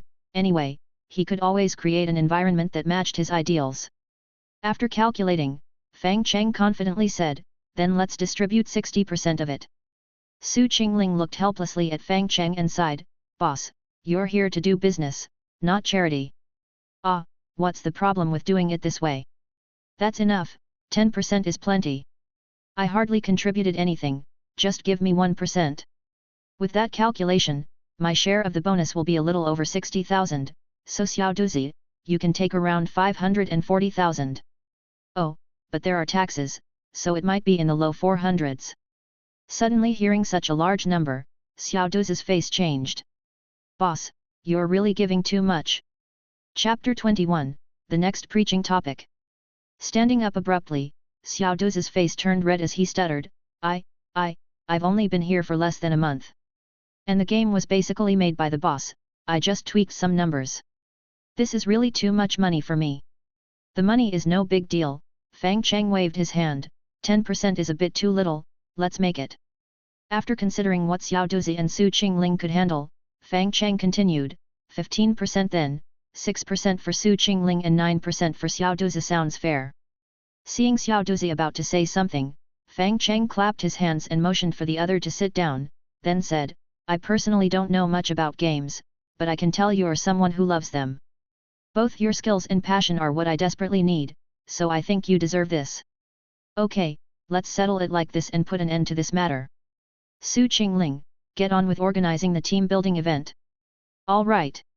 Su Qingling smiled and then picked up her phone, beginning to search for a suitable location for the team building event nearby. Soon after, Xiao Duzi's phone rang. The project bonus had been deposited. The project bonus was 540,000, but just the personal income tax deducted was 140,000. However, the remaining money was enough for Xiao Duzi to put down a payment for a house in Rong City. Staring at the balance on his phone, even a game fanatic like Xiao Duzi couldn't help but let out a silly chuckle. 11 o'clock. With Su Qingling taking charge, Fang Cheng let everyone finish their work early and then entered the buffet restaurant Su Qingling had booked. The 598 yuan per head buffet wasn't cheap, but after tasting it, Fang Cheng acknowledged that the flavor was decent, reaching 60% of his father's marinated meat. Dining, chatting, after 2 hours the meal ended. Fang Cheng handed out some spiritual tea as souvenirs and announced that everyone would have the next 2 days off. The day after tomorrow was the weekend, so everyone could even go home and see their relatives. It was like a mini holiday. The rest would do them good before coming back. Reluctantly watching Fang Cheng leave, Su Qingling subconsciously said, I really don't want to take a break. Yeah, Xiao Duzi agreed with a sigh, just thinking about not seeing the boss for 4 days makes me miserable. I wish I could come back and work overtime right away. Giving Xiao Duzi a sidelong glance, Su Qingling moved a bit aside and then began to self-reflect on why her thoughts were exactly the same as this guy's. Besides the two of them, someone else was reflecting on a multitude of thoughts. Since Kong Kong Studio was very close to theirs, Huang Ping from Kong Kong Studio unavoidably witnessed this scene. Seeing the three walking out of the buffet restaurant, Huang Ping felt somewhat bitter. Before King's Dungeon was released, Kong Kong 2 had grandly promised everyone a meal there after the project launch. Unfortunately, although the project was launched, now it was as if it never happened. The game's metrics were plummeting every day, and the repeated havings meant almost nothing was left. Fang Cheng, he had met before. When the other came to the studio previously, it was Huang Ping who had shown him around. Back then, he felt the young man was too impulsive and too idealistic about making games. Unexpectedly, in less than a month, the others had soared. Eating his bowl of noodles with a bitter taste, Huang Ping thought his noodles were too salty. So salty he felt like crying. Upon returning to the studio, Fang Cheng took a step and crossed through space to arrive at his home. As soon as he entered the door, he found his mother lying on the couch with his father sitting beside her on a small stool, laboriously massaging her calf. Seeing Fang Cheng appear out of thin air, both of them were startled. Clutching her chest, Mrs. Fang said, "I thought I saw a ghost in broad daylight, but it's just my son." In this world, there were only two people who knew Fang Cheng was an immortal, one was his parents, and the other was also his parents. Not long after his rebirth into this era, he had straightforwardly revealed his identity to his parents, telling them he was an immortal. Then, Fang Cheng calculated with his fingers and told them that we were parent and child in our past lives as well, so I'll call you mom and dad, and you don't need to be reserved, just call me son. As for this, Mr. and Mrs. Fang's reaction was outrageous, but acceptable. Seeing his suddenly returned son, Mr. Fang stood up and said, "Why did you suddenly come back, without even calling ahead of time? I'm not used to it. And calling is too slow, so I just came back directly," Fang Cheng said. "Is the braised pork done?" "You didn't call, how would I know to make braised pork? I haven't even bought the meat." With a wave of his hand, a slab of prime pork belly was pulled out of thin air by Fang Cheng and laid in front of Mr. Fang. Even Mr. Fang, seasoned in many battles, couldn't help but say, "Son, don't you think this is a bit too much? Won't you incur some kind of retribution doing this?" "Doesn't matter. Besides, to some extent, I am the retribution." "That's amazing, Immortal." After scoffing, Mr. Fang still held onto the prized pork belly and went to the kitchen to make braised pork. Meanwhile, Mrs. Fang leaped up from the sofa, nodded continuously at her son, and then pulled out her phone and opened the photo gallery. Pointing to picture after picture of beautiful women in her phone, she said to Fang Cheng, "Son, pick one." Taking the phone, Fang Cheng flipped through it for a while. "Are these employees you found for me? Do they have resumes? Do they like playing games?" Mrs. Fang looked helplessly at Fang Cheng, "They're potential matches for blind dates. I've screened them for you, each one is very obedient. And they've also seen your photo, and they don't mind being the younger partner. I have no such desires. But I have the desire to take care of children. Your dad and I retired early, now we've got nothing to do every day. The only entertainment we have is watching others go to work, caught between wanting to live and die. My dear mother, I think your hobby is a bit weird. You don't understand. But after watching for a while, it gets a little boring, so hurry up and have a kid for me to fuss over every day. You were too serious as a child, I wasn't tormented by a kid, and you grew up too fast, now I need to fill that gap." "Don't listen to your mom's nonsense," said Mr. Fang, still dealing with the braised pork in the kitchen. "Young man, you should play around a bit longer, don't enter the grave of marriage so soon. I met your mother in high school, missed out on a lot of fun, and sometimes feel like I'm missing something." Mrs. Fang stopped talking, her eyes filled with murderous intent as she looked at Mr. Fang in the kitchen. Mr. Fang, completely unaware, kept on rambling, "Plus, you need to prioritize your career right now. Even though it's making games, you need to have passion, and pay attention to cultural transmission. Our country's traditional culture is pretty good. Isn't it fun to stick some spring festival couplets and set off fireworks in games? Traditional culture, hey. Fang Cheng thought about it, sensing there could be something interesting there. Within traditional culture, there existed a vast amount of symbolic hints and various cultural customs. Delving deep could reveal the developmental processes of different cultures, an amusing endeavor. Why set off fireworks during the New Year? Why have New Year paintings? And who exactly are the door gods? There's a lot of intriguing cultural significance hidden within, and making it into a game should be fun. So, the theme for the next path to immortality was decided. Traditional culture. Chapter 22, You're the test subject now. Night. After eating the sauce meat cooked by his father, Fang Cheng did acupuncture and cupping for his parents, and took their pulse to make sure there were no issues, before he finally lay down in bed and soon fell asleep. However, after he fell asleep, a glowing human figure identical to Fang Cheng walked out of his body and floated in midair. Different from the Fang Cheng on the bed, the figure wore a daoist robe with a square scarf on its head, appearing clean and detached from the mortal world, like an exiled immortal. Fang Cheng organized his form and said to himself, "It's been a long time since I used my primordial spirit to travel. I feel a bit unaccustomed." The primordial spirit has no physical form, being composed only of countless divine senses. Although its power of destruction is not as great as that of the physical body, it is more sensitive to the psyche and dreams of others. To the primordial spirit, the walls around were almost non-existent, allowing Fang Cheng's primordial spirit to move freely through these places. He flew directly to the next room, where he saw his parents deep in sleep. Both were sleeping soundly in bed, but bubbles were emerging above their heads, clearly representing their current dreams. In Mrs. Fang's dream, Mr. Fang and she were play acting aboard the Titanic, spreading their arms on the deck and shouting, "I am the king of the world." It actually looked quite romantic. In Mr. Fang's dream, however, the scene was completely different. The daytime events had turned upside down. Mr. Fang was resting on the sofa, while Fang Cheng and Mrs. Fang were diligently serving him tea and water. After watching for a while, Fang Cheng felt their dreams were of no value and casually connected the two dreams together before flying out. Hovering outside in the night sky, Fang Cheng began to overlook the entire world. The primordial spirit can enter dreams, and in a state made up entirely of divine senses, dreams have become a small world that one can freely traverse. Everyone dreams when they fall asleep, the difference being that some dreams vanish without a trace upon awakening, while others leave fragments of words behind to be savored. Furthermore, dreams are also a perception and a precursor to the surrounding environment. The body can sense danger unconsciously and display it in dreams, which is what is known as a precognitive dream. In the millennia past, ancestors would also descend into the dreams of their favored descendants to warn or instruct them, which is what is called an ancestral dream. But now, the once active myriad of heavenly gods and immortals had vanished without a trace, and the lonely spirits and wild ghosts also had fled completely. What on earth had happened during these 1,000 years? After inspecting dream after dream, Fang Cheng finally stopped in a room.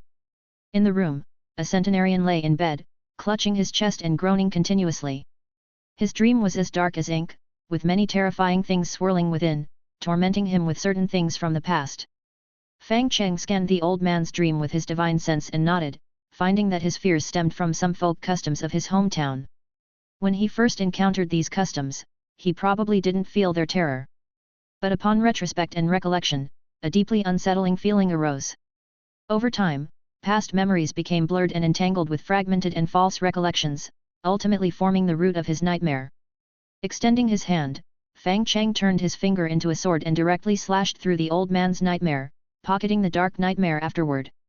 The massive dream was like a black cloud, but once pocketed, it shrank to the size of a sesame seed.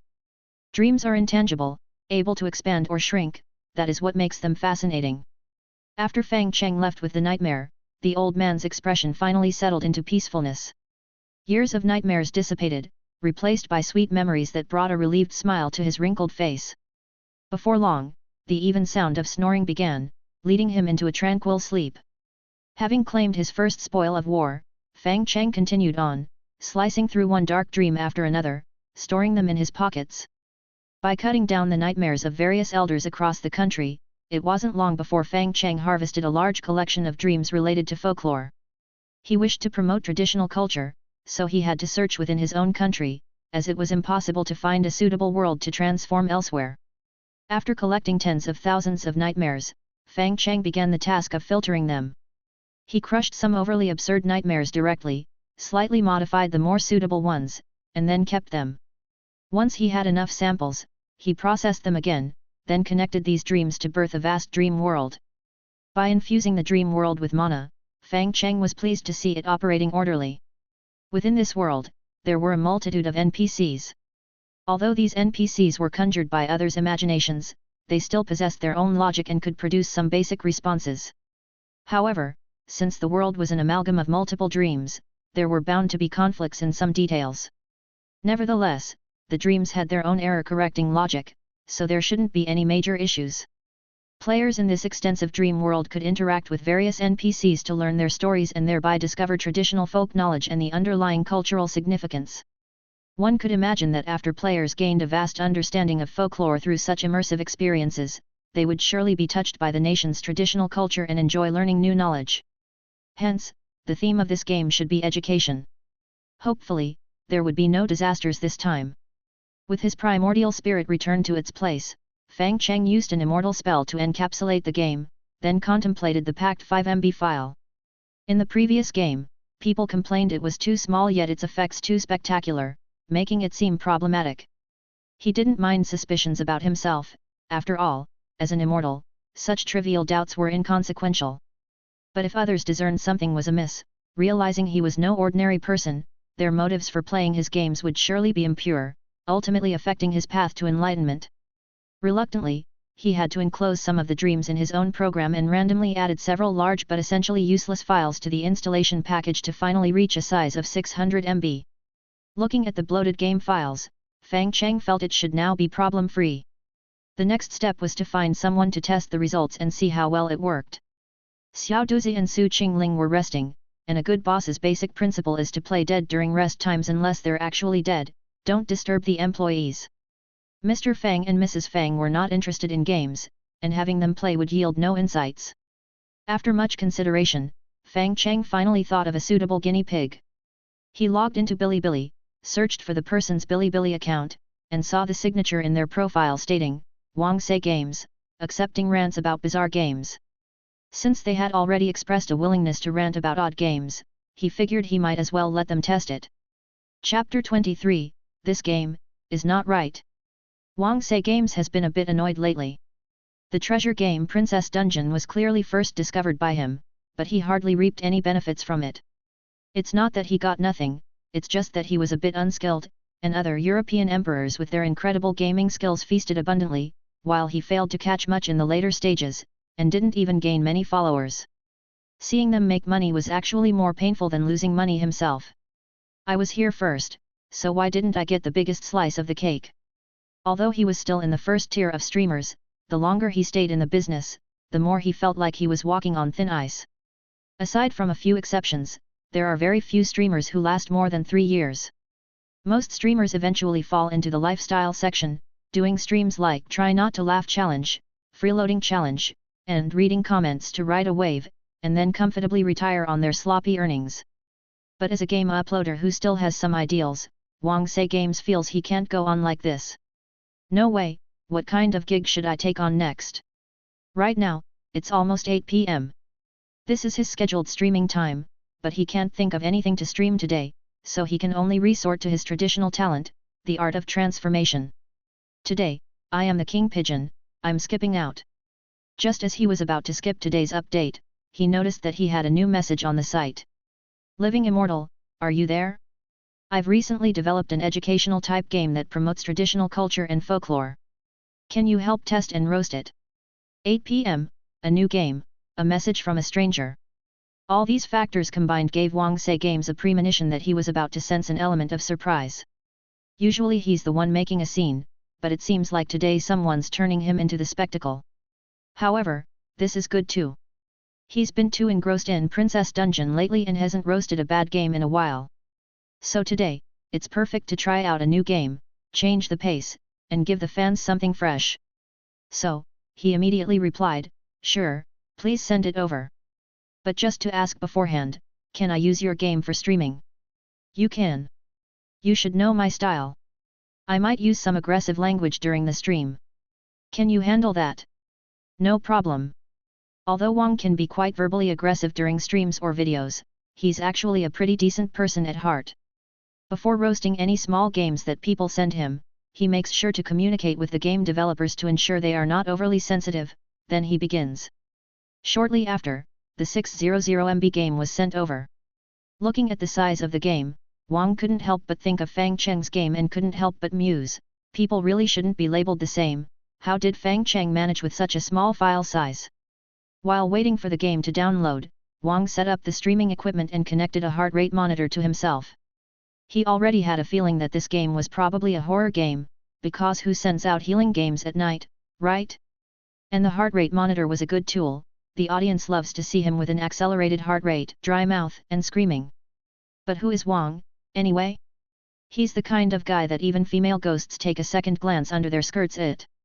Sadako is his dream lover, and the nurse from Silent Hill is his ultimate idol. Afraid? That doesn't exist for him.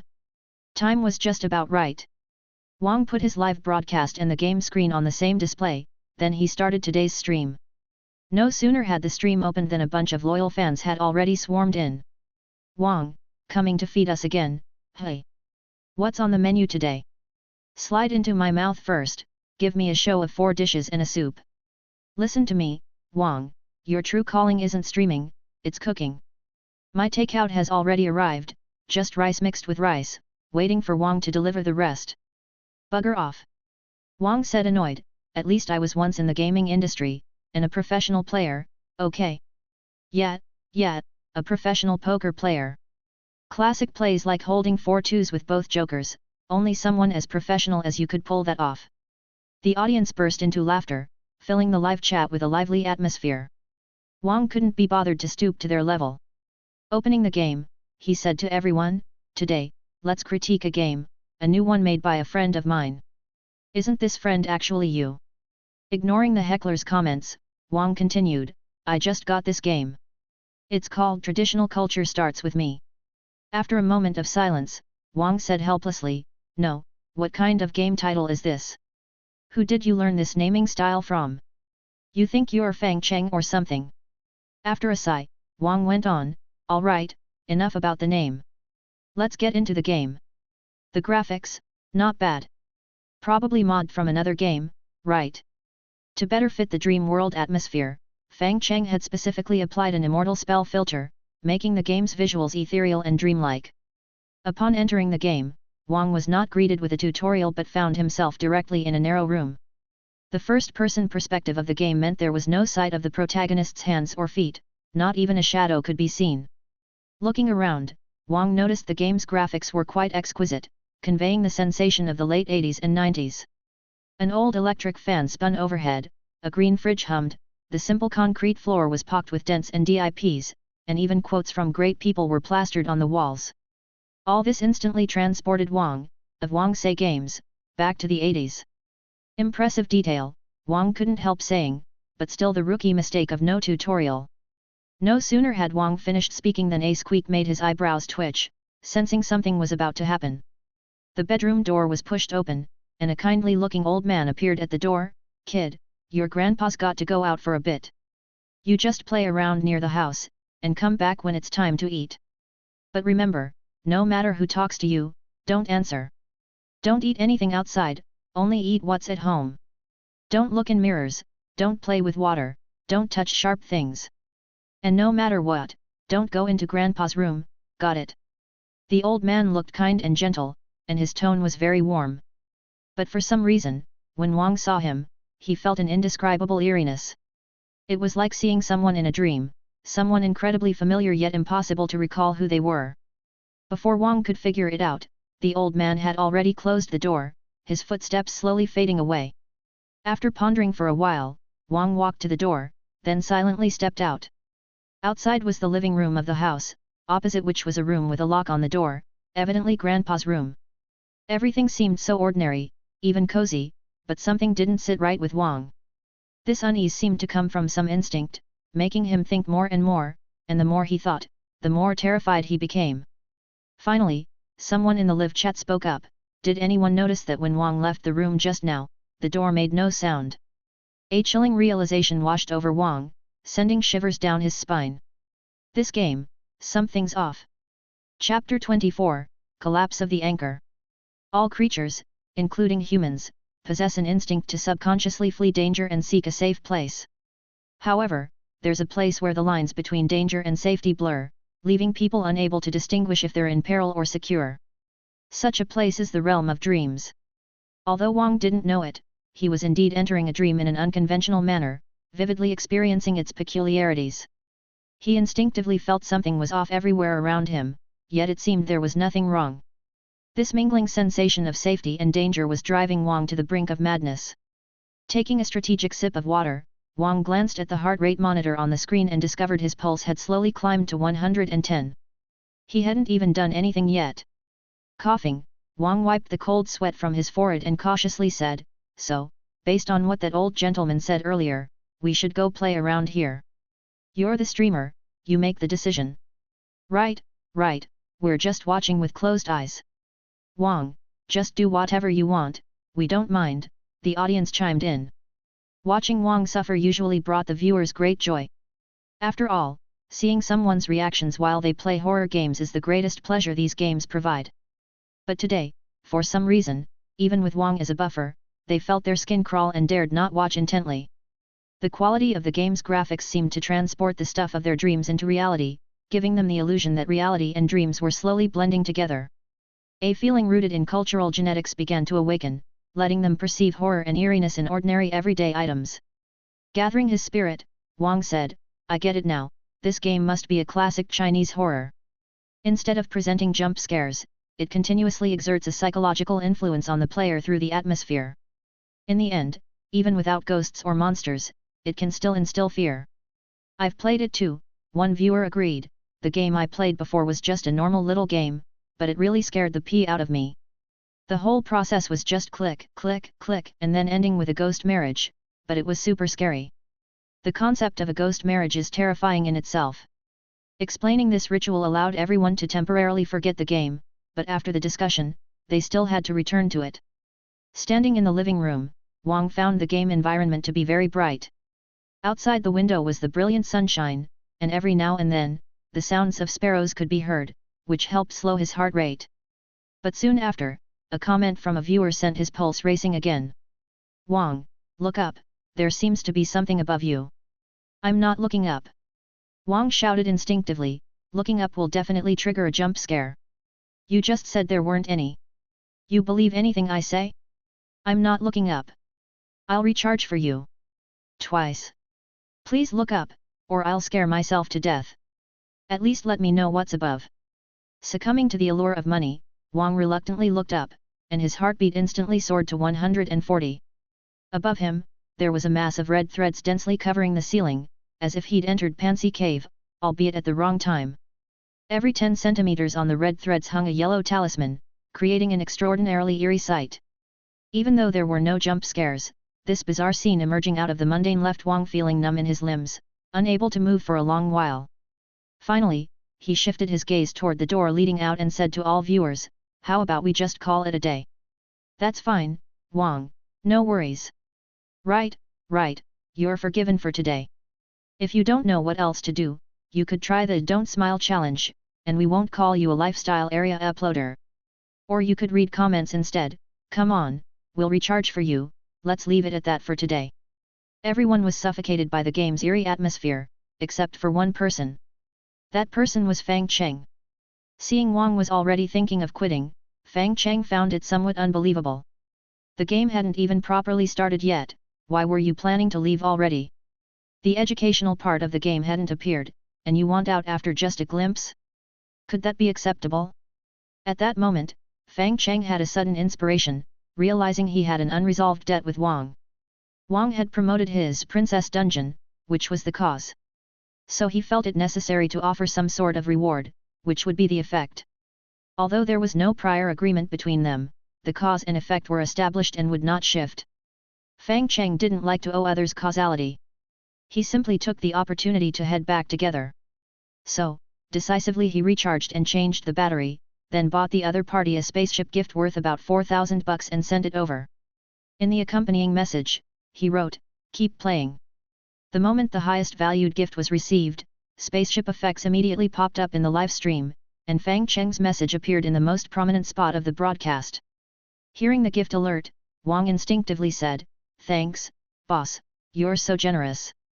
But after seeing Fang Cheng's message, he said with a wry smile, "I really can't play this. For some reason, playing this game always makes me feel suffocated." However, just as he finished speaking, another spaceship appeared. Glancing at the sender's ID, Wang's heart skipped a beat. "Isn't this the living Immortal? You really treat me like a toy, hey?" He wanted to refuse, but another spaceship popped up. The words on the screen seemed like a death omen, filling the screen with the phrase "keep playing." Empowered by the little spaceship, Wang felt a surge of energy. Downing a can of Red Bull, his adrenaline hit the roof. Slamming the table, Wang declared, "Let's continue." The other viewers went wild. "Wang, please don't. Wang, isn't life good? Don't be reckless. Kid, come back home, Dad won't blame you." But spurred on by Fang Cheng's money, Wang mustered the courage, rushed to the door, took a deep breath, and twisted the lock to charge out. Outside the door, only the staircase led downwards, towards the exit on the ground floor. At this moment, the sun shone brightly outside, and the air was filled with the chirping of birds and the fragrance of flowers. The spider plants placed on the windowsills of the corridor were lazily enticing, glistening with moisture. The sister from upstairs was climbing the steps, her plastic bag containing half a slab of pork and a long green onion. The whole scene was imbued with the essence of life and a hint of ambiguous color, making Wang feel as if he was seeing his first love. Then, the big sister approached, gave him a gentle smile, and said softly, "Be careful when you're out playing. If you encounter a ghost hitting the wall, don't panic, just cry." After these cryptic words, the big sister gently tousled Wang's hair and then walked up the stairs step by step. Wang's heart rate, which had just calmed down, spiked again. "Sister, what do you mean?" Wang felt like he had been summoned back from the dead, with goosebumps layering his back, unable to settle down. "Boss," he couldn't help but say, "Immortal, can we not play anymore? I really can't take it. Here comes the little spaceship. I've abandoned this life, I'm devoted to the gentleman. Today, let's stick to this game no matter what." Grasping the handrail, Wang descended the stairs with a resigned determination, step by step. Yet somehow, what should have been just a few flights of stairs seemed endless at that moment. Alone on the empty stairs, without help or knowing whom to call for help. And the surroundings became eerily stranger, with the vine chairs placed at the stair entrance seemingly moving on their own. There were no doors, yet someone had put up couplets and lucky characters, even a safe entry and exit sign. A few households had their inner doors open but were separated by security gates, through which he could vaguely see an old man with his back to the door, watching TV. But the TV just showed static, nothing else. "Grandpa, what exactly are you watching? If you want to watch something specific, I'll find it for you, just don't scare me, okay?" Walking up these never-ending stairs, Wang finally broke down. "Whoever wants to play this damned game, let them play. I'm not serving anymore." Chapter 25, Dream Droplets. Wang fled in panic, and the live stream screen went dark. However, the audience in the live stream did not disperse, instead, they started discussing in the darkened live room. "This game is kind of spooky, isn't it? There isn't a single particularly terrifying thing, but it still manages to be scary. That's Chinese horror for you. It's about adding extremely unsettling elements in certain corners and adding slightly off details to familiar objects to create a sense of horror. It doesn't rely on particularly terrifying jump scares, but the fear progressively builds up, and the more you think about it, the scarier it gets. Agree? Are there similar games? Not too scary, just a third as much would do. I'd settle for a quarter." Watching these people's discussion, Fang Cheng just wanted to ask, "What are you talking about? The essence of the game has not even been played by Wang, the educational segment hasn't appeared yet, so why do you all seem to understand it already? And this game, is it really that scary? It's clearly a very heartwarming scene, all right. There's the grandfather who helps extend life through rituals, the kind and friendly big sister, and the infinite staircase specially made to prevent everyone from skipping the newbie guide. And the hint was already given, at this time, by pressing K and crying loudly, you could get help from another little sister, who's pretty cute too. Could it be that my newbie guide is really that bad?" After a 15-minute discussion by the audience, Wang, who had already gone Offline, came back on stream. Wrapped in a blanket, he was shivering, even in the heart of summer. This video seemed to be filmed with a smartphone. The quality was not as good as the live streaming equipment at Wang's home, but it was fairly clear nonetheless. He now used 3 phones, 1 for filming and 2 for lighting. The peculiar live streaming method sparked the audience's curiosity, and they started to ask, "Wang, what are you up to now? The neighborhood's power is out." Wang was on the verge of tears. No one had worse luck today. He had just been scared to the point of collapse, and then he received a notice of a power outage due to a line fault. An empty, pitch-dark room always made him think involuntarily of the game he had just played, and the more he thought about it, the more scared he became, the more goosebumps he got, until he finally locked his bedroom door and shut himself inside. But being on the bed with the cat didn't give him any sense of security. Any noise from outside could make him shriek with fright. So, he simply returned to the live room to chat with a bunch of people to relieve some of his psychological pressure. In the past, if Wang had been in a situation like this, the audience would have definitely started to mock him in all sorts of ways, letting Wang know that compared to them, ghosts were nothing. But now, the audience had become incredibly tender to the extent of being almost motherly. "Wang, it's okay, we're here. Come on, I'll sing a song for you. I sound just like Jackie Chung when I sing, my Adam's apple even moves up and down. But you're so scared, and the power's out, why don't you go out and find a place to hide for the night?" Wrapped in the blanket, Wang gave a smile that was uglier than crying. "I live on the 17th floor. And then, the elevator has no power either, and I'm scared to take the stairs. Not just walking them, but even thinking about taking the stairs makes my bladder tremble. Wang, just give us your address, and we'll come over to keep you company. I'm too scared to open the door, you guys find a locksmith to help me open it." "No, forget it, even the sound of unlocking will make me cry now." Realizing that Wang had regressed to the stage of a child, the audience was at a loss. All they could do was talk to Wang in various ways, tell jokes, and make him laugh, their behavior completely reversed from usual. They kept Wang company until 2 in the morning before he finally began to yawn, feeling that these people were quite nice indeed. Although everyone often teases each other without limits, they actually prove to be reliable when things get serious. Except for that living immortal. Aside from tipping generously, he is nothing but a villain. While cursing the other party through gritted teeth, Wang turned off the live stream and wrapped himself in a blanket. Striving to immerse himself in the world of Princess Dungeon, he forced himself to forget the terrifying game he had just played and let his consciousness drift away, sinking into sleep. Then, he woke up. Sitting up in bed, he looked around blankly, finding the environment both unfamiliar and familiar. The unfamiliarity came from the decorations exuding a strong taste of the 80s, a place he was sure he had never visited. The familiarity, it was because this was a scene from the game. This realization made Wang break out in a cold sweat, and an immense sense of fear struck him, leaving him unable to shout. Afterward, the door creaked open, and the grandfather from the game actually appeared at the doorway, kindly saying, "Child, grandfather needs to step out for a bit. You can play around the house as you please and come back for meals when it's time. But remember, no matter who talks to you, don't respond. You can't eat anything from outside, only what's at home.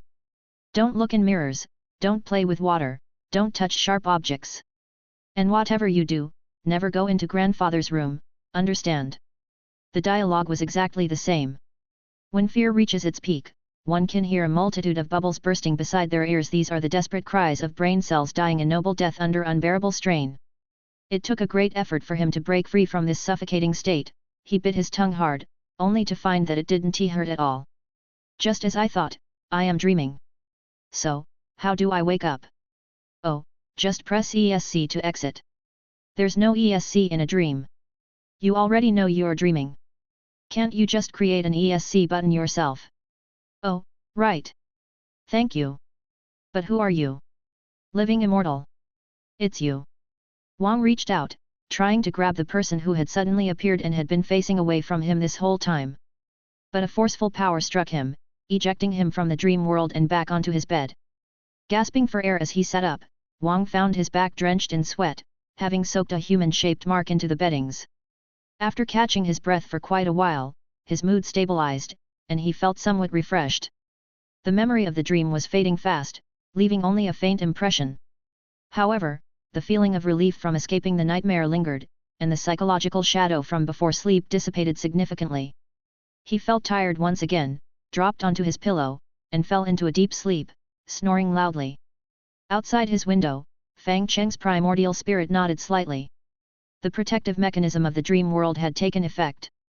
Dreams have the function to heal wounds and release anxiety, and as a collective of numerous dreams, the dream world has effects hundreds of times more potent than ordinary dreams.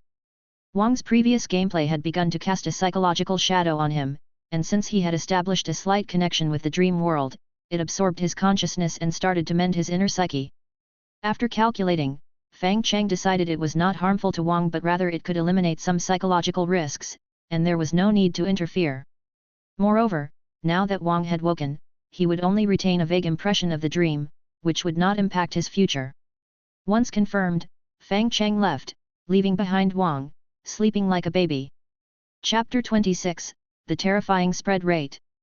The next morning, Mr. Fang, who had just opened his eyes while sleeping on the sofa, saw his son floating in mid-air and nearly fell into an eternal slumber.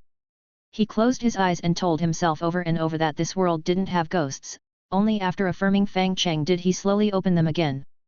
Getting up, he grumbled discontentedly, "Son, can you stop scaring me with new tricks every day? There was a hanged ghost on the ceiling, I just squashed it." "Just kidding, there are no ghosts. I was just thinking about something and accidentally started floating. Is the sofa comfortable?" Upon hearing about the sofa, Mr. Fang felt a surge of irritation. The night before last, he was enjoying dedicated service from his wife and son in his dream, reveling in it, when suddenly another wife walked in from outside and started berating him furiously. The scolding was nothing more than, "How dare you cheat right in front of me and even keep the other woman in our house," and even as Mr. Fang tried to explain that the other woman was also her, it was no use. Afterwards, he was woken by Mrs. Fang who angrily accused him of disloyalty, then got even more upset and banished him to the sofa, unable to return even today. "Who did I offend? Was it just for enjoying the feeling of being an emperor in my dream that you have to be like this? And how do you even know what I dreamed about? Did I talk in my sleep?" With a belly full of discontent, Mr. Fang yawned and then asked, "Son, help me out. How can I get your mom to cool down? Buy her a 38,000 RMB bag, then you guys can have a second child." "Why would we need a second child?" "For mom to have something to do instead of always making me go on blind dates." Leaving Mr. Fang to his quandaries, Fang Cheng turned on the family computer and found people still discussing in Wang's live streaming room. Yesterday's live stream had 20,000 viewers, but even now there remained 1,000, and from their discussion, it appeared that they were actually discussing last night's dreams. Dragging the chat content upwards, Fang Cheng saw the discussion's first climax occurred at 5 in the morning. There weren't many people left by then, with most discussing the game Wang had played until a viewer came in and said, "OMG, I just had a dream where I seemed to have entered the game. I've forgotten most of it, but waking up wasn't too bad, not as scary." "Weird, me too. Same here."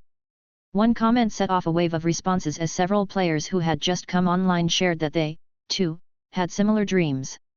Unlike what they witnessed during the live stream, the dream initially seemed a bit eerie, but then it became heartwarming and even a bit too comforting to leave. Moreover, after waking up, they felt refreshed and rejuvenated, and even past issues such as grogginess, irritability, and wanting to punch their boss disappeared. Of course, after going to work, the desire to punch the boss still remained a matter that has nothing to do with spirits, simply an instinct. As more players reported similar experiences, eventually over 500 viewers found themselves in a similar state, leaving those who did not have such dreams feeling envious. Those who dreamed of the game were like Wang, feeling mentally agitated or exhausted, then were absorbed into the dream world, which healed their spiritual fatigue. Those who didn't enter probably had no significant mental issues, so there was no need to worry. After confirming there were no problems, Fang Cheng set aside this little episode and then saw Wang's message. "Immortal, I'll return the tip you gave me later. I couldn't finish the game, sorry about that." "No worries, keep it," Fang Cheng replied. "I'm also reflecting on what didn't work, that I couldn't keep you hooked. The game is fine, it's me who lacks courage. But you certainly have talent, you're definitely one of the standout newbies. Have you joined a game company? If not, I recommend you to Fang Cheng Studio, the boss there is also a genius." A content creator I know went there and found it very promising to team up with the studio boss. Thank you. One more request, some of my fans want to play spreading traditional culture starting from me. Can I distribute your game to them? I'm sure they're all over 18, so they won't get into any trouble. Fang Cheng was silent for a while, tempted to ask what the other party meant by mentioning age, but eventually he let it go. The creator of the game died after it was released, so how to interpret it is up to the players, and his Taoist heart wouldn't allow himself to interfere recklessly.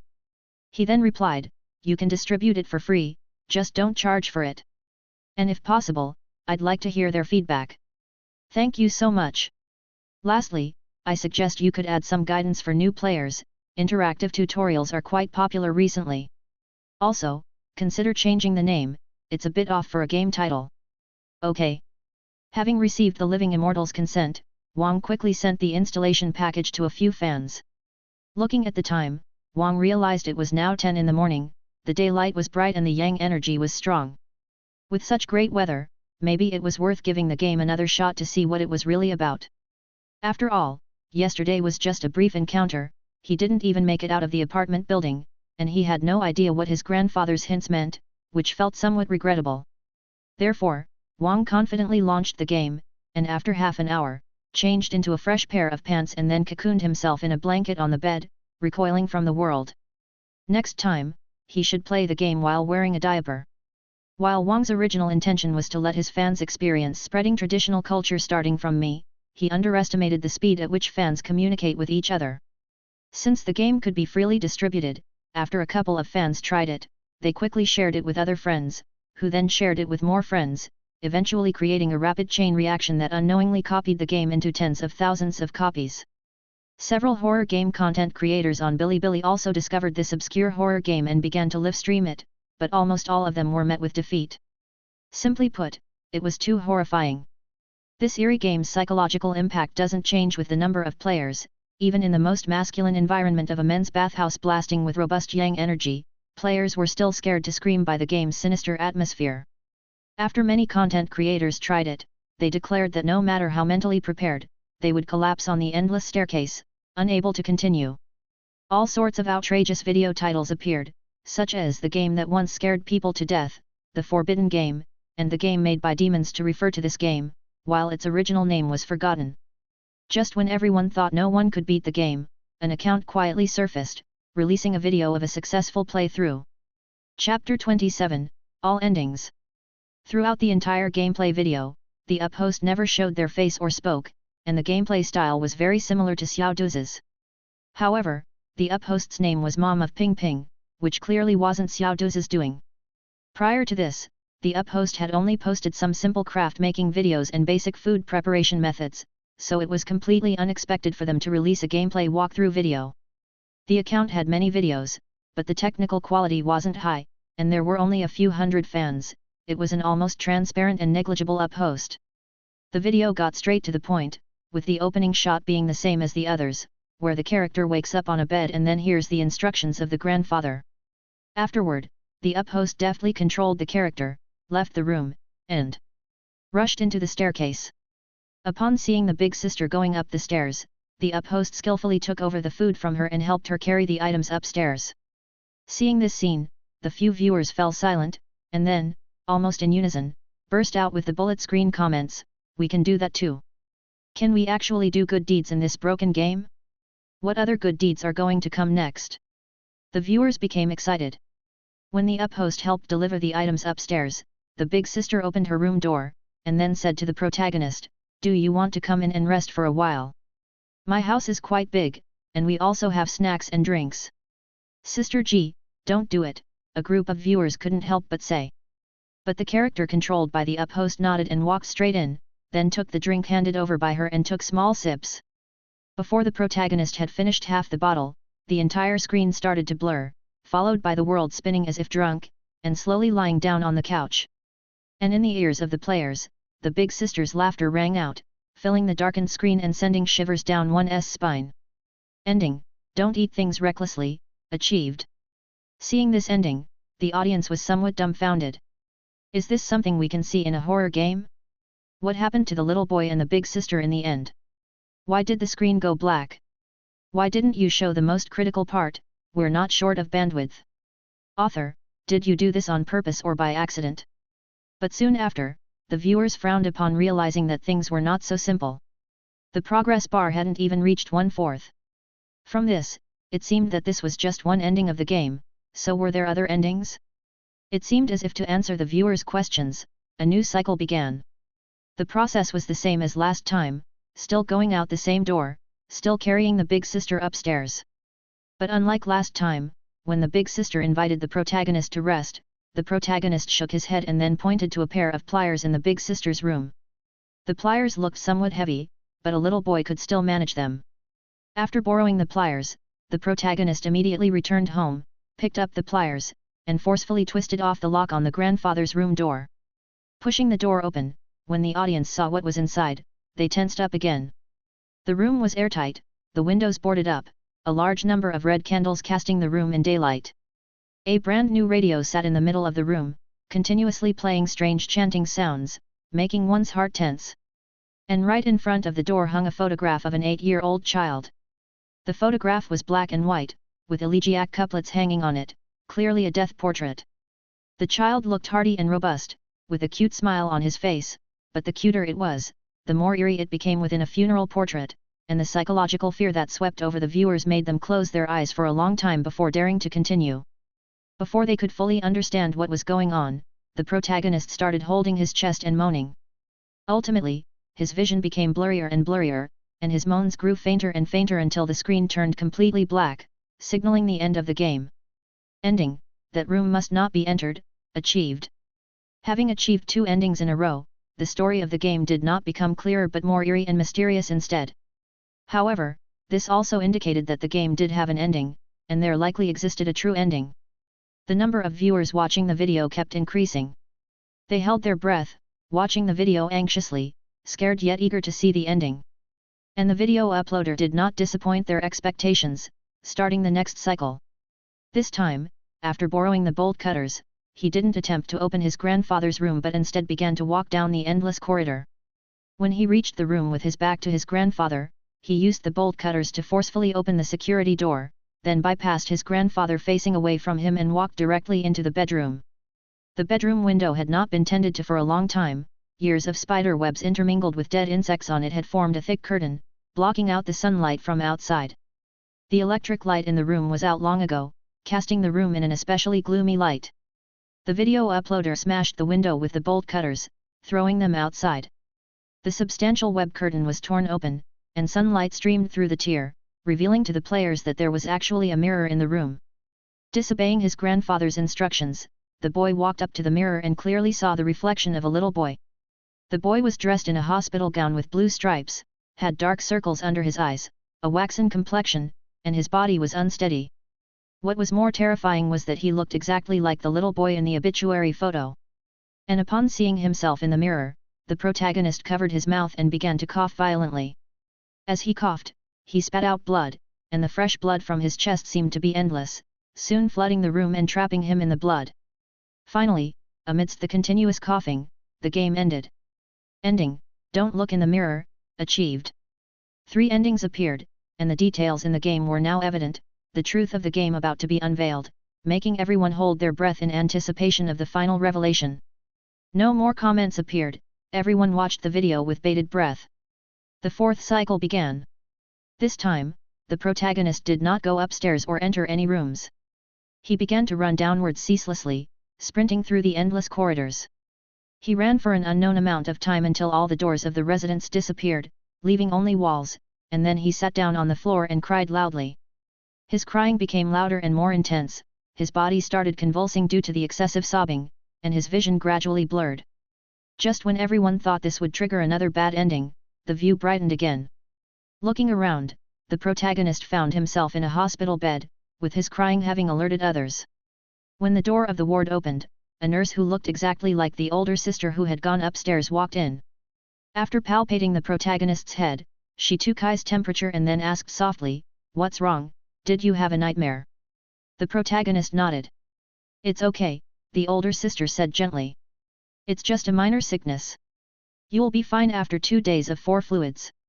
Go to sleep, don't be scared, I'm here with you. With the nurse holding his hand, the protagonist slowly closed his eyes, and a lullaby from the nurse began to play in his ears. In the warm and comfortable environment, the protagonist finally fell asleep. Ending, it's just a dream, achieved. Congratulations, you have achieved all endings. Or have you? Chapter 28, It's just the beginnings. Just when all the audience members were perplexed by the end credits, the fifth reincarnation, which was also the last reincarnation, finally began. This time, when the protagonist got out of bed, he did not leave his room. Even after listening to what grandfather had said, he did not leave his room but sat on the bed silently staring at the wall. It wasn't until half an hour later that the bedroom door was opened again, and grandfather appeared at the doorway. "Kid, Grandpa bought you a cake, come and eat it together." With a slight nod, the protagonist left the bedroom, entered the living room, and sat down on a chair. The cheap cake was placed on the table, a 5 yuan cake with bright colors and 8 candles stuck on top. After blowing out the candles, the protagonist picked up a plastic spoon and began eating the cake bit by bit. The cheap cake gave the protagonist the taste of delicacies from mountains and seas, which gradually dissipated the horror atmosphere and created a warm feeling. Sitting across from him, grandfather watched the protagonist with a smile and said, "Kid, is it tasty? Grandpa bought it especially for you. Next year on your birthday, will you eat together again?" The protagonist nodded, then pushed the remaining cake towards grandfather. "Grandpa won't eat." The protagonist shook his head vigorously. "All right, Grandpa will have a bite." In the shots of the grandson and grandfather taking turns eating, the true ending, grandfather, was unlocked. After the words indicating the true ending had been unlocked appeared, the game went black once more. When the screen lit up again, the camera had moved to the entrance. Through the change in the height of the viewpoint and the scale of the surrounding objects, it could be deduced that the protagonist was now an adult. He walked up the stairs, reached the 5th floor, then pulled out a key, unlocked the door of his house, and stepped inside. The arrangement inside the room was the same as before, the only difference being that now grandfather's bedroom door, which was previously locked, stood open. Stepping into grandfather's bedroom, one could see that all the strange decorations that were there before had disappeared. The room was exceptionally clean, the portrait of the little boy had vanished, but with close inspection, one could still see the traces left by burned candles. After rummaging through the cupboard in the room, the protagonist took out a book. The book was a traditional thread-bound volume, and it was apparent that it had been perused many times. The pages were somewhat yellowed, but the handwriting inside was still clearly visible. When the protagonist began flipping through the book titled Death Cheating Method, all of the questions were finally answered at that moment. The death cheating method, a folk custom originating from the Han Dynasty, occasionally appears in places like Southeast Asia. When a family member suddenly falls seriously ill or encounters a calamity, they can set aside a room to create a portrait of the target and offer tributes, in order to deceive black and white impermanence into believing the target is already deceased.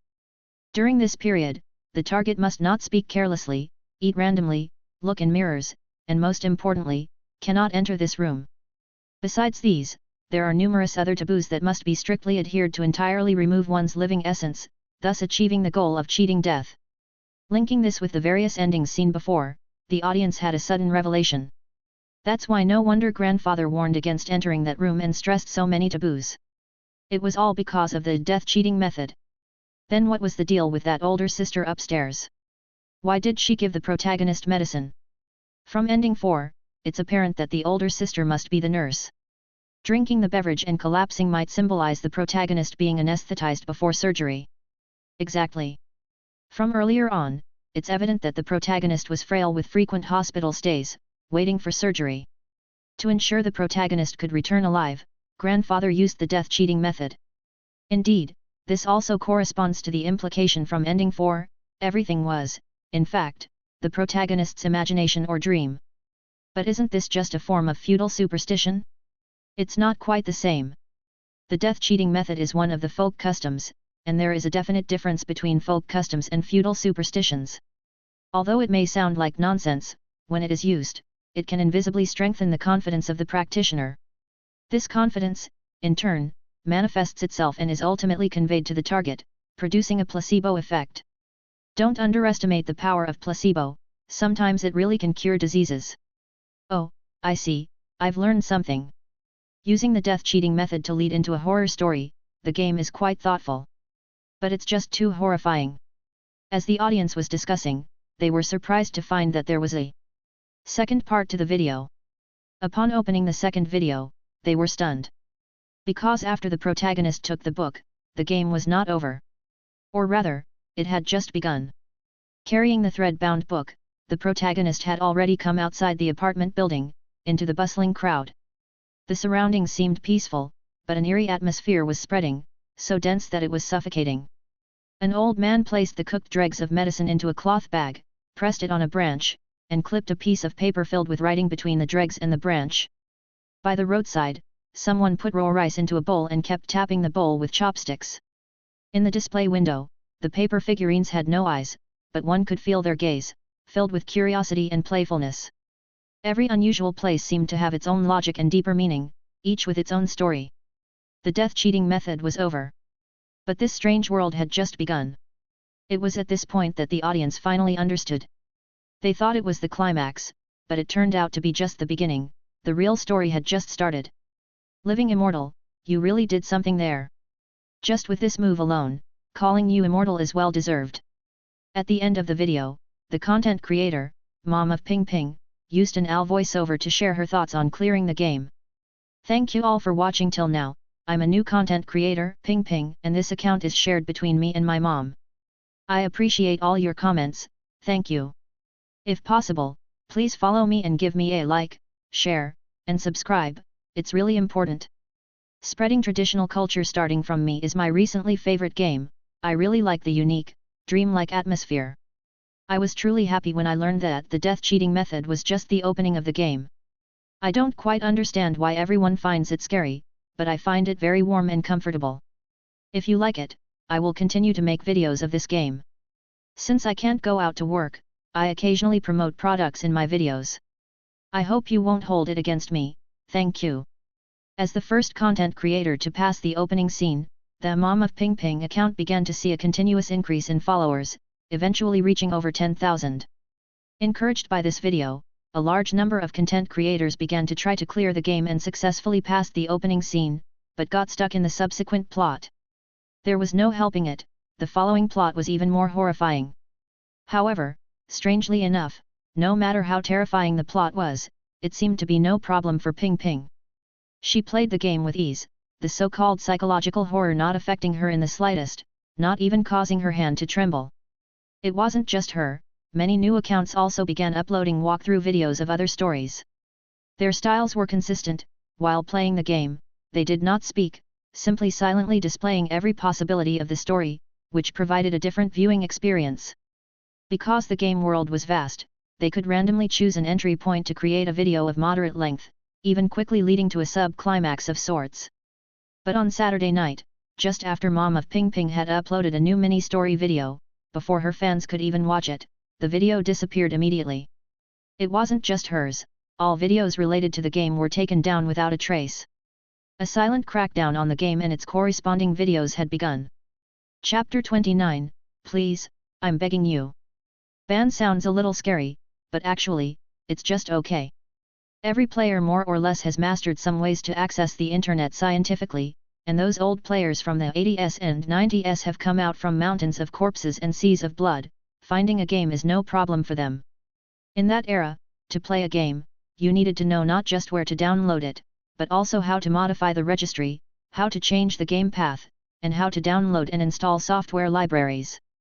Sometimes, just dealing with virtual drives could take hours, and being able to play the game the next day was considered good luck. And for a horror game, being banned is actually an honor. It's basically official recognition from a platform, indicating that your game indeed has some real merit, especially in terms of being authentically terrifying. Realizing the platform's attitude, a horde of horror game enthusiasts who had just gotten excited were now in mourning. However, the impact wasn't that big. The vast number of active gaming area content creators felt nothing because, after all, they were too scared to play the game, it didn't matter to them. Wang Say Games was filled with guilt, however. Although Living Immortal had told him before that the game could be freely distributed. He hadn't anticipated that the game could actually stir the platform officials, and so he was filled with guilt towards Living Immortal. Out of a sense of responsibility and guilt, he first sent a message to Living Immortal to express his apologies and assured that he would try his best to reverse the impact. Then, he asked his fans in the fan group to temporarily stop discussing the game and to pause downloading it. Finally, he wrote a letter to the platform officials, stating that he was in contact with the game creator, hoping that the game platform could relax a bit. As a former gamer, Wang knew that the psychological resilience of newcomers isn't actually that strong. Or one might say, the psychological resilience of ordinary people is very weak. A single ban, a single blow, could very likely break a promising young individual, and afterwards, no more good games may ever come from them. Plus, he felt a certain responsibility for the incident, so he decided to take the lead to see if he could salvage the situation. World Immortal had not yet replied, but the platform had quickly responded. After all, Wang was a top-tier streamer, carrying some weight on the platform, and they already had a contingency plan for such matters. Now was the time for a quick reaction. A business customer service representative immediately contacted Wang, taking charge of his concerns. At the start of the private chat, the business representative said apologetically, "I'm sorry, Mr. Wang, we've seen your request. But, someone complained to the platform about this matter." "Someone from above, who specifically?" Wang asked, puzzled. "I can't tell you the details, but I can say it was after someone's son played this game and got too scared to leave the house. They were quite angry and pointed a few fingers at us, so we had no choice but to ban the game," the representative explained. Wang clicked his tongue, feeling a bit vexed. But he thought he should persevere a bit more, so he asked, "If I get the creator to modify the game and reduce some of its impact, then do you think the game could be released again?" "That's tough," the customer service said regretfully. "In cases like this, it's rare for a game to be released again. However, we can put it on the back burner for a few years, until the other party forgets about this incident." After chatting with the customer service again, Wang realized that there were other ways out, such as asking some VIP to speak up, or creating a public opinion topic, so the platform could shift the pressure away. However, VIPs wouldn't care about this issue, and there wasn't much explosive potential in public opinion, so it was very likely to end with no result. In the end, Wang could only regretfully say, "There's nothing more to be done. I'm sorry, Mr. Wang." Having ended the conversation, Wang began to think about how to break the bad news to Living Immortal. But, to his surprise, the explosive moment he had been hoping for happened very soon. Saturday night at 11:09. Horror games were a niche genre, and although it was a pity that the game was banned, the incident passed quickly without causing much of a stir. However, at this time, Mom of Ping Ping released a new video. In this video, Ping Ping and her mother, who had never shown their faces before, finally appeared on screen. From the quality of the video, it was clear that they didn't have professional streaming equipment, but had filmed it with a cell phone. Mom of Ping Ping was a haggard middle-aged woman. Her hair was half grey, and her checkered shirt had faded from washing. By her side, was a cute-looking girl. The girl's clothes too were faded from washing, but they presented their most spirited selves, though the video still radiated visible poverty. Beyond the poverty, what caught the viewer's attention was the girl's legs. She was sitting in a wheelchair, with her legs absent from below the knees, which was why she had said she couldn't go out to work. She was disabled. Facing the camera, the middle-aged woman looked embarrassed but still said firmly, "Hello everyone, I am Mom of Ping Ping, this is my daughter, Ping Ping." Ping Ping shyly nodded and then began to speak in a hoarse voice, her words broken and intermittent, "Hello, everyone, I am, Ping Ping." As she spoke, she couldn't help but wave her hands, using sign language to express what she wanted to say. After greeting, Mom of Ping Ping took out medical records one by one and said, Ping Ping was in a car accident at the age of 10, leading to the amputation of her legs, and her throat became hoarse due to inhaling a large amount of harmful gas at that time. "My husband is working during the day and driving at night to make money, and he hasn't come back yet." She smiled, held her daughter's hand, and continued, "I'm not trying to evoke pity, just explaining our current situation. I need to take care of Ping Ping at home every day, so I can't go out. I heard that you can make some income from making videos here, so I started to film videos of me doing handicrafts and cooking. But each of our videos only got a few hundred views, and the total income was 16 yuan and 23 cents. After showing her previous video earnings, Mom of Ping Ping smiled sheepishly, but the last 3 videos got around 200,000 views each, and each video made more than 400 yuan. It might not be much to many people, but for us, it's a significant income. Ping Ping also picked up her cell phone and began using Al voice to play the text she had previously recorded. These few videos are of the game spreading traditional culture starting from me. I don't know why you find some parts scary. I don't feel scared at all, but it seems that only a few people we know can pass this game, which is one of our few special skills. So, I have a favor to ask of the platform's uncles and aunties. At this point, the girl bowed deeply, wiped the tears from the corners of her eyes, and continued playing. Please, can you not ban this game? Chapter 30, the climax comes. Seeing the girl's tears, the audience felt a tug at their hearts. However, these days, everyone knows how to write a sob story, so they didn't blindly believe it. Instead, they began to actively search for relevant information. Before long, some people found the news reports and corresponding photos from that time. After comparison, they realized that what Mom of Ping Ping said was true. The girl crossing the zebra crossing was knocked down. The driver who caused the accident was drunk driving, died on the spot, and was driving without a license. His car wasn't insured and was also a scrapped vehicle. Although cursing that the driver got off lightly by dying, this also meant that Ping Ping couldn't get any compensation at all. All the medical expenses had to be shouldered by themselves. Having confirmed the truth of the matter, some viewers began to help Mom of Ping Ping raise funds online, and a portion of viewers began tagging the platform frantically. It was clear from Ping Ping and others' previous upload records that videos of the game spreading traditional culture starting from me were very popular. Many horror game enthusiasts were too scared to play themselves, but they had no problems watching. Also, given the scale of the game, it was very likely to become a stable focus for videos in the near future and significantly ease the economic pressure on Ping Ping's family. If they could secure some advertisements and product endorsements afterward, it would be an unexpected windfall. Cutting off this channel was tantamount to snuffing out the small glimmer of hope they had found after much difficulty. Platform assistant, come out and give us an answer. Oh, playing dead now, are we? Very active when selling VIP memberships online, but pretend nothing happened when it comes to issues like this. Blocking someone's livelihood is like killing their parents, you're indirectly committing murder. As the platform had yet to respond, the release of another video further heightened the heat of the incident. It was from a video account that had collaborated with Mom of Ping Ping. This account previously had few followers and low video views, practically invisible. However, because it had recorded this game, the account had also gained a certain amount of views recently. Mimicking Mom of Ping Ping's method, he recorded and uploaded his video using a cell phone. The video was made by a somewhat haggard father. A boy around 12, who looked like a doll, sat in his lap, staring blankly ahead with a vacant, unfocused gaze. Though the boy's features were neat, his eyes and expression were very dull, as if a door separated him from the outside world. Looking at the camera, the child's father waved his hand and then politely said, "Hello everyone, I am a humble content creator, Fi Jun. This is my son, although he looks cute, he is actually a high-functioning autistic. Unlike Mom of Ping Ping, our family is quite wealthy, and I don't rely on video income to maintain a living. However, I also hope the game isn't banned. High-functioning autism isn't what people imagine it to be, with high IQ and capable of anything.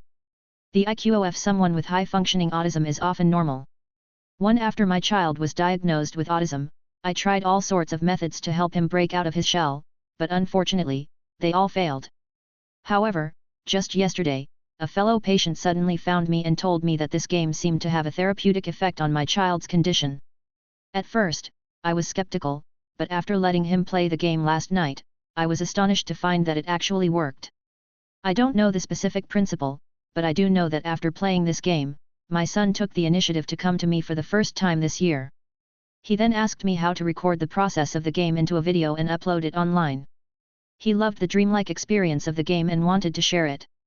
I can say without exaggeration that at that moment, I was overwhelmed with joy, and thinking about it now still brings tears to my eyes.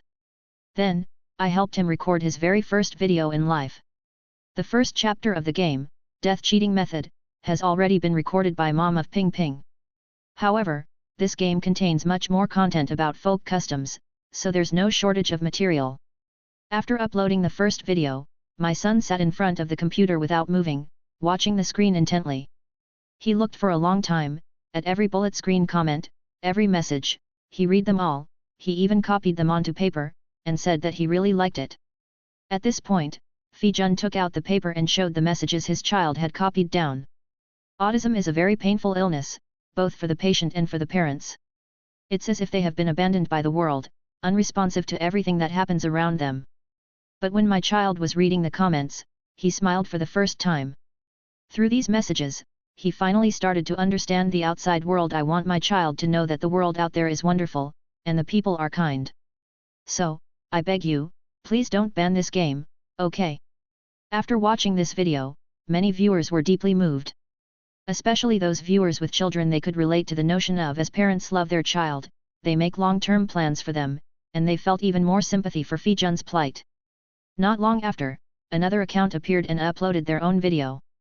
My father has Alzheimer's, also known as senile dementia. He has forgotten many things, even who I am. I also heard that this game might have some therapeutic effect on certain mental illnesses. With a try-and-see attitude, I let my father play it. He was almost able to play the game immediately upon contact, and the effect afterward was astonishing.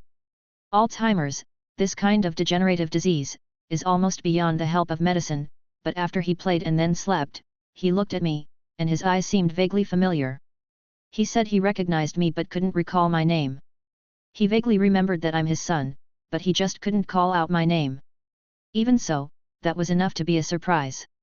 I kept teaching him my name over and over, just like he once taught me how to write my name. Time formed a closed loop at this moment, giving me hope of returning to the past. I don't know what wrong this game has committed, but as a son of an elderly man, I beg you, please don't ban this game, thank you. Similar videos sprouted up like bamboo shoots after a rain, each telling their own story with the game and hoping it would not be banned. The emergence of this tide allowed Wang Sei Games to keenly perceive that the opportunity for a turnaround had arrived.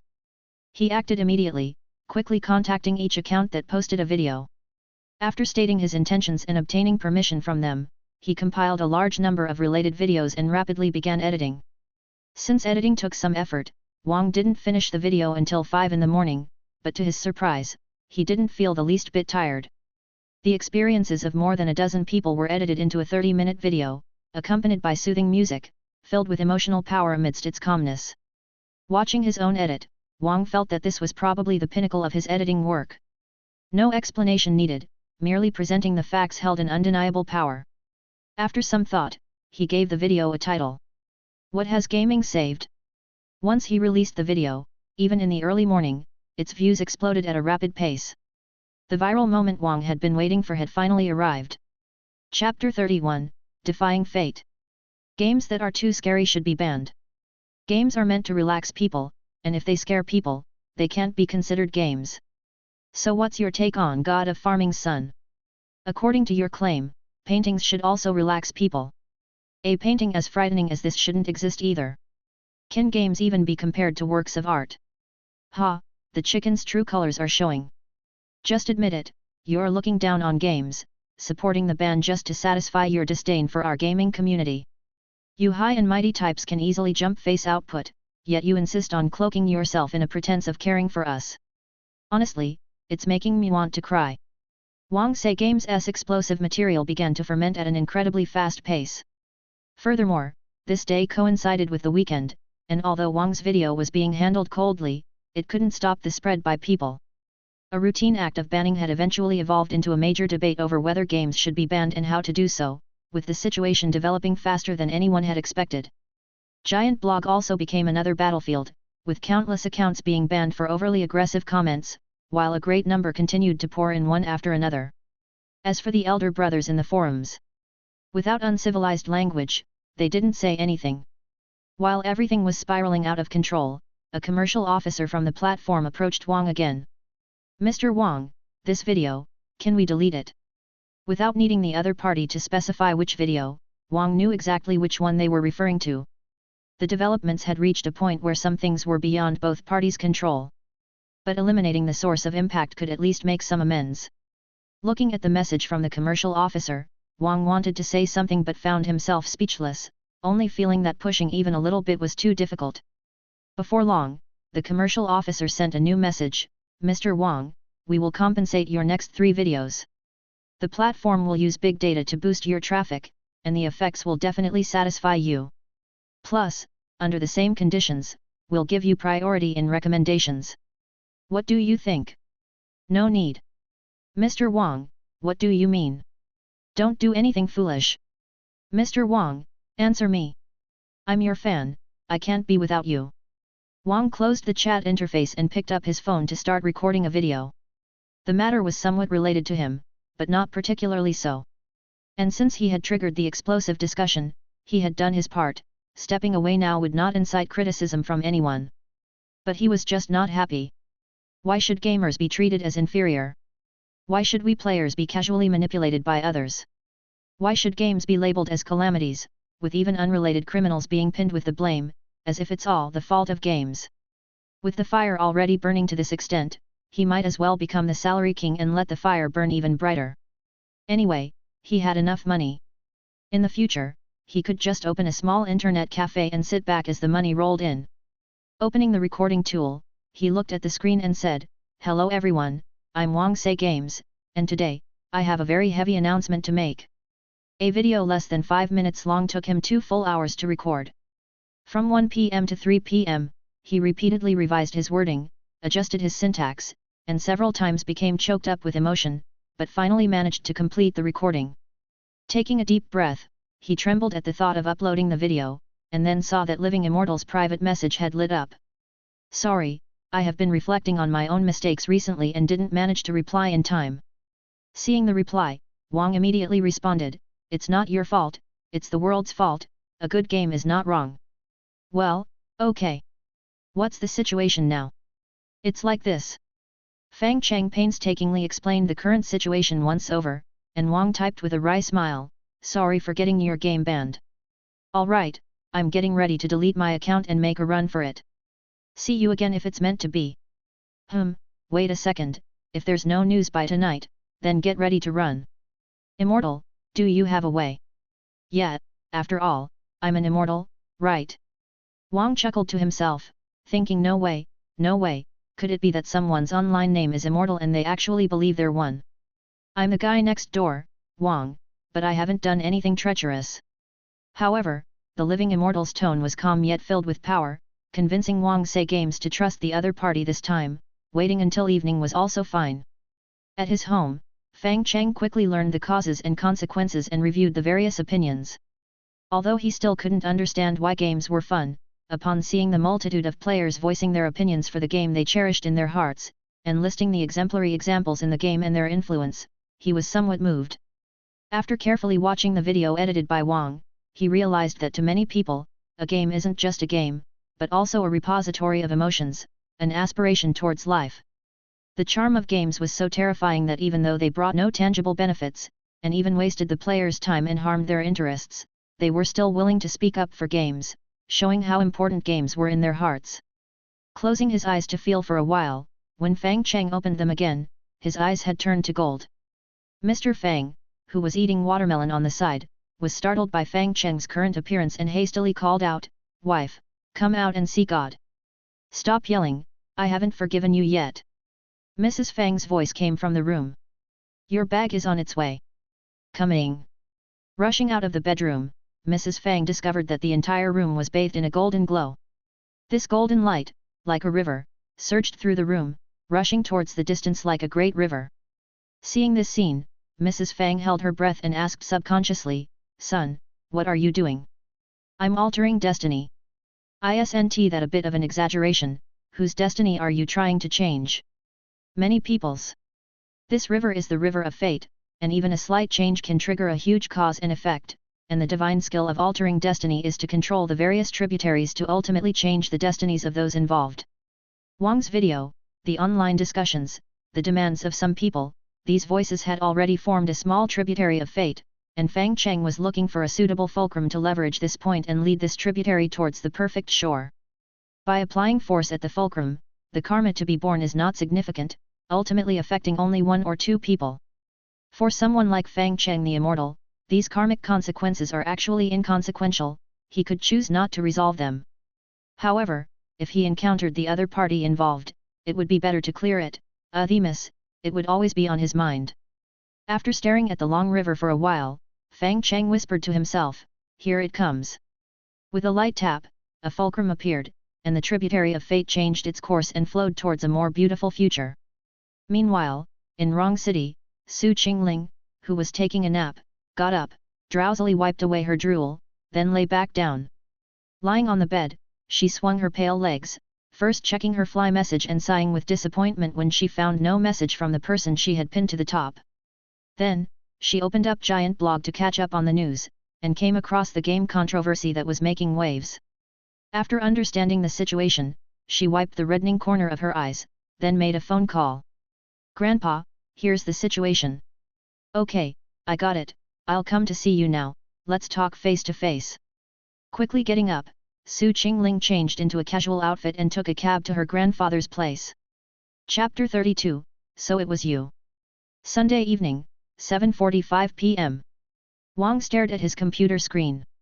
The video was ready to go, and with just an upload, he could transform into Salary King, fueling the flames even higher. His finger hovered over the publish button, a gesture that made Wang feel like a swordsman, and it excited him subtly. After an afternoon of deep contemplation, he still hesitated, wondering if he was being too rash, possibly about to make a wrong decision, yet, he felt he had waited for this moment so long, almost forgetting what it felt like to have his blood boiling. If he did it, he might regret it, if he didn't, he'd definitely regret it. Men die still clutching their youthful fantasies, Wang lamented. Just as he was about to press the button, his business associate suddenly sent a message, "Mr. Wang, check out the major platform." Releasing his hand, Wang opened the major platform with confusion and went to B site, which he followed, and then saw that they had simply posted a notification. "We apologize profoundly for the accidental video blocking of some accounts due to a system error. The technical issue has been resolved, and we offer our sincere apologies to the affected accounts, have deeply reflected, and ensure such mistakes will not recur." Without any jokes or an IT sacrifice ritual, the fewer the words, the more serious the issue, indicating that higher-ups had intervened. Immediately logging onto the platform, Wang discovered that the previously blocked videos related to spreading traditional culture starting from me had been restored, and the platform even created a special feature entry on the homepage as a form of compensation. The abrupt reversal caught Wang off guard, and made him realize that unbeknownst to him, a silent battle had been waged and just as quietly concluded. Those in the know understood that the so-called technical issues were non-existent, but the platform had offered a way out, and there was no need for them to press the issue any further. Everyone tacitly enjoyed this victory. The views on the related special topic videos doubled once again, bringing even more earnings to the likes of Mom of Ping Ping. In addition, videos began emerging that explained why some people could play the game and others could not. These explanations varied, but a few reliable ones posited that those who could continue playing certainly possessed either a strong will or some psychological flaws.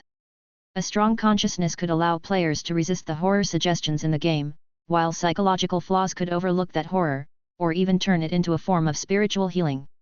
Some psychologists began studying the game's mechanisms, indicating they related to hypnosis and dream therapy, suggesting that the game had accidentally achieved this effect, with more detailed research required for further exploration. This presented an opportunity to treat related disorders and a small miracle brought by the game. And this miracle would further influence people's perception of games, slowly altering the negative impression of them.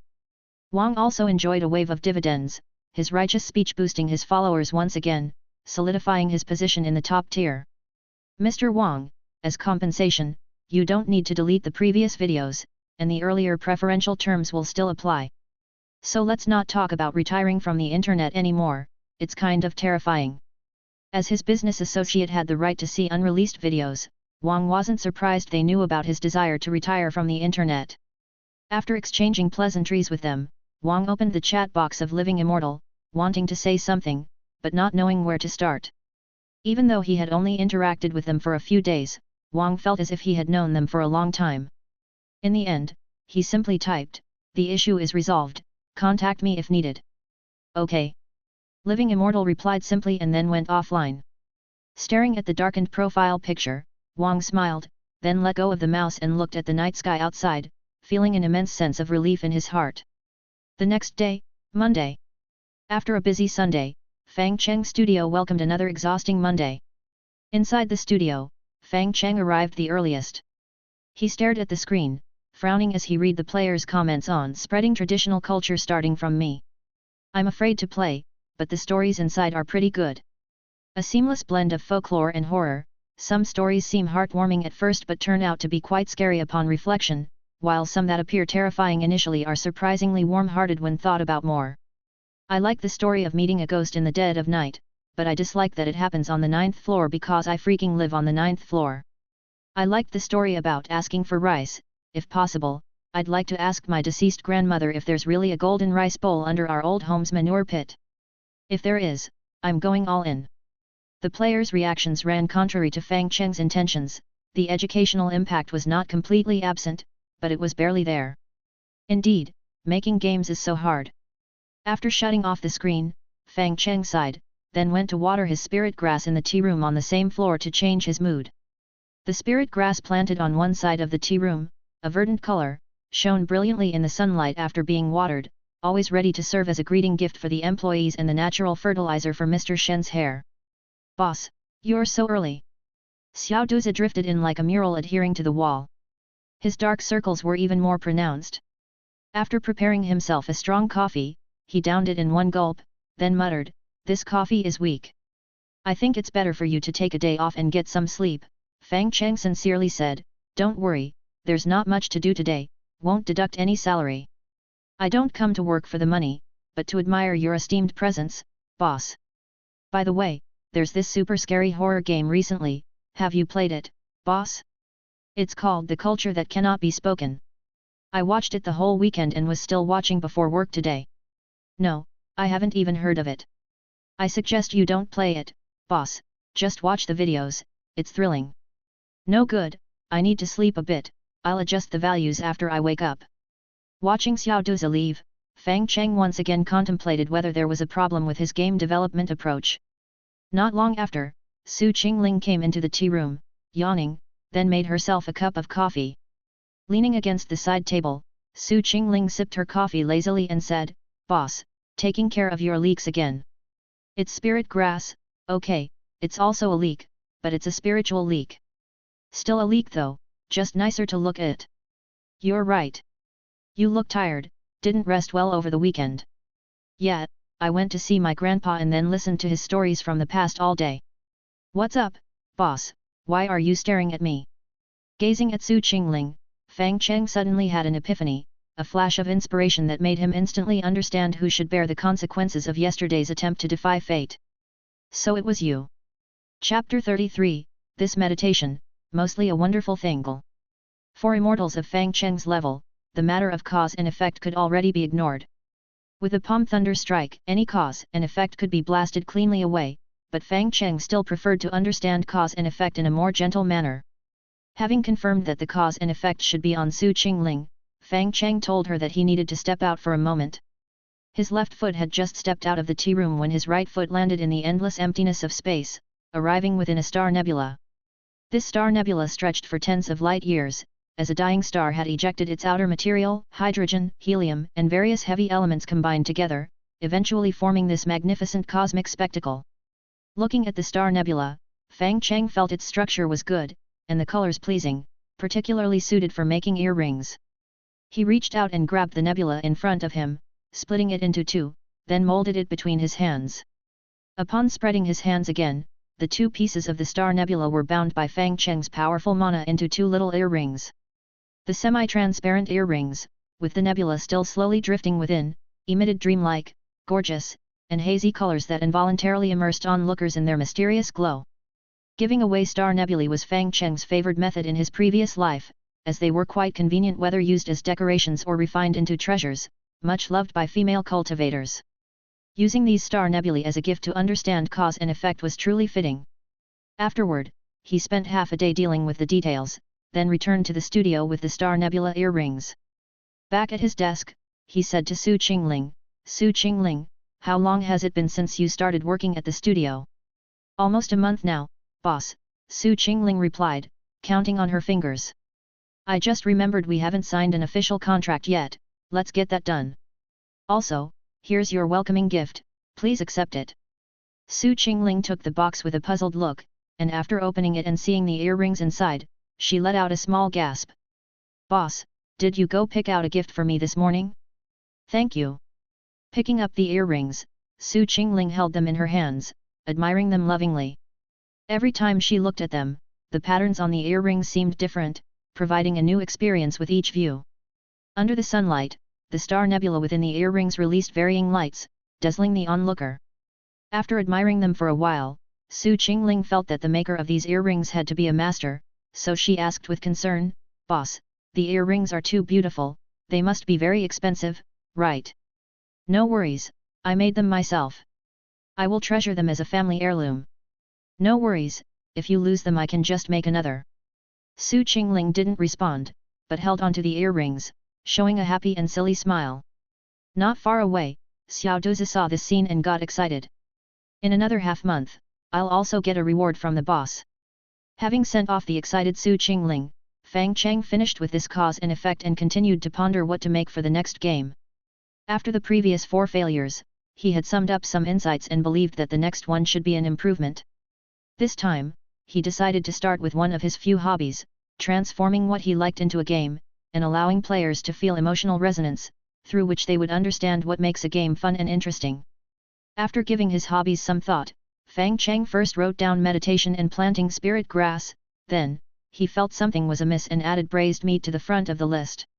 However, Mr. Fang's braised meat was complicated to prepare, requiring half a day for just one piece of meat, making it unfeasible to integrate into the game.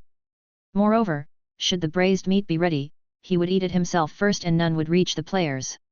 So, was it only meditation and planting spirit grass then?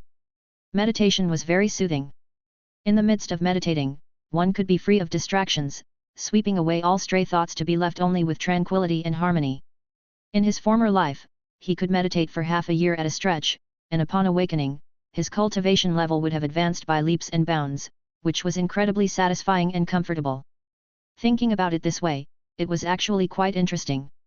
Having told Su Qingling and Xiao Duzi about his plans to ponder over the game, Fang Cheng teleported instantaneously, his divine sense sweeping across countless worlds, soon finding a suitable planet.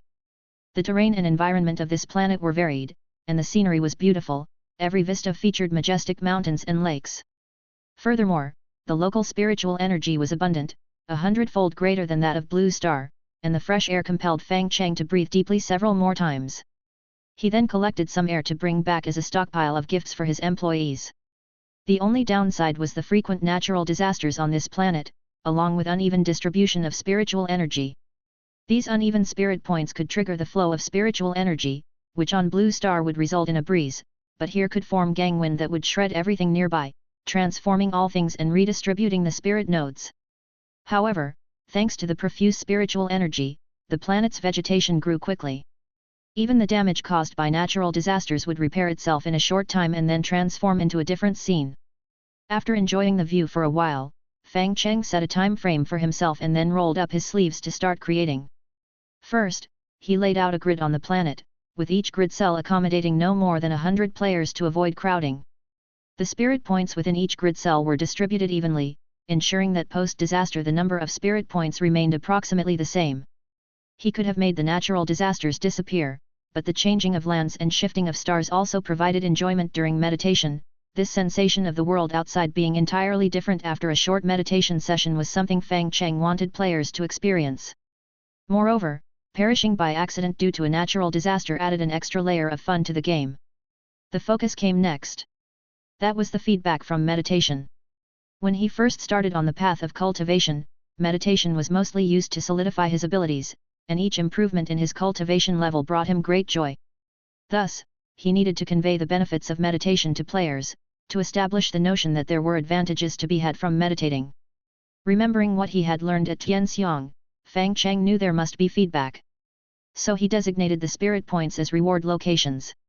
After spending some time meditating at a spirit point, players would gain an improvement in their realm and receive a random cultivation technique. Some of these techniques might allow players to run faster, others provide immense strength, and some could even wield palm thunder to contend with natural disasters, granting players different surprises after each meditation. Spirit points would appear randomly after a set period, making players yearn for them, rushing to meditate at the sight of one. And to make players aware of the benefits of cultivation techniques, they could initially be given the simplest technique. Subsequently, through continuous meditation, they would acquire more and better techniques, further emphasizing the benefits of meditation. In the end, every game should have a conclusion, so the game would end when only the last player remained, determined by the patience each displayed while meditating. The rules set this time were straightforward, so it took Fang Cheng only 3 days to finalize this game, nodding his head in satisfaction. He was confident that once this game was released, players would definitely understand just how enjoyable meditation could be. Chapter 34, Gambler. The day after the game was completed, Fang Cheng returned to his own studio with the game. He watered his spirit grass and compressed and stored the spiritual energy he brought back into the spiritual soil. In this way, the spirit grass would slowly release spiritual energy, allowing his own employees to breathe in the fresh spiritual energy. After all, what's good for the employees is truly good, and it is the duty of a good boss to maintain the health of his employees as best as possible. At 9:30 in the morning, Su Xingling walked into the company lethargically but perked up immediately upon seeing Fang Cheng. She quickly walked over, then straightened her face, frowned, and asked, "Boss, where have you been these past 3 days?" "Working overtime, developing the game." "Boss, originally you were the one who said no to working overtime. What does it mean for you to break your own rule? Don't do that again." "Certainly not next time." After calming Su Qingling and Xiao Duzi, who arrived later, Fang Cheng took out 2 USB flash drives and handed them to the two. "This is the new game I've developed. Play it and then tell me what you think. Making a game isn't hard, but stuffing things into it is a nuisance. A bunch of miscellaneous things have to be packaged into the installer, and one must pay attention to naming the files, which can be a very tedious task. Sadly, it's not the kind of job you can just hand off to someone else. Fang Cheng had to do it himself." Upon seeing the game Fang Cheng had provided, Xiao Duzi's nostrils flared, his breathing hastened, and the capillaries in his eyes began to swell, entering a highly excited state. He quickly went to wash his hands, then came back, took the flash drive reverently in his hands, plugged it into the computer, and was momentarily taken aback by the size of the game. 800 MB. That's substantial.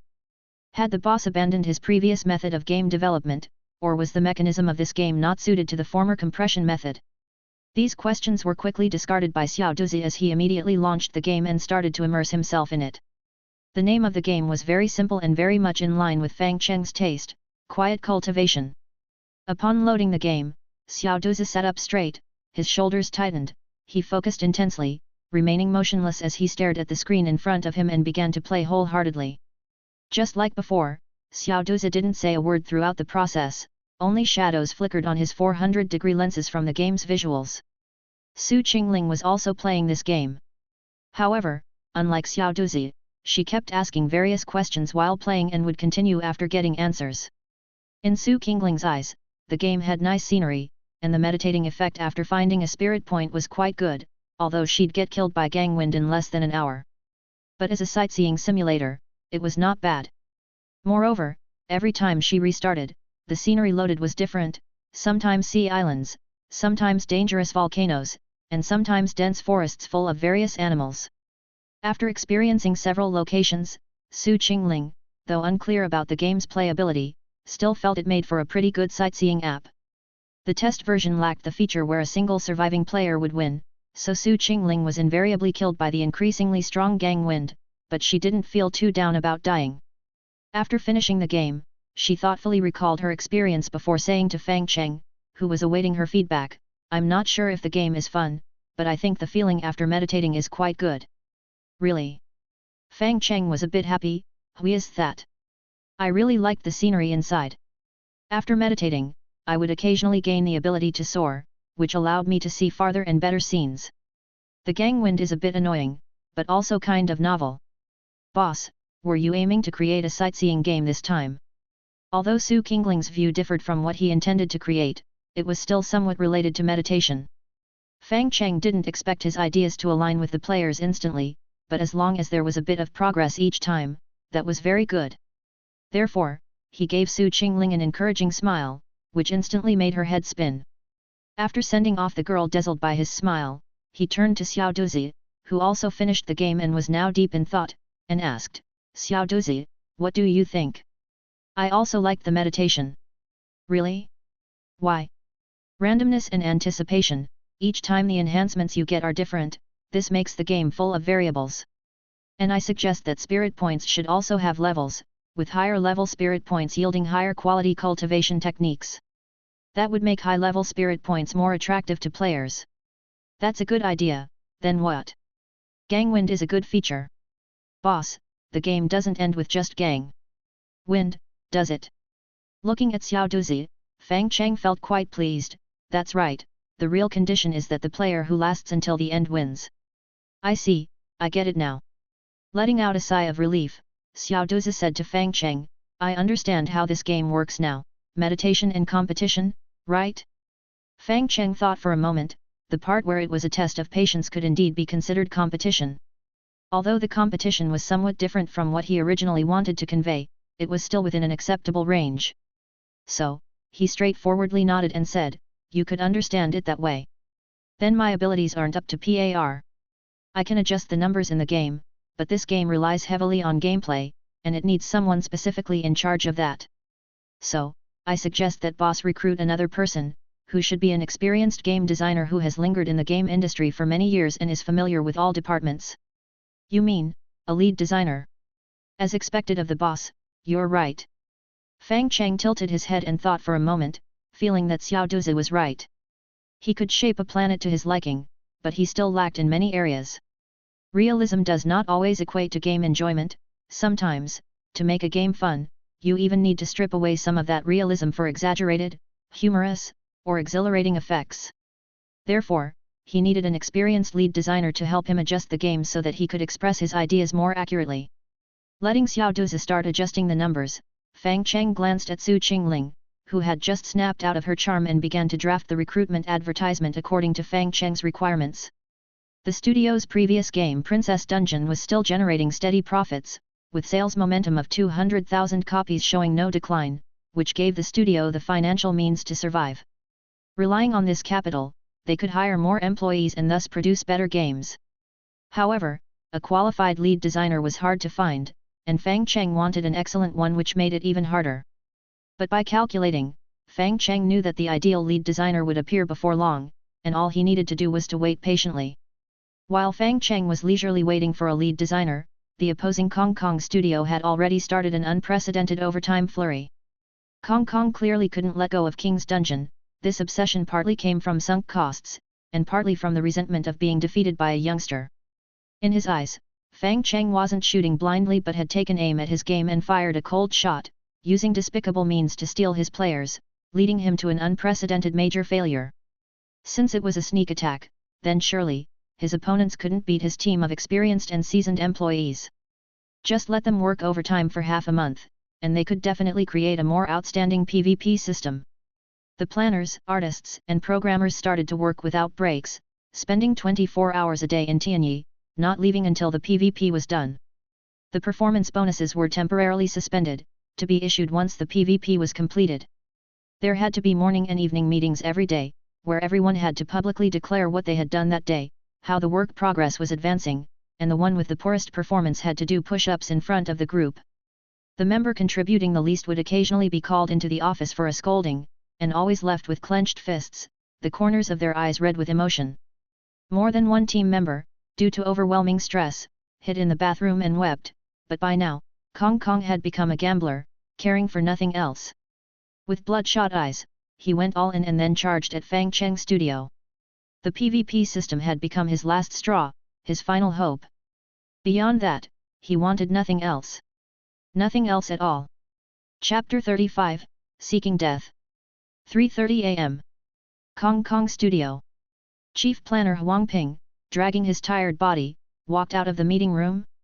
And by his side, 4 systems planners, 1 copywriter and 1 data planner had become like zombies, speaking without strength. Walking on the thick carpet, Huang Ping felt like a ghost, aimlessly wandering on the river of life and death. Even inside the office, he could hear the sound of crying from the bathroom outside, like a widow weeping by a grave, or like a wronged soul claiming lives. The spacious office was now filled with colleagues from the studio. They lay scattered on the floor, their snoring loud and continuous, deafening. Although he couldn't smell it, Huang Ping believed that they, who hadn't bathed in over 10 days, definitely reeked. Now it was summer, and every day the buildup of sweat made Huang Ping constantly feel that sticky, greasy sensation, but he endured it all to launch the PvP system as soon as possible. Kong Kong jokingly called this saturation level rush work. Regardless of whether you have something to do or not, you must stay at your workstation for 24 hours, otherwise, you're a dog that eats shit, a pig that ruins the team's spirit. Saturation my ass. We work overtime, yet you can rest and sleep in your private office, and even take a bath occasionally. It's an open secret to everyone, just that no one has the courage to call it out. After all, this is Kong Kong Studio, and as a famous producer under Tianyi, Kong Kong has the capital to enjoy all this. Yawning, Huang Ping told the others to go to sleep first while he returned to his computer desk, summarized the meeting into a document, and then sent it to each person. The only person he couldn't send it to was Tianyi's president Zhang Ping. Because Kong Kong would send it personally, to demonstrate his exemplary work ethic. By the time everything was in order, it was already 4 a.m. After sending the email CC'd to everyone, he wanted to brush his teeth and get some sleep, but in the end, he couldn't resist the temptation of the stairway and fumbled out a shriveled pack of cigarettes, pulling out a crumpled one. He didn't used to smoke, but the pressure of these times was too great, leaving him no other outlet but this. Sitting down on the stairs, Huang Ping held his cigarette, took out his phone, wanting to talk to someone, but he didn't know whom to reach out to. Girlfriend? They had met through a blind date, and it had been less than half a year. It was the time to consolidate their relationship, so he shouldn't burden her with his negative emotions. Parents? They would have been asleep at this hour, and even if they weren't, it wouldn't be right to disturb them, better let the elderly rest properly. Friends? He had come to Tianyi right after university graduation and already it had been 9 years. Frequent overtime left him with no energy for socializing, and the few acquaintances he hadn't been in touch for a long time. Looking at his phone, he became lost in a daze, only able to spread his legs and weakly puff on his cigarette. The overhead motion sensing light had already turned off, and in the darkness, only a middle-aged man powerlessly clung to the cigarette butt, trying to get a meager consolation from the nicotine. That's the game industry for you. It looks glamorous, but behind it, there's always a mess. Standing up, he looked across the stairwell. Through the glass of the stairwell, he saw that Fang Cheng's studio across the street had already closed for the night. He had never seen overtime work over there. As soon as the clock struck the hour, the boss would start herding people out the door. Even though there was an attendance machine at the entrance, the 3 members seemed to rarely use it, and the boss didn't seem to care either. This must be the leisure of geniuses, confident that they can still churn out great games in a relaxed manner. I wonder what big move they're brewing up now, don't tell me. He initially thought of saying perhaps it was an optimization for Princess Dungeon, but when the words reached his mouth, he couldn't say them. He knew that the game he made was crap. Skinner boxes and leaderboards fully exploited the greed of the players, and negative emotions like competition and failure prompted players to spend money. Then after a few hours of pleasure would come the next wave of negative emotions. This cycle would repeat for a long time, unless some real big spender showed up, otherwise the outcome was invariably a breakdown followed by abandonment. But Princess Dungeon was different. It was truly the pride of national production, the pride of domestic game developers. When accused of being incapable of making good games to their faces, they could stand tall and retort, "At least we have Princess Dungeon." With a long sigh, Huang Ping once again had thoughts of resigning. But then he thought of his mortgage, his car loan, the betrothal gifts, and the wedding expenses, and he didn't dare go through with it. Not to mention, at Kong Kong they at least paid salaries on the 10th every month without fail, which was commendable. Dismissing this thought, Huang Ping hadn't yet finished smoking half a cigarette when his phone lit up, and a call from Kong Kong came through like a death knell. Seeing who the caller was made Huang Ping's blood pressure soar, but he still answered the phone immediately, only to hear Kong Kong's angry roar on the other end, "Where the hell are you? Get your ass back here!" Clenching his fists, Huang Ping stared at the phone that had already been hung up, counted to 10 silently in his mind, extinguished the half-smoked cigarette on the ground, and then rushed back to the studio. There, the studio lights were on, and his half-dead colleagues were gathered around Kong Kong. Kong Kong gave Huang Ping a disapproving glance, clapped his hands, and then said, "I've just talked with the CEO, and we need to tweak the arena. We previously discussed having a fair arena where players' equipment would be identical to increase competitiveness. But President Zhang said no, revenues from King's Dungeon are declining, we have to incorporate payments into it. Huang Ping felt as if he had been hit over the head with a hammer, his mind buzzing. Not worrying about possibly angering Kong Kong, he immediately said, "That's not what you said at first. Look at the example of Princess Dungeon, PvP in these kinds of games is naturally resistant to pay to win. Haven't I analyzed this before? Our game's other monetization aspects are already a bit heavy, adding more here is a dead end." Kong Kong stared at Huang Ping and asked coldly, "Are you the producer, or am I the producer? What are you, telling me how to do things?" Huang Ping felt as though a bucket of cold water had been poured over him, rendering him speechless. Ignoring Huang Ping's objections, Kong Kong continued, "All right, let's revisit this using the paid charging model. We have a template for it already, the company has done it before, we just have to follow the example." After assigning tasks to the programmers and the art team, Kong Kong got everyone up working and then turned to Huang Ping, saying, "Huang Ping, I'll temporarily take over your job. You just help out with the spreadsheet and put together the UI. Reflect on your work attitude, got it?" Huang Ping clenched his fists again and it took him a long while to nod and say yes. "Fine, go run the game, see if there are any bugs." "Okay." As Kong Kong left, the planners patted Huang Ping on the shoulder, silently consoling him. And Huang Ping acted as if it was nothing. Patting his pocket, he realized that his last cigarette was gone, so he went back to pick up the half-smoked one he had extinguished on the ground and put it in his mouth.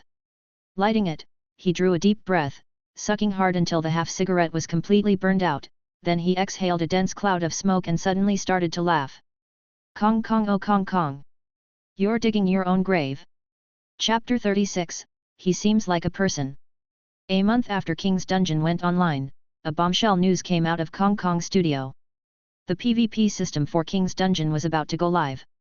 As the countdown began, advertisements were deployed en masse, pre-launch events heated up, and real money turned into paid posters and traffic, luring back players who had abandoned the game and those who had never played Princess Dungeon into the game, thus inflating the daily active user count once again.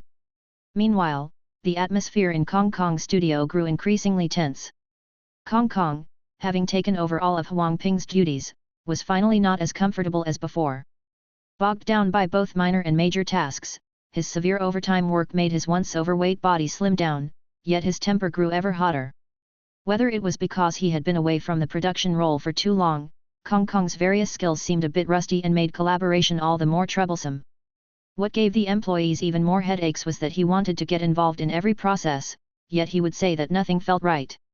An otherwise ordinary character illustration would be sent back for revisions over a dozen times, only to end up with the comment, "Let's just stick to the first draft." During smoke breaks, the number of complaints about Kong Kong from fellow smokers rose, while Huang Ping merely responded with a smile. He had already foreseen the consequences that the PvP launch would bring. Fortunately, he had a contingency plan. The previously fair arena was almost complete and could be quickly revised and launched when needed to recoup some of the losses. Then, a deluge of gifts and packs would be freely distributed, ensuring players would act as if nothing happened. Even though the fallout couldn't be completely erased, at least some reputation could be salvaged. It was the greatest effort he could make as the former head strategist. Finally, the day of the launch arrived. When the loyal fans of King's Dungeon finished updating and eagerly entered the game to try out the PvP, they were stunned. Some, after their first experience, silently quit, uninstalled, and left without a trace, while others headed to forums, transforming into veteran posters to declare that it was nothing short of a disaster. The arena and the outer PvE were two separate parts, with no connection between them, and players were shocked to find that weapons and characters in the arena had to be purchased all over again. All weapons and characters were temporary, and some worthless costume actually cost 2 payments of 648. Players who purchased the pass could only participate in one PvP season, but with each season lasting a mere 2 weeks, it meant that players were getting their wallets trimmed twice a month. There were no rewards in the arena, not even for the first place. All you got was a useless title of something like Champion of the Season. What was even more infuriating was that the so-called fist-to-flesh, blow-by-blow arena advertised turned out to be just an automated animation comparing stats. The more you paid, the more formidable you were, and thus, the higher your rank, ending up with a deceitful prize and continuing to be deceived. The excitement of entering the game turned into disappointment, which further transformed into rage. When the enraged players bombarded the customer service line, Kong Kong Studios blog lightly announced, "We're not like some low-cost dungeon cash pigeon games. If you don't like playing it, then don't." Although they didn't name names, it was clear that the low-cost dungeon cash pigeon game referred to none other than Princess Dungeon.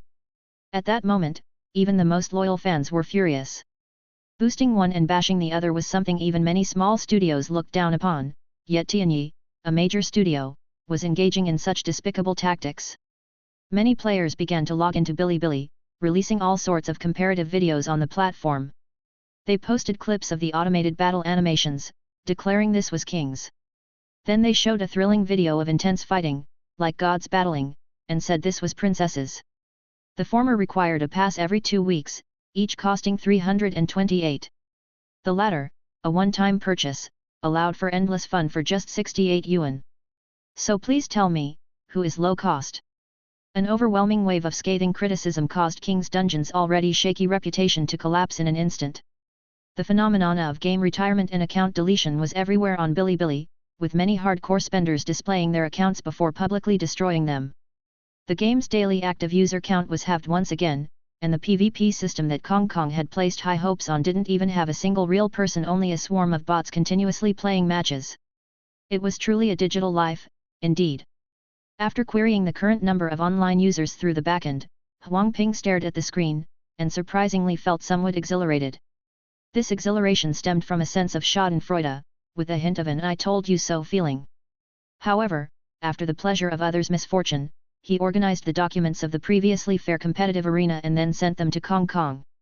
It wasn't until the afternoon that Kong Kong called Huang Ping into the office. He had thought that this would be a heart-to-heart discussion, where everyone would reconsider the game's developmental direction, resolve conflicts, and start afresh. But to Huang Ping's surprise, not only was Kong Kong present, but also Tianyi's boss, Zhang Ping. The presence of the other party took what should have been an internal studio discussion to a whole new level, giving Huang Ping an uneasy premonition. As soon as he entered the office, Huang Ping heard Kong Kong sincerely say, "Originally, my intention was to create a fair competitive arena. Look, I have organized the planning documents, and all the environments are ready." However, the chief designer Huang Ping emphasized that increasing revenue was the most important goal of the game, so we had to add more pay-to-win elements. This is the result. Seeing Huang Ping standing at the door like a petrified chicken, Kong Kong's expression showed no change, and he casually said to Huang Ping, "Huang, your timing is perfect. Explain to Boss Zhang what you were thinking back then. It's fine, just tell the truth. Even though it has caused a major operational incident, it doesn't matter. As long as you admit your mistake and then we work quickly to adjust, we can still mitigate a lot of the damage." Hearing Kong Kong's shameless words, Huang Ping's ears buzzed, and his mind went blank. How could there be such shameless people in this world? Although he wanted to explode with anger, thinking of all the debts and liabilities he was shouldering, Huang Ping could only force a bitter smile. Huang. There was no choice, being the scapegoat was part of a designer's duty, and the salary paid included these responsibilities. Huang. Are you listening to me? As usual, he'd bow his head, apologize, and then continue to collect his salary and carry on like a zombie. Huang, let go. Stop fighting. You'll kill someone if you keep this up. Only then did Huang Ping come to his senses, realizing he was straddling Kong Kong, his hands covered in blood. Two colleagues were pretending to pull him back, yet Huang Ping didn't feel a thing. Beneath him, Kong Kong was beaten to the point of incoherence, blood continuously flowing from his nose like from a faucet that wasn't closed properly. Upon realizing what he had done, a sense of peace washed over Huang Ping's heart. All emotions had been vented moments ago, leaving Huang with a stark clarity. After wiping the blood from his hands onto his body, he stood up, and said to Zhang Ping in the corner with a livid face, "Boss Zhang, if you check the emails between Kong Kong and me, you will see our true intentions. It's my fault this time, but I'm sure you can also find out how Kong Kong had previously forced overtime. I have evidence of the enforced overtime, and I've recorded incidents of Kong Kong abusing the staff. Let's just say today's incident is retribution, let's all take a step back and call it even." After a pause, Huang Ping looked around at the people present and, with a bowed head, said, "Thank you all for your company over these 9 years. I deeply regret making such an irrational act at the end. Consider my salary for this month as medical compensation." Once again, thank you all for your support and encouragement. I'm leaving. After he finished speaking, he turned and left. His steps were slow but steady. The hunch in his back straightened with each step, and at last, he stood erect like a human being, striding out of Tianyi. Chapter 37, Is it convenient to come for an interview? Back in the rented room he called home, Huang Ping drank a large can of beer, then lay in bed and slept soundly, making up for more than a month of sleep debt. When he awoke, it was already the evening of the next day. Gazing blankly at the familiar yet strange room, it took Huang Ping quite some time to remember that he had resigned. After considering his options, Huang Ping decided to update his resume first. Since his graduation, he had joined Tianyi to learn and work, starting as an executive planner, then moving on to copywriting, system design, numerical planning, and even becoming the main planner. It could be said that he was the most versatile person at Tianyi. In 9 years, he had participated in most of Tianyi's projects and, as one of Tianyi's elite, was sent to Hong Kong studio to contribute to the production of King's Dungeon.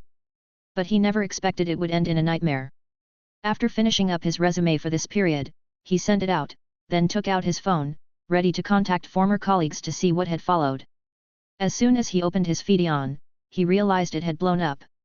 He received a plethora of messages from former colleagues, some of whom had even created a group to share updates on the situation.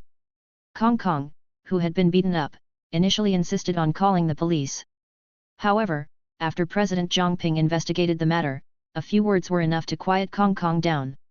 Some said what Zhang Ping had told Hong Kong was, "If you're not embarrassed by this, I am." Afterward, Hong Kong lashed out in the project team and sternly warned everyone not to disclose the incident, advising them to deal with it quietly. And according to Huang Ping's understanding of Hong Kong, it was very likely he would twist the story, blaming him for the entire ordeal, and then spread it to other game project leaders. If that were the case, it would be difficult for him to find a satisfying job in the game industry thereafter. But if not in gaming, what else could he do? Looking around the 4 walls enclosing him, Huang Ping felt impulsive, but even more so, lost. In the darkness, Huang Ping pondered for a long while, then got up, turned on the light, and prepared to clean as a way to switch his mood.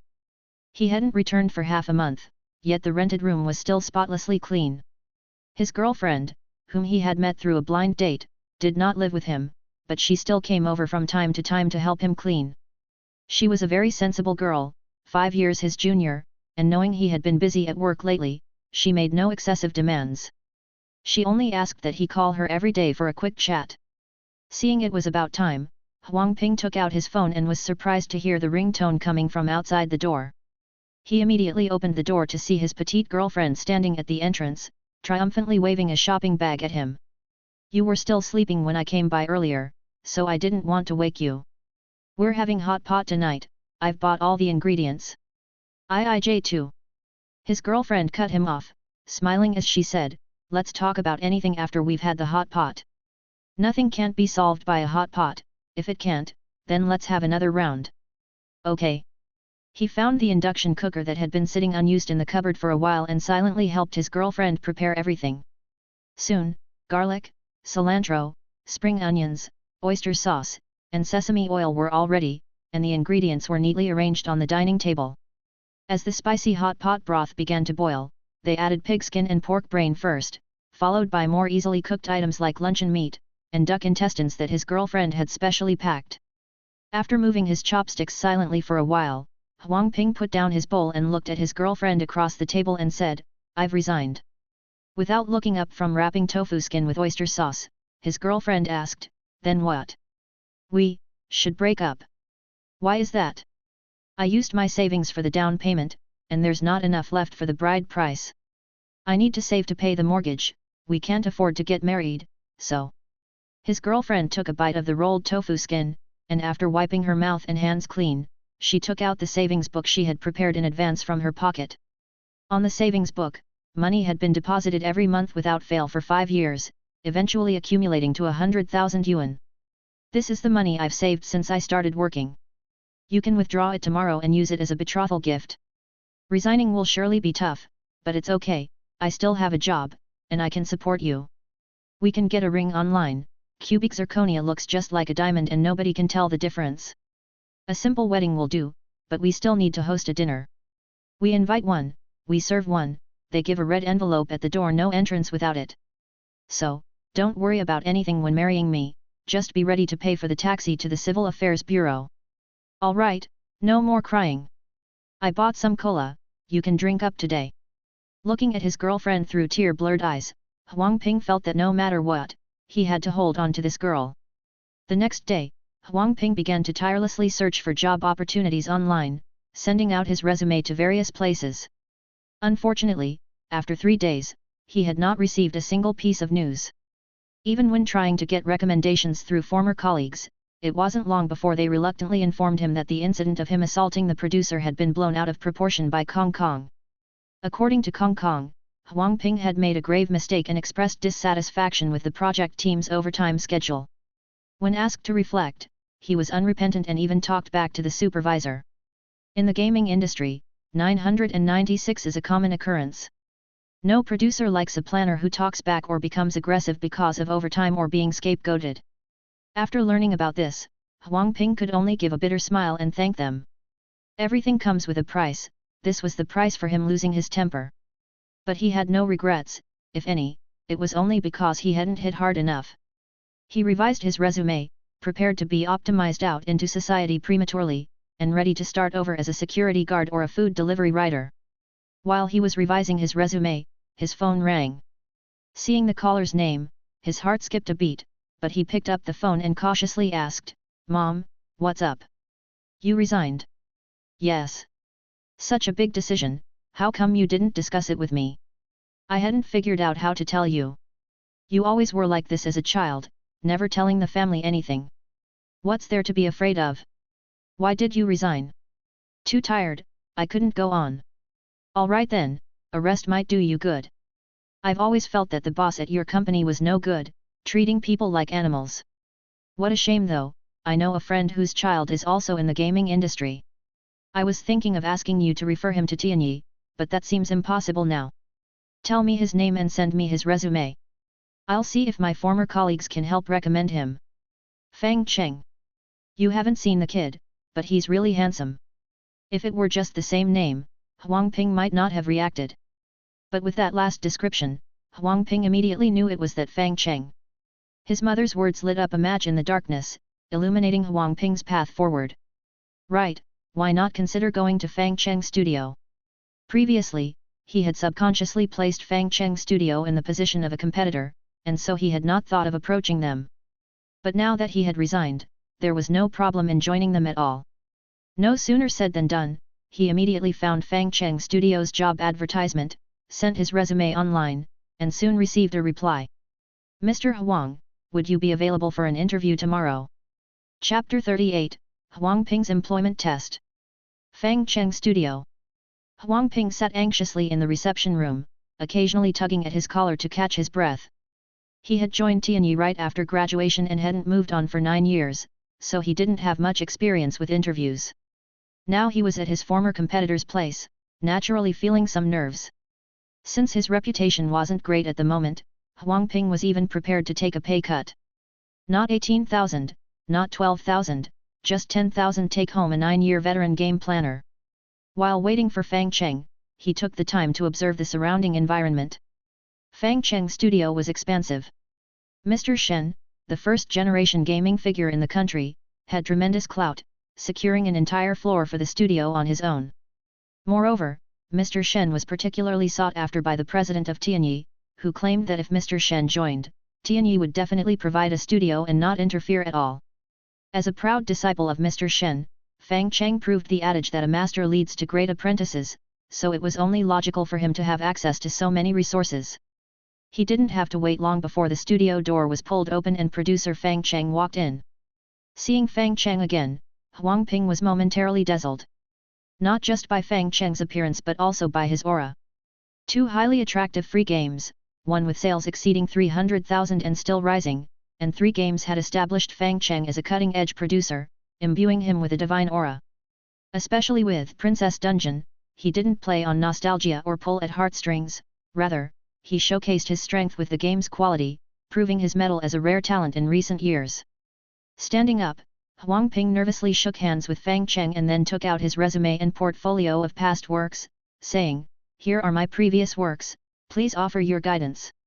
While Huang Ping had 9 more years in the industry than Fang Cheng, he didn't dare put on airs in front of such a dynamic producer. But Fang Cheng just schemed through them quickly, did some mental calculations, and nodded in satisfaction. Setting the resume aside, Fang Cheng asked, "Mr. Huang, may I know what your previous salary was?" Since he had already left, the previous salary confidentiality agreement no longer applied. And in this private setting, Huang Ping wasn't worried about Fang Cheng sharing the information, so he promptly replied, 18,000. 18,000, hey. Noticing Fang Cheng's thoughtful look, Huang Ping was about to offer to take a pay cut when he saw Fang Cheng turn to the attractive employee at the door and say, "Su Qingling, how much is Xiao Duzi's salary again?" 12,000, why? Can we increase Xiao Duzi's salary to 36,000? Why would you do that? Xiao Duzi, who was adjusting figures at the computer desk, looked up in astonishment at Fang Cheng. Because I saw online that when employees jump ship, their salary is supposed to double, right? Mr. Huang was at 18,000 before, so it's normal to double it to 36,000, isn't it? What does that have to do with me? Xiao Duzi continued. The internet says when a new employee comes in earning more than existing employees, it hurts the veterans. So, I've decided to raise your salary a bit, no issues with that, right?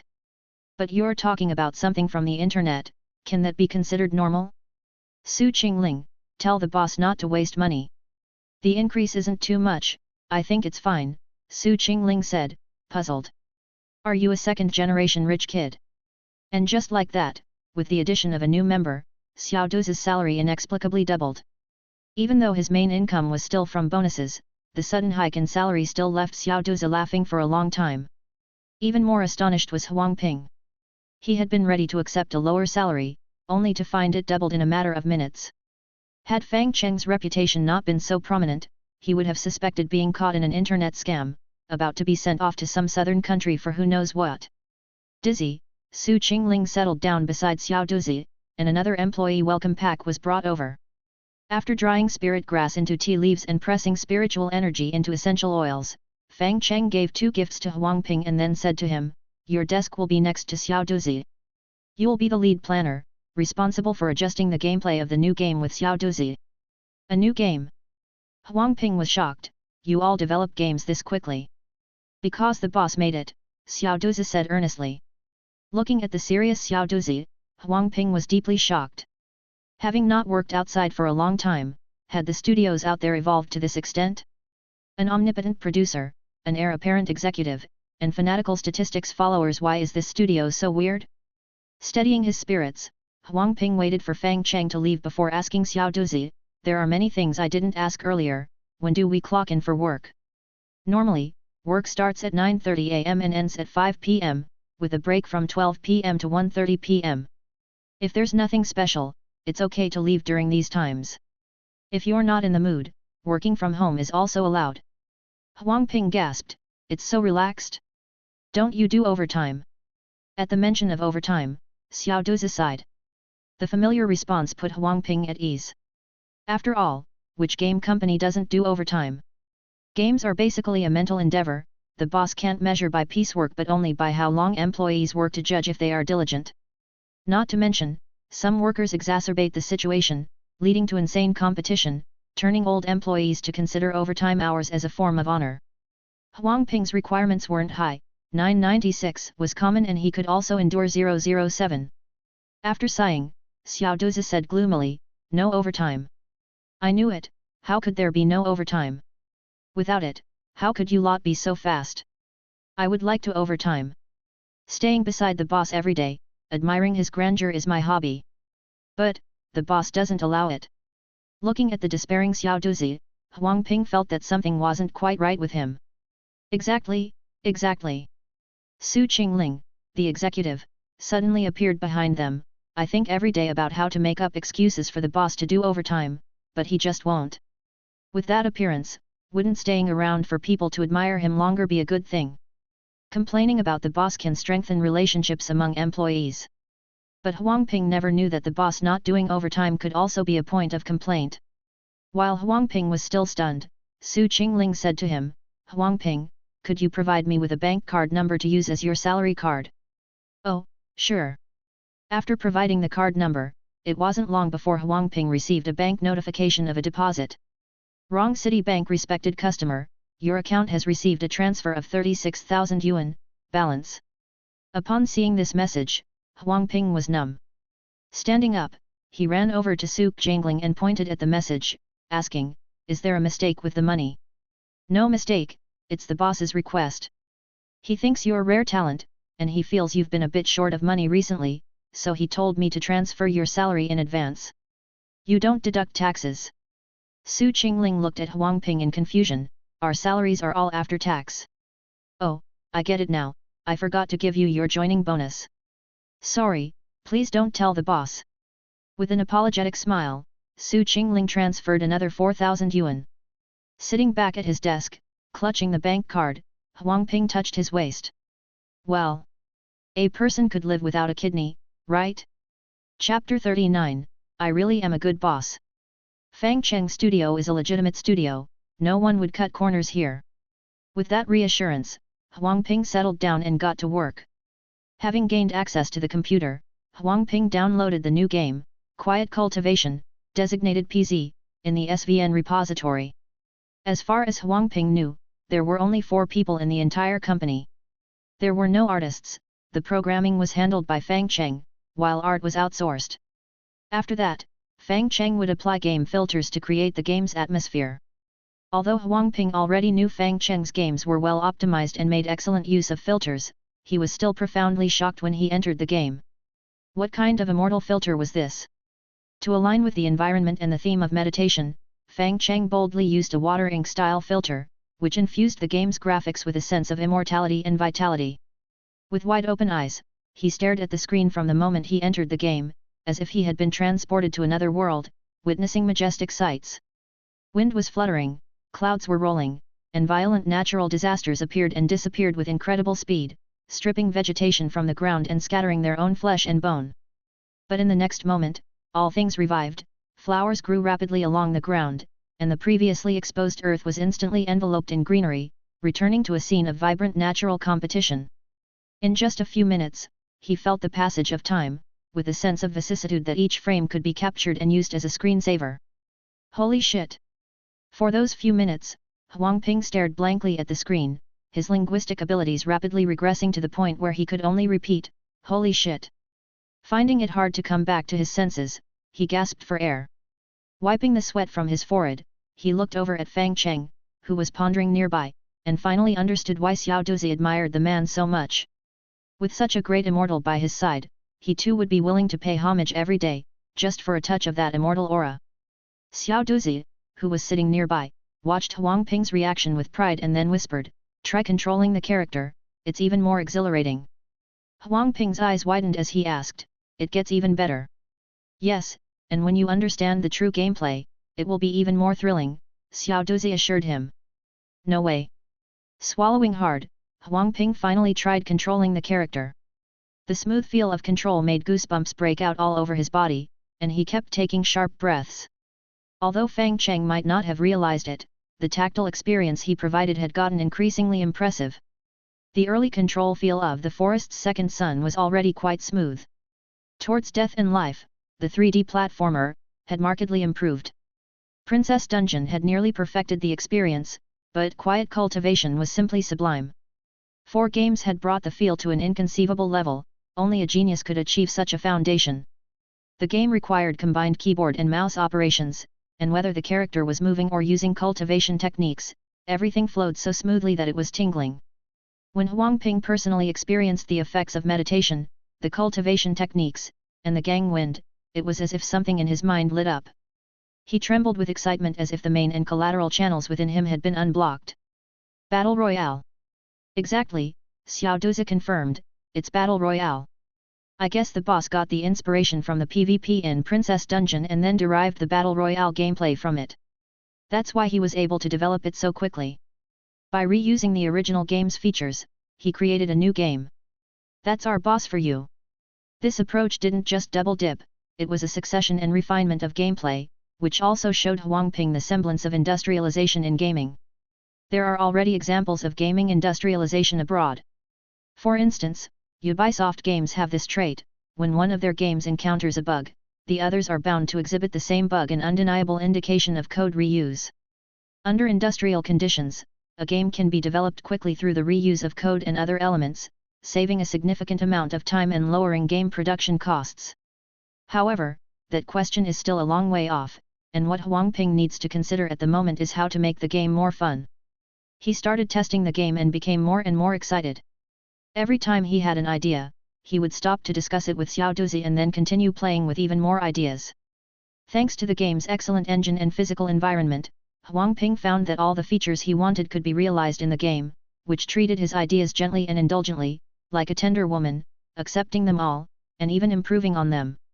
Every cell in his body was celebrating, his brain felt as if it had been massaged, with inner climaxes bursting like fireworks, driving him to an unstoppable excitement.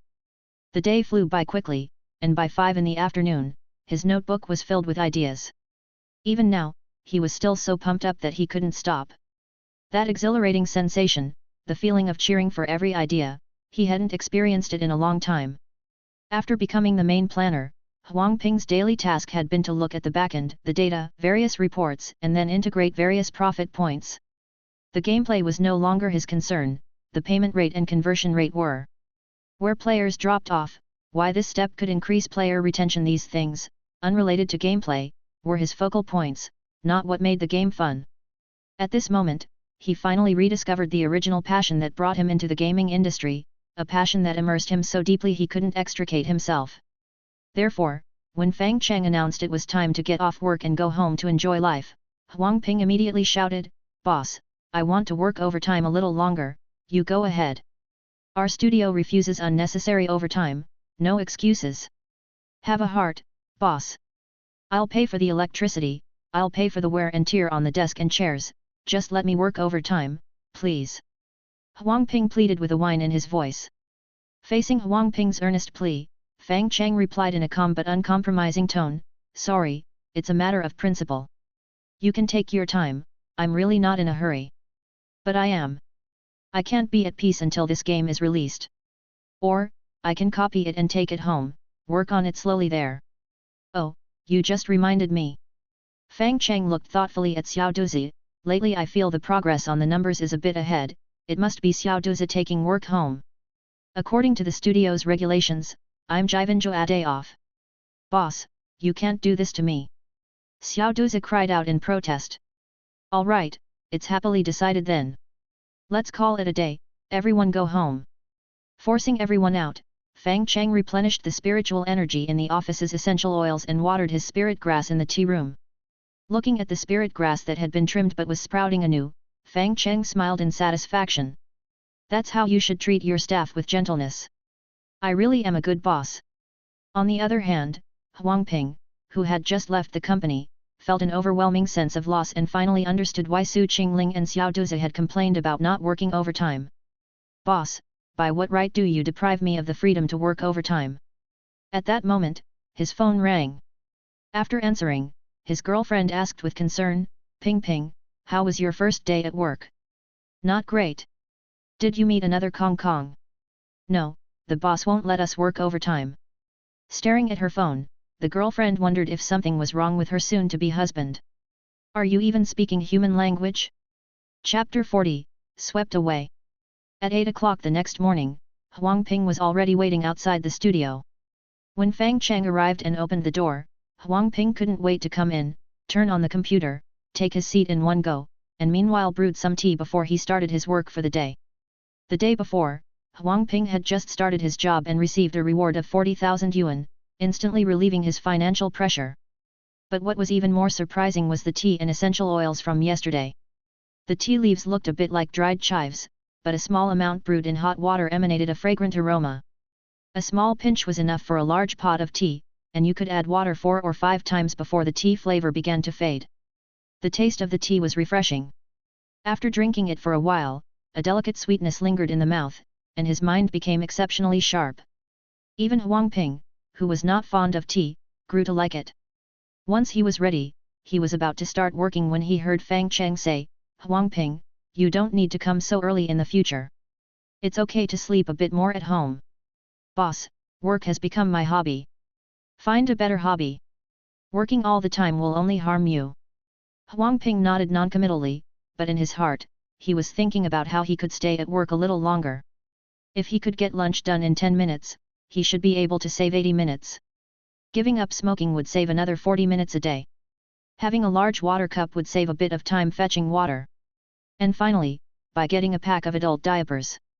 Huang Ping's wandering thoughts stopped abruptly as the game started, then he immersed himself in the game time and began constantly drafting documentation for the game system.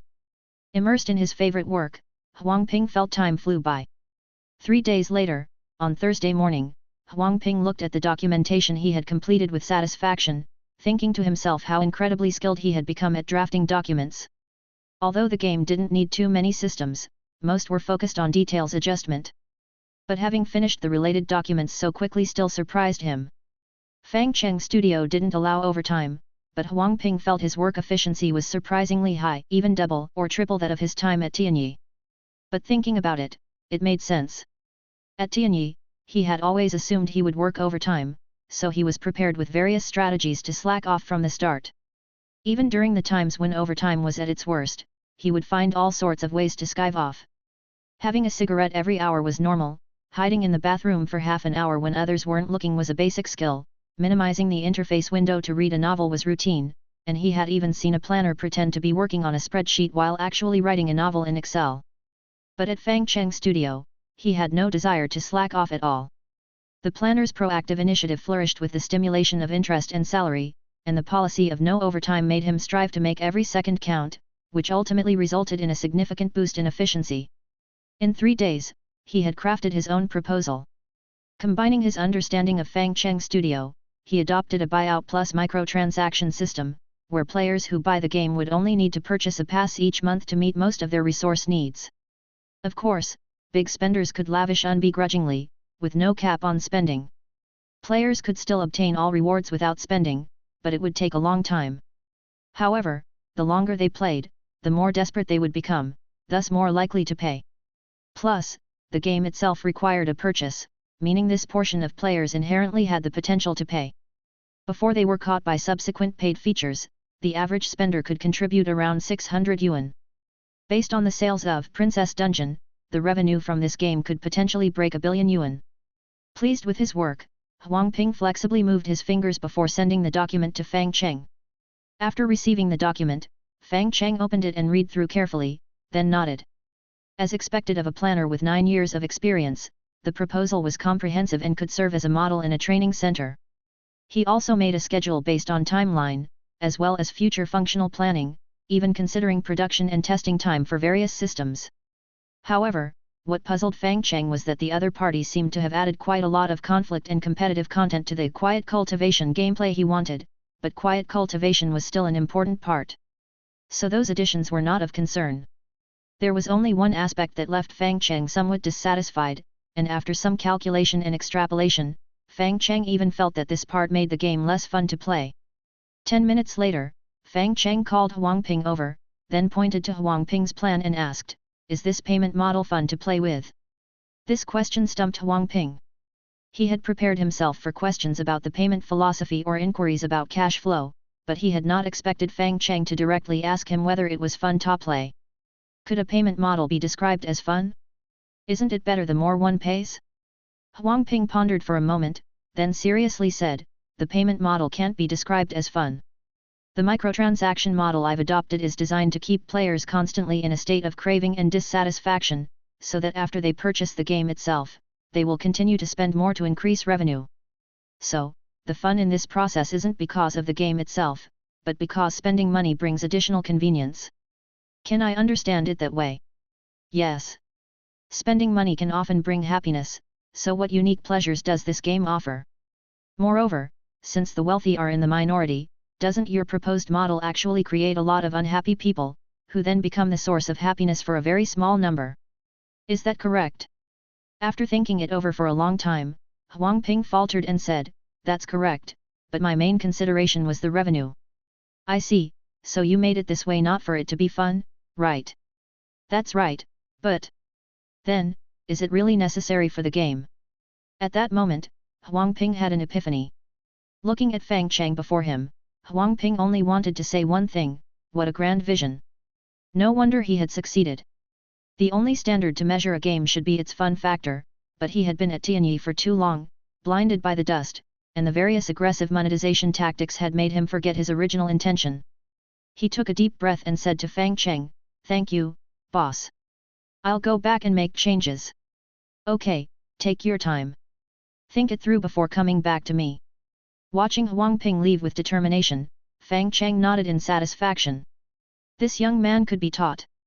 By that afternoon, Huang Ping presented another version, making fun the sole standard for his game design. Although a few settings still did not feel fun to Fang Cheng, as long as the essential element of meditation remained, Fang Cheng felt that the game would not go astray. After running a simulation, Fang Cheng found that the annoying part of the plan had disappeared, and the rest seemed fine. Satisfied, he swiftly granted Huang Ping and Xiao Duzi full permissions to team up and design the gameplay. As a programmer, he then began to adjust the game according to Huang Ping's requirements, tweaking the heavenly Dao laws of the corresponding world to align with Huang Ping's vision. Half a month later, the test version of Quiet Cultivation was complete. Since the game was a test version, Huang Ping suggested not charging for it yet, but instead offering the test as a free early access version on the Steam platform for testing, with plans to charge once the official version was out. At the same time, the early access version also served as a form of advertising, facilitating player-driven promotion in anticipation of the game's official release. With a rather indifferent concept of money and the studio's ample cash flow, Fang Cheng readily agreed. The test version access was distributed via activation codes, and players who had purchased Princess Dungeon could apply for and obtain an activation code for free through the Steam page of Quiet Cultivation. The first batch of activation codes totaled 10,000, which Fang Cheng thought would be sufficient, but he underestimated the players' enthusiasm. In just 3 hours, 9,999 activation codes had all been claimed. Chapter 41, Wang's Experience. Seeing the interface prompt displaying activation codes have all been claimed, Wang Sei Games sighed and muttered to himself that he was late. He had recorded videos too late into the night yesterday, and by the time he woke up, it was already afternoon, just missing the window to claim an activation code. In his fan group, Wang Sei Games lamented helplessly, 10,000 activation codes were claimed in just 3 hours. How enthusiastic can you all be? Whoever got an activation code, could you please lend it to me? I'll return it right after I record a video. Wang's large group had thousands of members, each one a dedicated fan. Swapping account details was a common occurrence. He had assumed that out of the thousands, at least a few would have gotten an activation code, but after his request, all he got back were confused replies. Nope. Didn't manage to grab one. I'm starting to suspect there were never any activation codes to begin with. Otherwise, why hasn't a single screenshot surfaced? This is a scam, I'm going to file a complaint. Looking at his boiling fans, Wang too felt something was amiss. Could it really have been just fake news? Such incidents were not uncommon, with some studios faking the development of a game to draw in early purchases or deceive major investors, only to abscond with the funds once they had enough. After all, the gaming industry in China was only governed by interim management measures for electronic games, which is far less stringent than other countries on a legal level, causing the sector to be rife with disorder. However, Wang did not believe Fang Cheng was the type to scam for money, otherwise, he would have packaged his games for sale long ago. Why bother with all this? After some thought, Wang browsed other platforms looking to purchase an activation code, but the prices made him gasp in shock. The test was only for 7 days, yet an activation code was selling for a whopping 2,100, and the number was still dropping. That broke down to burning 300 a day on the game, where even taking a bathroom break was disrespectful to money. Torn, and seeing the number of activation codes dwindling, Wang was just about to grudgingly make a purchase when a message from his good friend Living Immortal popped up. Activation code, PN 32827382111231, for Quiet Cultivation. I got one for you. Seeing the message, Wang's eyes brimmed with tears. In times like these, good immortals were still plentiful. But what did he mean by getting one? Immortal, did you really take up my advice and join Fang Cheng's team? Without the time to ask more, Wang boastfully called out in the group, sorry, folks, but someone just gave me an activation code. I'm off to experience the game. I'll let you know how it goes when I'm back. After his announcement, he left behind a group of fans cursing him for being inconsiderate and happily went off to play his game. Entering the activation code and downloading the game, Wang nodded at the 1 GB size, thinking to himself that this was more like it. The size also filled Wang with great anticipation, and he immediately entered the game. Instead of the usual straightforward entry into the game, this time there was an opening animation and the quality was high. The scene opened with a strong gust of wind sweeping over, causing all things to wither. But the next second, as the gang wind dissipated, the vegetation quickly grew back, the earth regained its vitality, and variously shaped character statues descended from the skies, transforming into human forms with solemn expressions as they eyed one another. The next moment, the clouds in the sky suddenly dispersed and invisible giant hands tore the white clouds apart, then merged them into different locations, creating spots shimmering with white light. Upon discovering these locations, the characters sprang into action. Those who entered these spots first were either suddenly clad in golden armor or held thunderbolts in their hands. A range of powerful moves were unleashed, perfectly aligning with Wang's vision of cultivators, making him wonder if the CGI team really did have experience as immortals. Several characters began to engage in fierce battle, and as they entered meditation points more frequently, the subsequent fights grew more heated and exciting, giving Wang a thrilling sensation. Just watching the CG made Wang's heart surge with excitement, itching to jump into the fray for a whopping 300 rounds. When at last, only 2 characters remained, clashing with earth-shattering moves, the entire scene settled into tranquility, and the name of the game finally emerged. Quiet Cultivation. Seeing this name, Wang couldn't help but think it was so typical of you. The name had nothing to do with the content of the game, except for Fang. Cheng, no one else could be behind it. And the tagline beneath the name was filled with a wicked sense of humor. The first domestic cultivation and meditation game Fang Cheng Studio. Holding his head, Wang felt Fang Cheng was having one of his episodes again. I'm not blind, the CG clearly shows a battle royale game. Who are you trying to fool? A perfectly good fantasy battle royale game, and you call it a cultivation and meditation game, as if you're afraid others won't realize your questionable taste in naming? However, generally speaking, games made by Fang Cheng are all about the name, tags, and description images. You have to actually play them to know what they're like. Clicking start, he entered the game, which led to the character creation process. The detailed facial customization wasn't available yet, so players could only choose from 4 characters: Sword Immortal, Heavenly Soldier, Ape Demon, and Ming General. Different characters had distinct movements, handling, and weapons, and each weapon determined a different attack style. Unlike previous games, Quiet Cultivation clearly had a specialist adjust the camera angles, the UI placement and tutorials, and this person was skilled. Every button and guide appeared right where Wang needed them, allowing him to grasp the basics of each character within minutes. The Sword Immortal was graceful, with the fastest movements, wielding the flying sword to vanquish enemies. Although controlling it was the most challenging, the flying sword dealt high damage but left the user defenseless once thrown, not suited for casual players. The Heavenly Soldier had balanced attributes all around, with an innate burst capability that could explode with damage for 5 seconds, but would then enter a weakened state for a period. The Ape Demon started off as a small monkey, but as it meditated more frequently, it became larger and stronger in all aspects, a powerful choice for the late game. The Ming General excelled in moving through shadows, a master of stealth and assassination. However, as other players grew in strength, it became less formidable, a character that needed to take risks early on. Looking at these 4 characters, Wang felt as though they were alive, each hair meticulously modeled, a testament to Fang Cheng Studios' consistently formidable technical prowess. It's just a pity there's too much masculine energy and not enough charm, lacking a few female characters to lighten the mood. Hopefully, the studio will take note and balance the yin and yang, showing that women can also hold up half the sky. Choosing the Ape Demon, he counted down to the start of the game. Wang watched his character's statue rise from the ground, then with a fierce shake, the stone chips burst apart, and transformed into a monkey wielding a staff, leaping to the ground. Brushing the dust off his body, the smooth actions made Wang feel as though he was truly controlling a monkey, the meticulous movements impressing him greatly. At the same time, he was astonished by the surrounding landscape, painted with a brush stroke of ink wash colors. The opening animation wasn't CG, but actual in-game footage.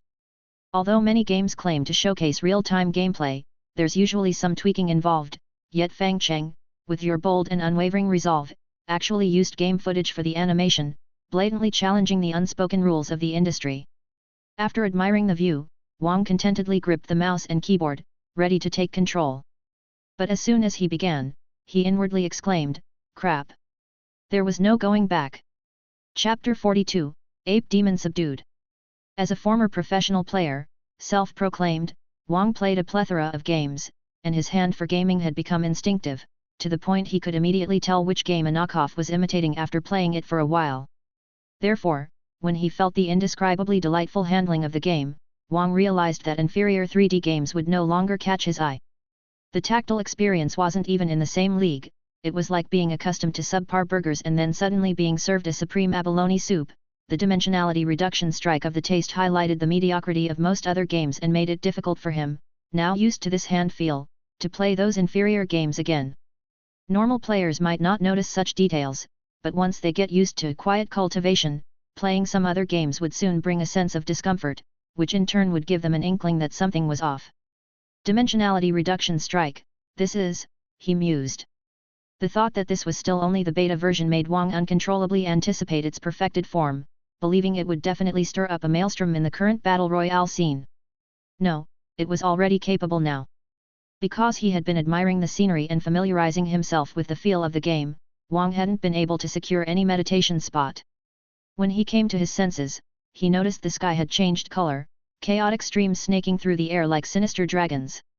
Recalling the scene from the opening animation, Wang frowned. Gang wind.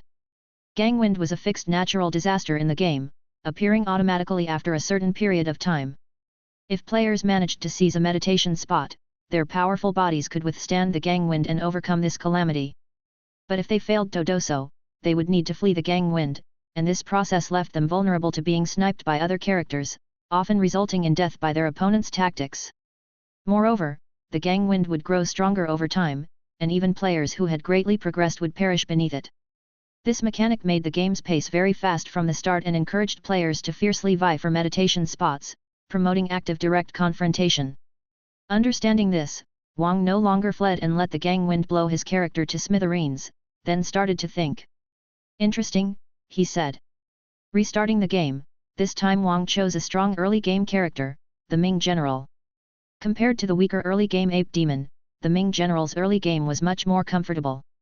Being able to swiftly move through the shadows of objects, he could quickly approach and slit an opponent's throat undetected, and if the opponent had no defense cultivation technique, they would be facing certain death. Additionally, after killing an opponent he could snatch their soul to recover his own health or even enhance his attributes, making him an exceptionally aberrant character. But power comes at a cost. The Ming General was a dead war general from the underworld, and walking in the world of the living consumed yin qi.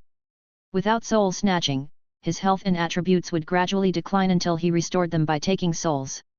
After controlling him for a while, Wang felt the handling of the Ming General was truly amazing. Prowling, assassinating, then prowling again after every hide, the switch to a black and white world would instantaneously immerse him into the perspective of the Ming General. The strong feedback from each assassination stimulated Wang's nerves wave after wave, leaving him unable to stop. As per the game's setting, every character was a resurrected statue, so there was no blood upon death, only mud that splattered. But quiet cultivation is perverse in that it created up to 1,000 types of death animations, and they would vary according to the manner of being killed. These states made death non-gory yet exceptionally realistic. Not only that, Wang also discovered that in this game, the real environment system came into play. The vegetation wasn't placed arbitrarily but could be destroyed, manipulated, and even some spells could use these items to achieve even more powerful effects. Terrifying attention to detail made the entire world feel more real and allowed players to immerse themselves more easily. Because most cultivation techniques were automatically targeted, combat was no longer just about skill alone, but also about understanding the techniques, characters, and environment. Overcoming stronger opponents was still not easy, but when it happened, Wang couldn't help but cheer exuberantly. Not to mention the feedback from acquiring meditation spots, high-level spots could even qualitatively change one's fighting style, making Wang look forward to meditating. 3 hours later, having finally won a battle royale with the Ming General, Wang couldn't suppress his celebration, jumping up and down like a monkey in his room for a good while before calming down. Sitting in his chair, he watched the Ming General's final settlement screen, his heart racing at an elevated rate, dopamine surging wildly through his body, plunging him into seemingly endless ecstasy. After quieting down, he rubbed his fingers, feeling it was time to show off to his buddies in the group chat. But looking at the other 3 characters available for selection, he hesitated. If the Ming general feels this good, how exhilarating might the other characters be? Within 3 seconds, he had ditched his fans and chosen to start the game with the beautiful Heavenly Soldiers. Heavenly Soldiers, that was another experience altogether. Though they seemed standard and unremarkable in every aspect, once their true form was unleashed, the accumulated blandness turned into pure exhilaration in an instant. Ignoring controls, health skyrocketed, and a great enhancement in all attributes allowed Heavenly Soldiers to rival the gods within 5 seconds, making Wang understand what 5-second real man meant. And meditating afterwards could strengthen the effect of the true form and extend its duration, which made Wang prioritize meditation and continuously fight for meditation spots based on the situation of each round. With his previous experience, Wang succeeded in a 2-hour chicken dinner. A massive sense of achievement washed over him, making him forget all about his buddies and start experimenting with the ape demon. In the early game, ape demons were weak, slow-moving, and without much in the way of tactics, they could only lie in wait and slowly approach the meditation spots. But once they had accumulated the power of 2 meditation spots, their overall strength began to climb rapidly, and after 5, they could look down upon all other players, even forcefully snatching meditation spots from others' spells and emerging from retreat to continue their slaughter. Their moves were ferociously limitless, their physical bodies swift as dragons. Once mature, ape demons strode forth unstoppably, treating gangwind as nothing. Their staff, like a key stand, stirred the winds and clouds of the world, slaying the thousands of demons. Ah, exhilarating! Roaring with delight in the game, Wang could hear the ape demon's domineering aura which overlooked all heroes. A fervor surged in his own chest, yearning to be released. There were only 2 players left in this game.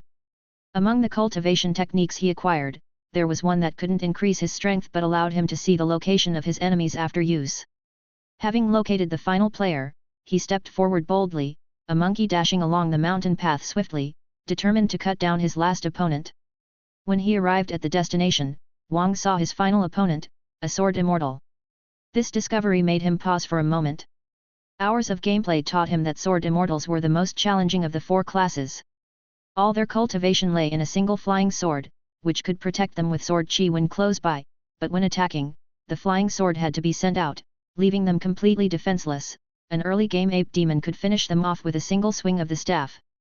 Although later in the game they could increase the number of flying swords to a maximum of 3, the swords required manual aiming, unlike other spells that could lock onto the target. Engaging in combat meant taking into account the opponent's position and speed, making it very difficult to hit the target. That is to say, once a sword immortal attacked, one of us was bound to die. The sword immortal who had lasted until the end must have some tricks up his sleeve, but he couldn't possibly be Wang's match. After estimating the direction and gauging the distance, Wang suddenly let out a roar, raising his staff and charging towards the sword immortal who was still meditating. The massive staff was about to crush the opponent into ash when he saw a flash of sword light, like a scorching sun growing ever larger, rushing straight towards him. So fast! With no time to dodge, Wang was engulfed by the brilliant light, and the ape demon was vanquished, leaving behind only the serene sword immortal. So cool! Staring blankly at his opponent's final move, Wang didn't win the round, but he was thoroughly impressed. To die at the hands of such an impressive sword immortal was a wish fulfilled. This player is really amazing, Wang sighed. Another round, and I'm going to try sword immortal too. These players really have issues. Inside Fang Cheng's studio, Fang Cheng watched the screen, perplexed. They're not meditating properly and grasping its essence, instead, they're fighting everywhere. What are you all doing? Is fighting fun? Chapter 43, This studio is too diligent. Unlike Fang Cheng, who was completely baffled, Xiao Duzi and Huang Ping were already deeply engrossed in the game. For Huang Ping, this was the easiest beta test he had ever participated in.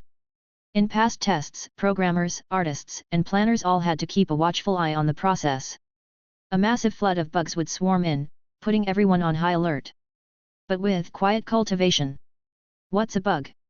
They even set up a player group specifically for bug reports, but so far, not a single piece of feedback had come through. As unbelievable as it was, Huang Ping had to admit that this game seemed to be bug-free. Not only was it quickly made, but every feature was perfectly implemented, the gameplay was smooth without any lag, it had been running without a bug since launch, and the frame rate consistently stayed above 120. Such formidable capability, in any other company, would have the CEO kneeling for a couple of knocks, with planners camping out by someone's door just for the privilege of hitching a ride to work. Huang Ping didn't understand why things were this way, but when he thought about it being Fang Cheng's handiwork, it somehow seemed to make sense. People who are both handsome and talented just have a way of making even the most preposterous things seem normal. During a break in the game, Huang Ping stopped to have a sip of tea, then looked at Fang Cheng, who was nearby, frowning in deep thought. His brow was filled with wisdom, his gaze sparked with the light of stars, and though he didn't know what the boss was pondering, it surely was something beyond his own comprehension. After a while, he saw Fang Cheng look up and ask, "Huang Ping, do you think it's fun for players to fight each other?" Huang Ping didn't know why Fang Cheng was asking, but he honestly replied, "It's quite fun, yet. Then do you think, if we stopped players from fighting each other, could it still be fun? If we had them unite, could that be fun too?" Hearing this, Huang Ping's brow furrowed. What did the boss mean by that? To earn his wage, and to do justice to this extraordinary game, Huang Ping started racking his brain, thinking hard. When he was forcibly sent home from the office in the afternoon, he had an epiphany. The boss wanted to introduce unfair competition. The current quiet cultivation could totally support the conditions for unfair competition, designating one player as the ultimate boss with full mastery over the cultivation techniques, thus achieving an unfair state. The other players would have to join forces to defeat the player acting as the heavenly demon, cooperating to overcome the enemy. This wasn't difficult to implement, but it could greatly enhance the game's playability, offering players a variety of choices. And as long as it was properly adjusted, it could allow for a nearly 50% chance of victory, making half of the players happy each game, and all players content after 2 rounds. True to form of the boss, always prioritizing the player's enjoyment above all. The next day, Huang Ping arrived at the office and immediately drafted a proposal. Xiao Duzi balanced the numbers, and on the 3rd day, it was implemented. By the afternoon, everyone had experienced the new gameplay, the descent of the heavenly demon. 4 characters corresponded to 4 types of heavenly demons, each possessing unimaginably powerful abilities. The 99 other players needed to work together to defeat the heavenly demon. The incredibly fast update speed astonished the players. "We haven't even figured out the last mode, and you've already updated? Such a diligent game company, truly lovable. But we do have a modest request, could you add female characters? No ulterior motives, just seeking balance between yin and yang, it's the right path to cultivation after all." Meanwhile, Fang Cheng believed Huang Ping had understood his intentions, hence the addition of these features. But after everything was implemented, he found players fighting even more fiercely. After playing the heavenly demon sword Immortal a few times, Fang Cheng, mowing down the players like chives with wave after relentless wave, fell into contemplation. In his original plan, whether it was the effects of the cultivation technique or changes in the environment, they were all meant to be mere embellishments to meditation. Players, no matter how they played, would eventually return to meditation, beginning to comprehend the true wonders of it.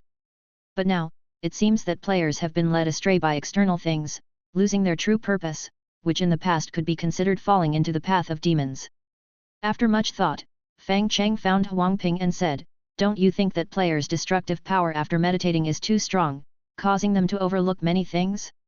Should we not restrict the gains from meditation to make players less powerful?" Hearing these words, Huang Ping frowned. What does the boss mean by this? He started to think again.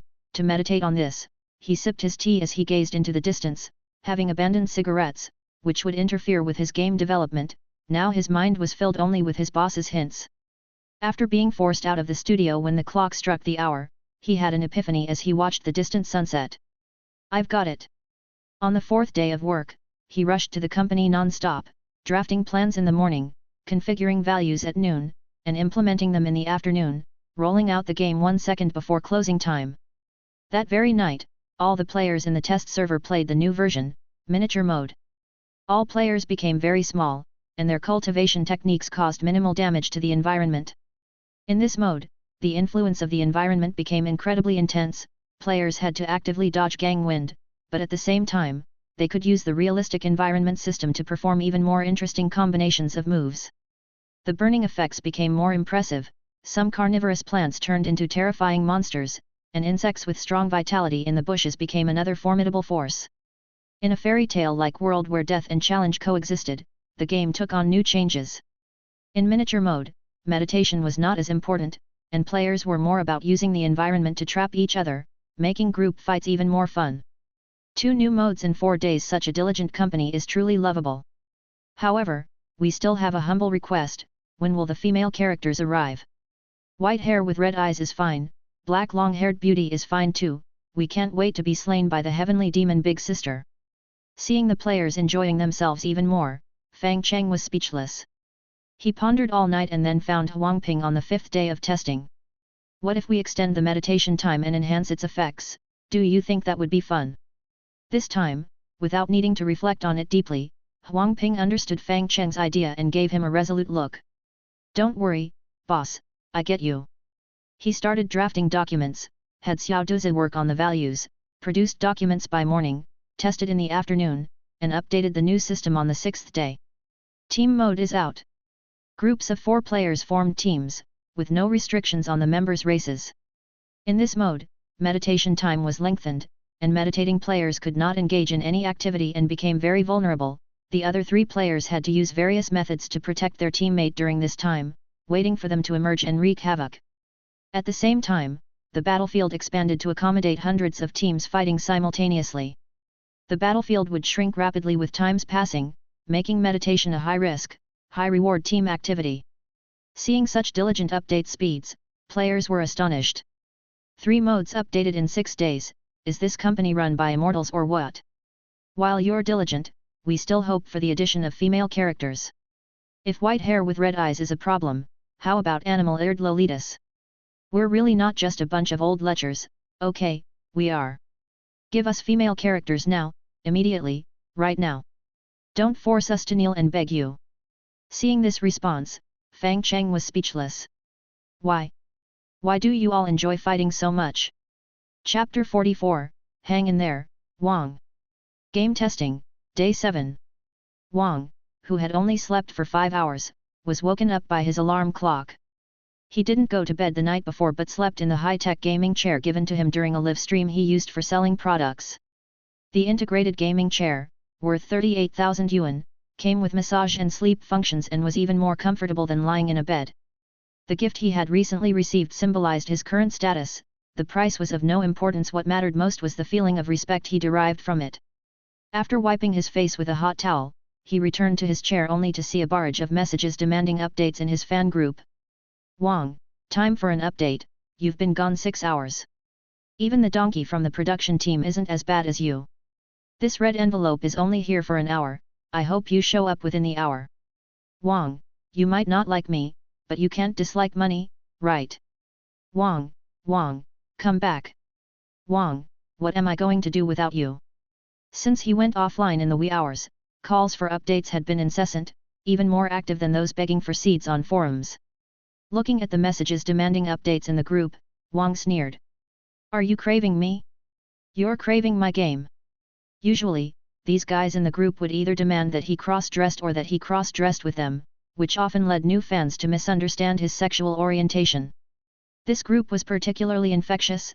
Soon, newcomers would be tainted by the group's culture, making the group even more frivolous. And even though they now address him courteously as Wang, after the game testing ends tomorrow, they're sure to start calling him old thief again. But with the hype up, it would be foolish not to capitalize on it. After receiving the activation code, he happily played for 2 days before remembering to let the brothers in the group have their share of fun. It seemed the others had done the same, getting so engrossed in the game that they lost track of time, which is why only scattered news had come out now. After shouting "I'm here" in the group, Wang opened the live streaming client and said, "Today, we continue the live stream of Quiet Cultivation. Since the game test will end tomorrow, we'll stream for a longer period. Honestly, I think this whole game testing thing is just a formality. The graphics and the gameplay deserve a 91 out of a 2. The remaining 9 points are withheld because the number 6 got flipped. Alright, what mode today? Let's randomize. Team mode, let's go." Because team mode was still incomplete, for instance, the crucial chat system was not yet implemented. However, the game characters had a wide range of motions, and players quickly established a so-called conventional method of communication to facilitate in-team discussions. Raising the left hand to indicate someone is on the left, raising the right hand to indicate someone is on the right, stamping your foot to signal that someone is using a burrowing technique, or looking up to alert that someone is peeping with heavenly eye, etc.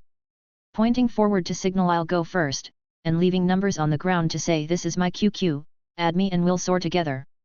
Since activation codes were distributed to players who had purchased Princess Dungeon 1, those who entered the game had a solid foundation in 3D gaming, which made the teamwork exceptionally smooth and the gameplay incredibly thrilling. Team mode required a great deal of cooperation. With attributes, cultivation techniques, and awareness up to standard, even the strongest players couldn't take on 3 opponents at the same time except perhaps for the highly skilled sword immortals. Even the weak had the chance to unite and stand against the stronger ones. On the last day of testing, everyone had figured out their fighting style. Heavenly soldiers, ape demons, and Ming generals dominated the scene, with only a few sword immortals struggling to survive. But the remaining sword immortals were all experts. Wang could understand that feeling, that thrill. Controlling a sword immortal felt like controlling Li Sunhuan himself. The instant that flying sword was cast, the fate of friends and foes hinged on that gleam of the sword, which was jokingly referred to as the sword of equality for all beings. The formidable sword immortals hardly bothered to meditate. After seizing 1 or 2 meditation spots and acquiring the right cultivation techniques and sword light, they would start roaming and killing, seeking the thrill that comes with hovering between life and death. Today, to Wang's surprise, aside from being an ape demon himself, his 3 teammates turned out to be sword immortals. That's weird. Quiet cultivation currently has no feature for naming, but players have their own habits, and by observing for a while, one could generally guess another player's skill level, and then infer who they might be. One of them, right off the bat, started looking for meditation spots. It was the sword immortal who had once killed him with a single strike. This guy was really amusing, going online not to kill others but to find meditation spots to meditate, yet he always managed to be the last man standing. Because no matter who it was, they all had to grit their teeth and confront him eventually, ending up being struck down by a single blow.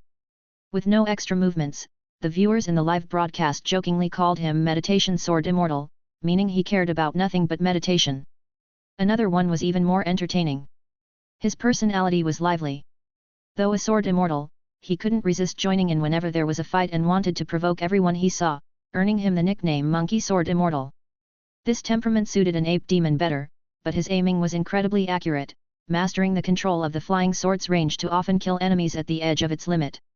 The final sword immortal wasn't as precise as the other 2, but was exceptionally steady.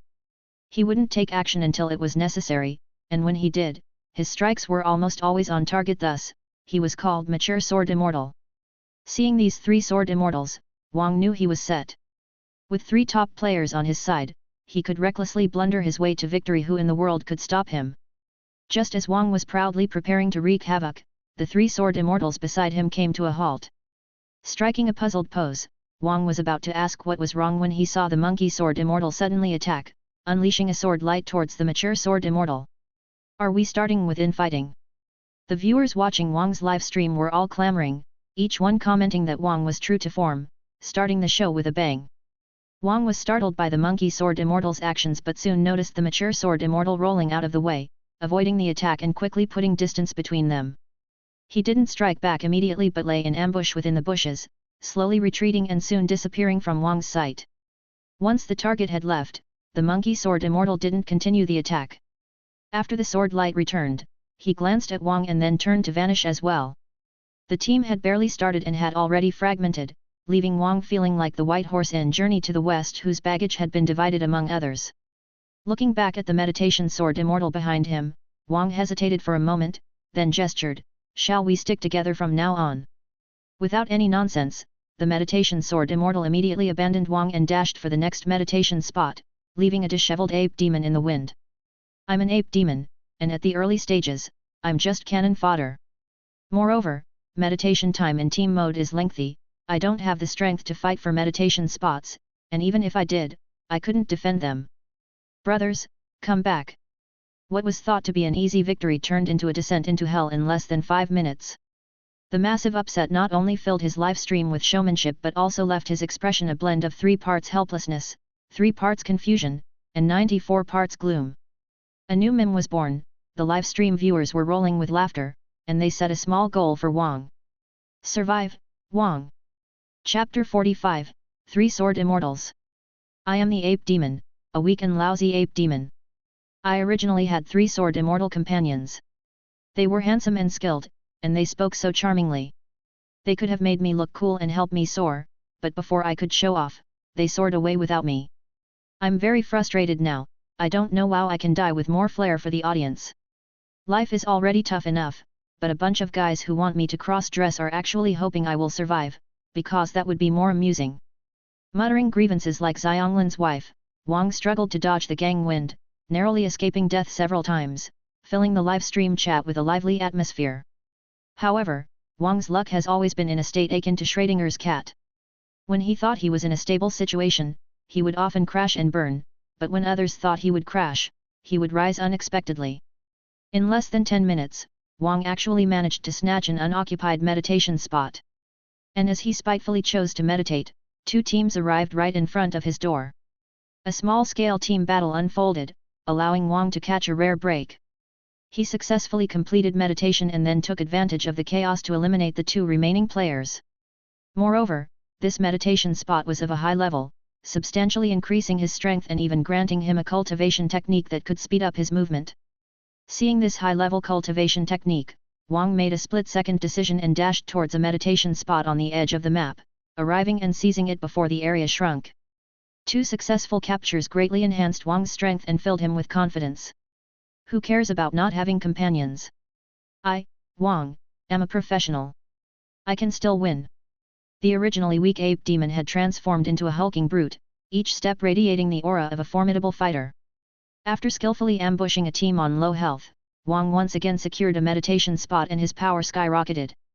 The meditation spots in team mode were even more potent. The now immensely stronger Wang couldn't help but ask the chat, "Am I not magnificent, your brother Wang? Wang, don't get cocky. Are you going to crash in the next second? I, Wang, am steady as an old dog. Crashing? That's not in the cards." No sooner had he finished speaking than a beam of sword chi came at him. But this sword chi seemed hesitant and unsure, hitting Wang without striking a vital spot, and instead inciting the ape demon's ferocity. Looming like a small mountain, the ape demon leapt high, using hands and feet together, and ran frantically on the ground before pouncing straight at the sword immortal, who had just missed his strike and was now defenseless. Clasping his hands together, Wang didn't use a staff but rather smashed his opponent into a statue, then smashed the statue into dust. In the midst of the flying dust, Wang shouted, "Who's next?" There was silence in the live stream chat. Although no one wanted to admit it, that scene had indeed allowed Wang to show off perfectly.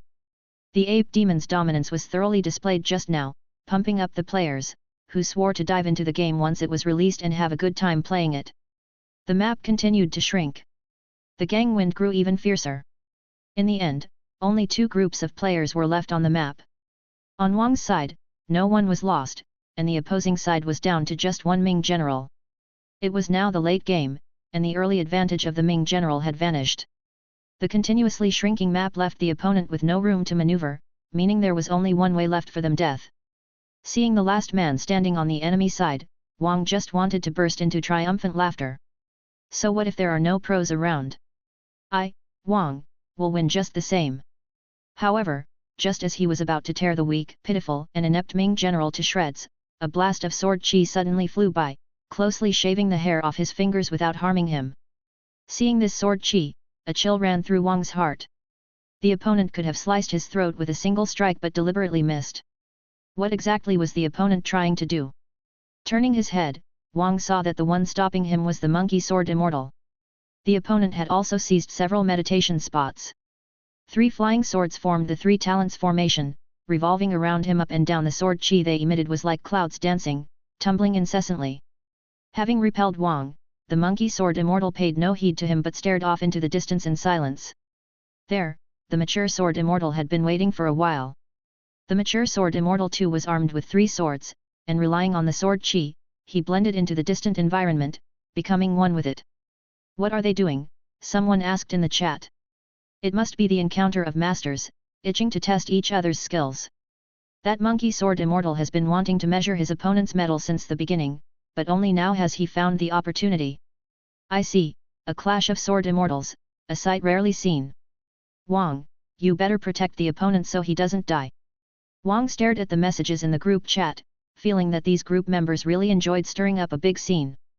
A team dungeon, and you actually want me to protect the opponent, what are you thinking? But Wang was also curious to see a duel between top sword immortals, so he made a decisive move. I'll just watch, you all do as you please.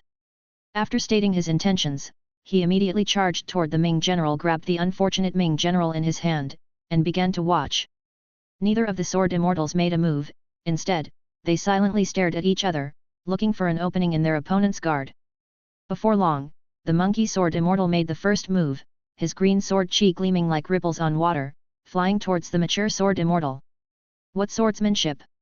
Wang exclaimed in admiration, knowing that masters really are masters. If that sword strike were aimed at himself, he might be able to dodge it, but he would undoubtedly be killed by the subsequent strike. Against this kind of sword chi, dodging was useless, the opponent had already calculated every possible evasion, and the next strike would definitely kill him. The mature sword immortal had also anticipated his opponent's plan. Knowing evasion was futile, he decisively channeled his sword energy, and the blue flying sword behind him shot out, clashing with the green ripples in the sky and cancelling out the opponent's sword chi. Impressive! Accurate judgment, decisive action at the critical moment, he made the best decision, and his strike hit its target every time. He was a master too. The first exchange occurred in a blink of an eye, but the peril involved made the livestream viewers hold their breath. Watching Masters duel was truly amazing. The second round was initiated by the monkey sword immortal again. This time, with a shake of his hand, the sword chi he sent out also started to twist and sway following his motion, moving erratically like a specter towards the mature sword immortal. Seeing this, someone in the livestream couldn't help but ask, Wang, how did he do that? Shaking your hand can create a lateral momentum that affects your sword chi. I call it the shaking sword style. Wang, what are you babbling about? Alright, I don't understand either. This is just the world of masters. Faced with the unpredictable sword chi, the mature sword immortal also reacted swiftly, sending out similarly rippling sword chi that annihilated both streaks of sword chi together. Just when Wang thought it was all over, from the sword chi that supposedly extinguished, a green streak suddenly shot out, piercing through the mature sword immortal and turning him into a statue. Wang, what was that?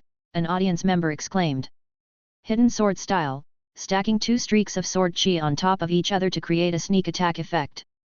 I'm not bluffing this time, because I can do it too, probably succeed once in 10 tries.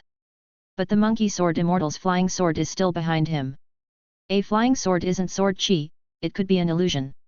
As Wang had guessed, the monkey sword immortal removed the disguise from behind, and the only remaining flying sword indeed turned out to be an illusion. Looking at Wang in front of him, he made a gesture, wait for me. After waiting for his flying sword to recover, he walked towards the meditation spot. There, the meditation immortal had already been waiting for a long time. Approaching, the monkey immortal stepped up to the boundary of his flying sword's range and suddenly attacked, sending 3 continuous streaks of sword chi like towering waves towards the meditation sword immortal. The destructive green light should have torn the meditation sword immortal to pieces, but to everyone's surprise, he just waved his hand and an extremely condensed sword chi flew out first, beheading the monkey sword immortal. After the internal strife of the team ended, Wang decisively killed the Ming general in his hands and then marveled that sword immortals were indeed difficult, but if played well, they were genuinely incredible. And they were cool too. After the settlement, Wang immediately started a new round and continued fighting. Fang Cheng, the meditation sword immortal, watched the screen and felt that the monkey sword immortal wasn't too shabby, his swordsmanship had some talent, and in the past, he could have cultivated to be a decent sword immortal. He even calculated a bit and felt that this person and he had some kind of connection. Xiao Duzi, the mature sword immortal, pondered for a while, then sighed that there were quite a few masters among the players. Meanwhile, in an esports training camp, a young man watched the screen and after a long contemplation said, just a little bit more. Chapter 46, Monkey's Night Run. In the Dimensional Esports Youth Training Camp, Chen Liang was still savoring the last match. At 16, Chen Liang was of average height with a slender face. He would often, without realizing, scratch from his left ear down his chin to his right ear, resembling a little monkey, which earned him the nickname Monkey. And just like a monkey, he was mischievous, he would sometimes lose in the training camp's matches not because he lacked skill, but because he would try new strategies on the fly without practicing them first. I'm here, I rise, and I get instantly killed, what's up with that? Winning or losing didn't matter, as long as there was joy. Because of his unpredictable performance, he kept switching between different esports titles. However, because he truly had talent, the coaches turned a blind eye, only requiring him to decide on his future direction by the end of the year. After all, esports is a young man's game. If you don't achieve anything before 20, you can pretty much forget about the future. The average retirement age for an esports player is 24, and their shelf life is even shorter than that of young idols, yet they often put in more effort. While Chen Liang was lost in thought, a companion came over to look at his screen and said enviously, "You've won again, hey? You're pretty good at quiet cultivation. I didn't manage to take out that fellow sword immortal, that's a failure. You're playing in team cooperation mode." "Yeah, so? Is there a conflict between team cooperation and taking out a teammate?" Looking at the puzzled Chen Liang, his companion thought there might be something wrong with the boy. God really is fair, granting outstanding talent but also a brain that's a bit wayward and troublesome.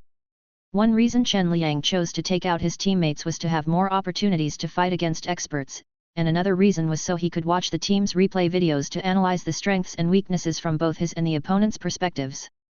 His classmates began to head for lunch, while Chen Liang opened the video replaying his own moment of defeat over and over, becoming more engrossed with each viewing, even forgetting to eat. After some time had passed, a coach who also happened to be the general manager of the base came by, and stood behind Chen Liang to watch the video. They had only started paying attention to quiet cultivation 5 days ago, and after seeing the game graphics and trying their hands at the game, those who played it all thought it was bound to be a hit. The game had rich special effects and a distinctive style, with finely crafted character models that varied from one another, allowing different players to find their place within the game, laying a foundation for its spread among the gaming community. Moreover, the game had a high skill ceiling, with expert matches being particularly exciting and visually pleasing.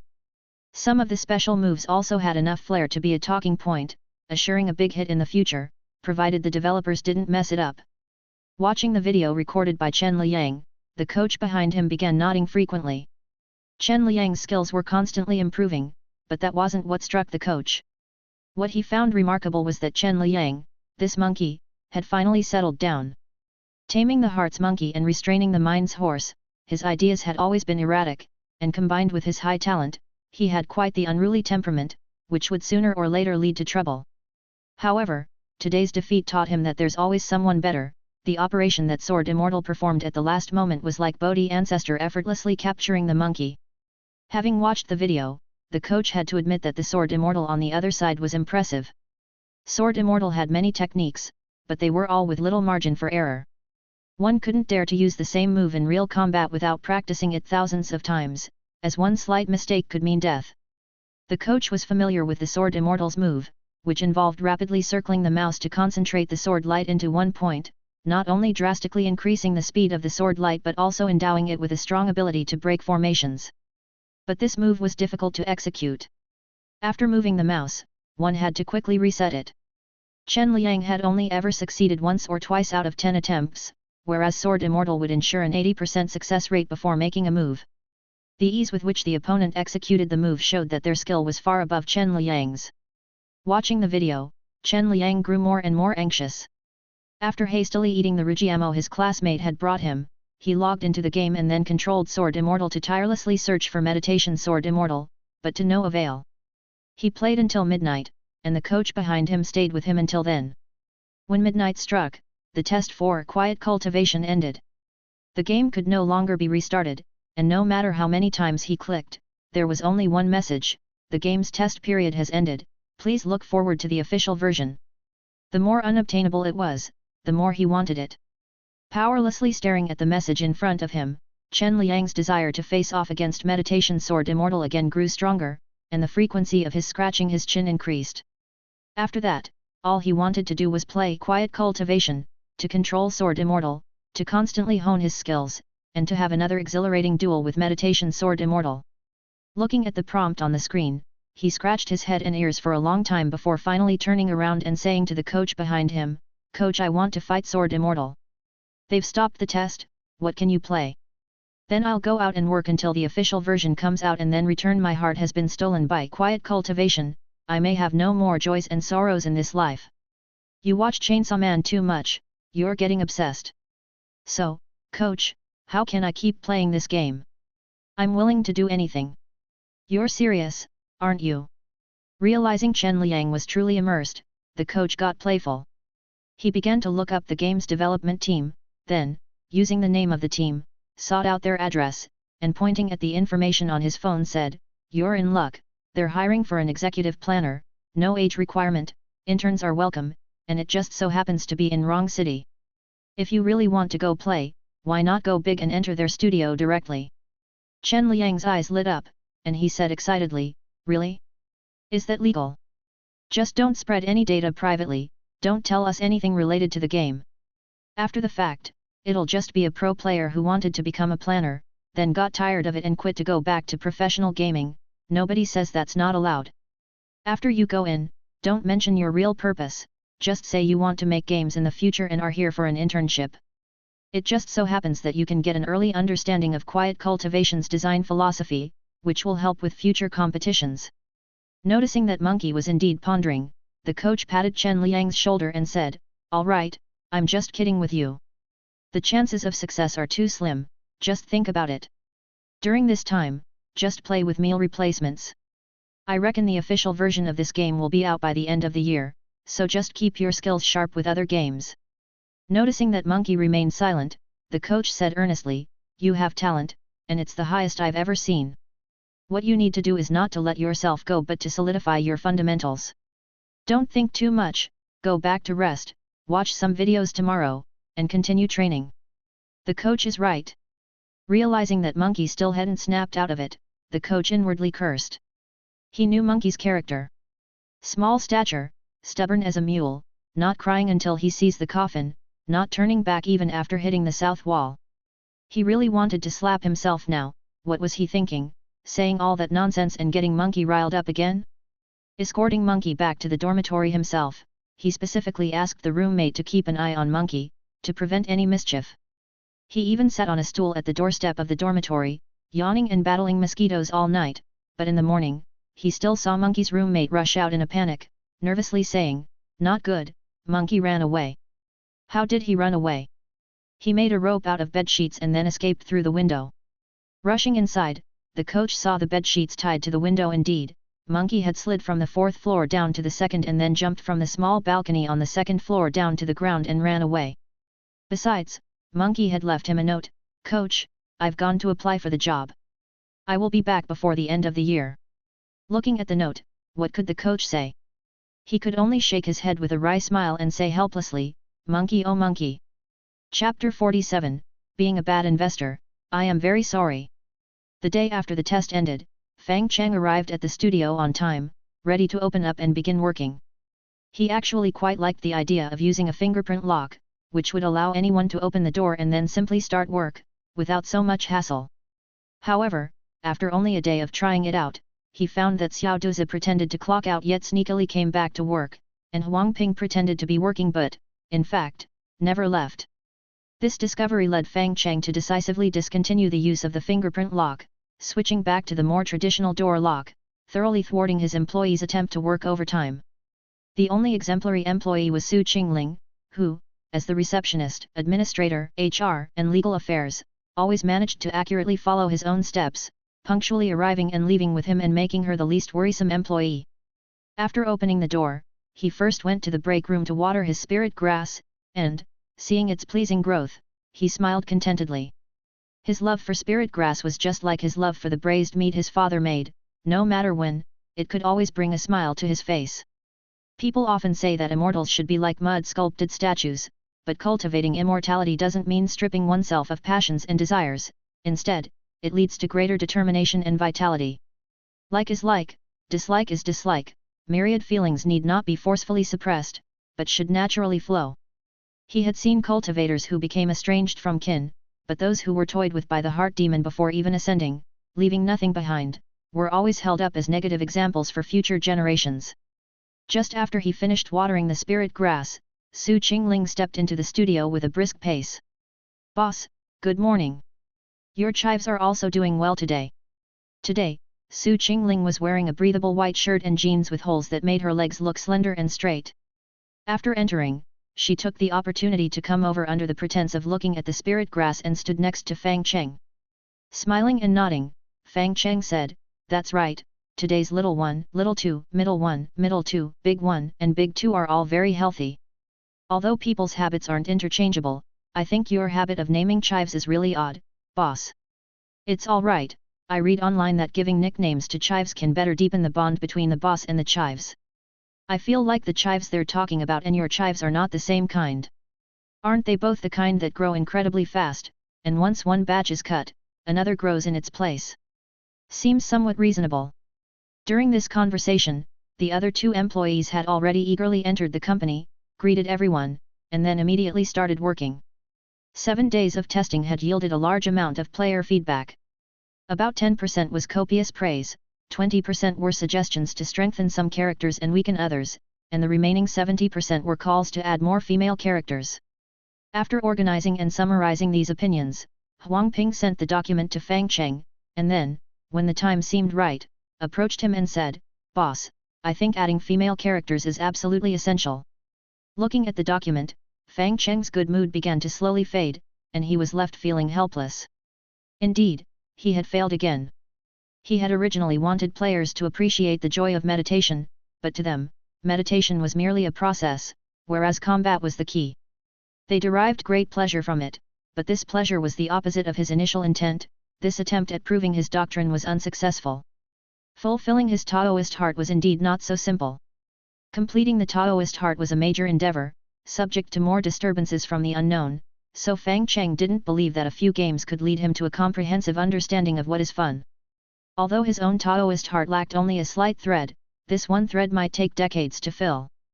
But he was prepared to persevere without yielding, knowing that even if he failed 100 times, succeeding just once would be enough. Of course, there was some frustration, but it wouldn't last long. Therefore, Fang Cheng nodded and said, "Okay, state your requirements. I'll take the lead in creating the female character." "Great. By the way, boss, has anyone been chosen for the previous role of executive planner?" Even though Huang Ping was versatile, it would be a great waste to entrust him with all the non-numerical tasks. Just as Fang Cheng was about to answer that no one had been chosen yet, he heard someone cheerfully ask at the door, "Excuse me, is this Fang Cheng studio? I'm here to apply for the executive planner position." All 4 people looked up in unison. After seeing the person at the door, they fell into contemplation. The person at the door was of average height, with a youthful face that screamed underage no matter how you looked at it. He carried a backpack, chewed gum, and under the brim of his baseball cap were a pair of lively eyes looking at them expectantly. After looking at the 4 people for a while, he set down his backpack, walked up to Fang Cheng, looked up, and said, "You're Fang Cheng, right? I've heard about you. They say your games are amazing. Although I've only played Quiet Cultivation, I know they didn't lie to me." "Thank you," Fang Cheng nodded and asked, "You say you reapplying for the executive planner position, but are you of age yet?" "Here, my ID, I'm over 16. My uncle said I could start an internship at 16. Fearing Fang Cheng would refuse him, Chen Liang continued, "I really love games, especially the ones you make. My biggest regret right now is that I only got the game on the 3rd day of testing and missed out on 2 days." Knowing he was talking to a dedicated player, Fang Cheng asked curiously, "Oh, which part did you enjoy?" "Of course, it's the fighting." "Which part did you dislike the most?" "Meditating. I hate meditating the most when I play Sword Immortal. That part is definitely the most boring part of the entire game, and it serves no purpose whatsoever." Pointing towards the door, Fang Cheng said, "See that elevator?" "I see it. Go press the button, then take it down to the 1st floor, exit, turn right, and after 300 meters you'll find a police station. They can help you buy a ticket home. If they won't do it, you can come back here, and I'll let you go home for free."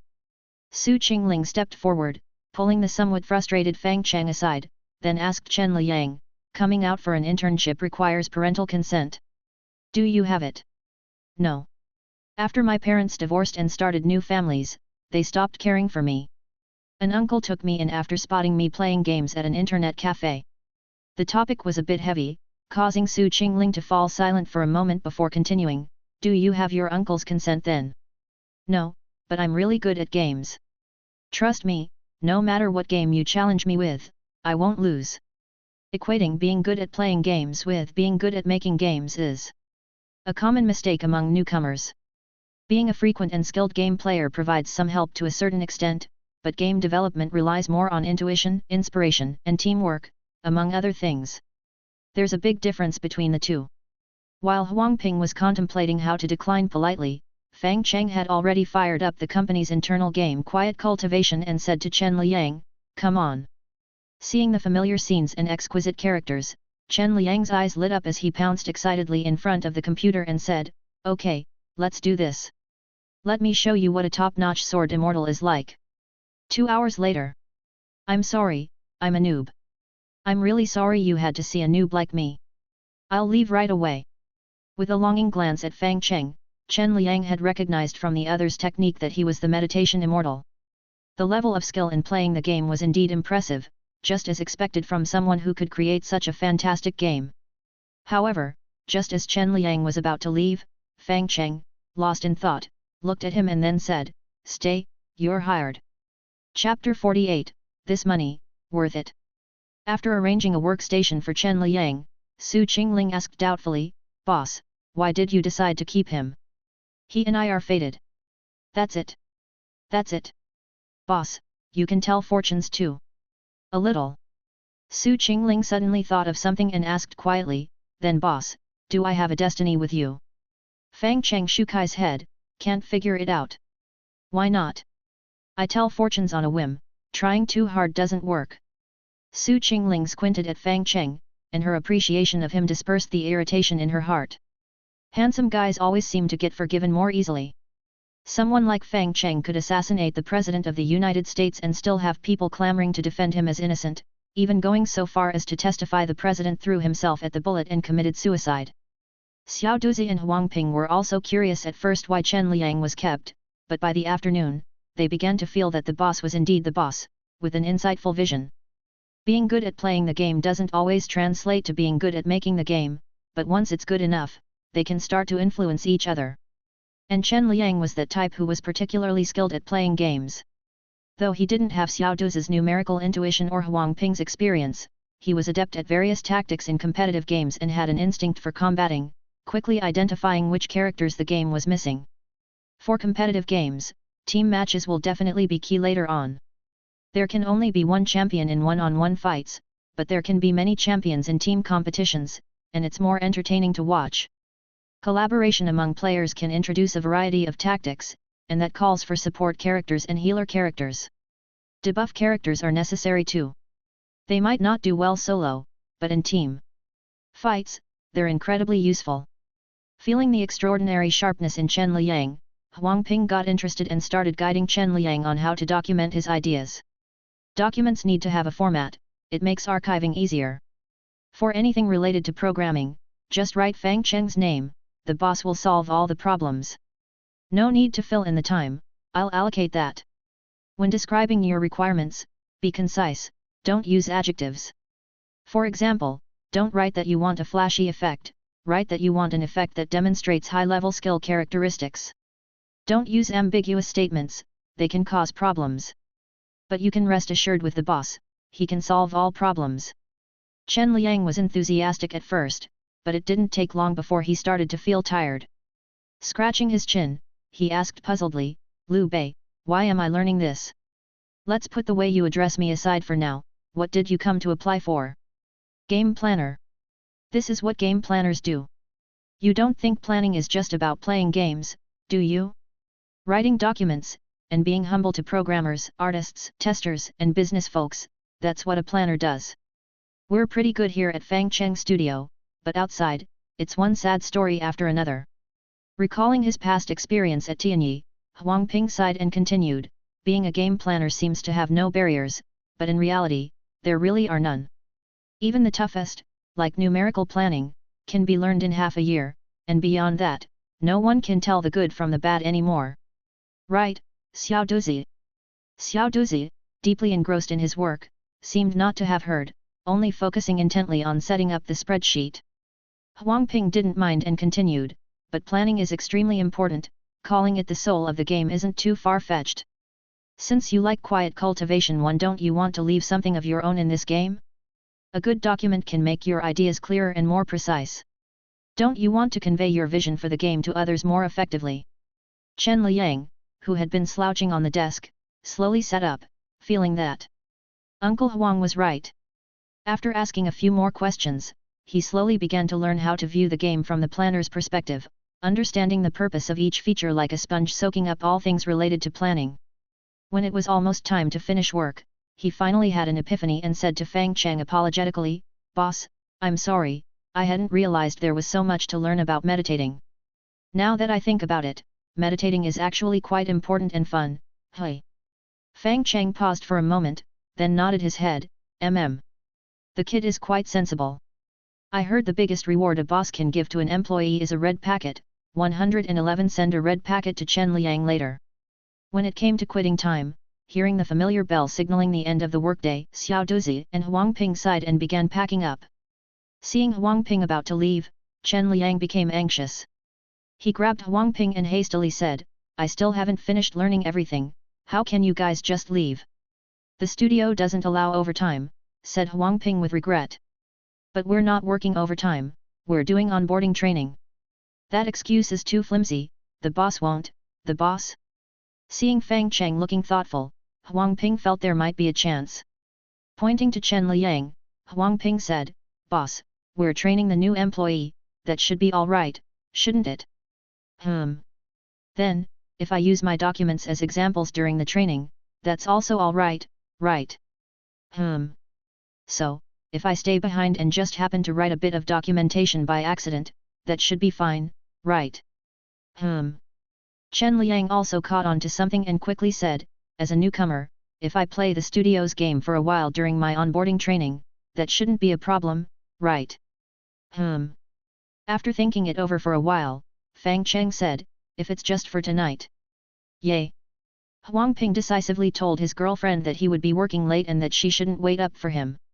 Su Qingling, who had one foot out the door, immediately withdrew it upon hearing that overtime was allowed and started ordering food for everyone, then propped up her little head and watched over here with a beaming smile.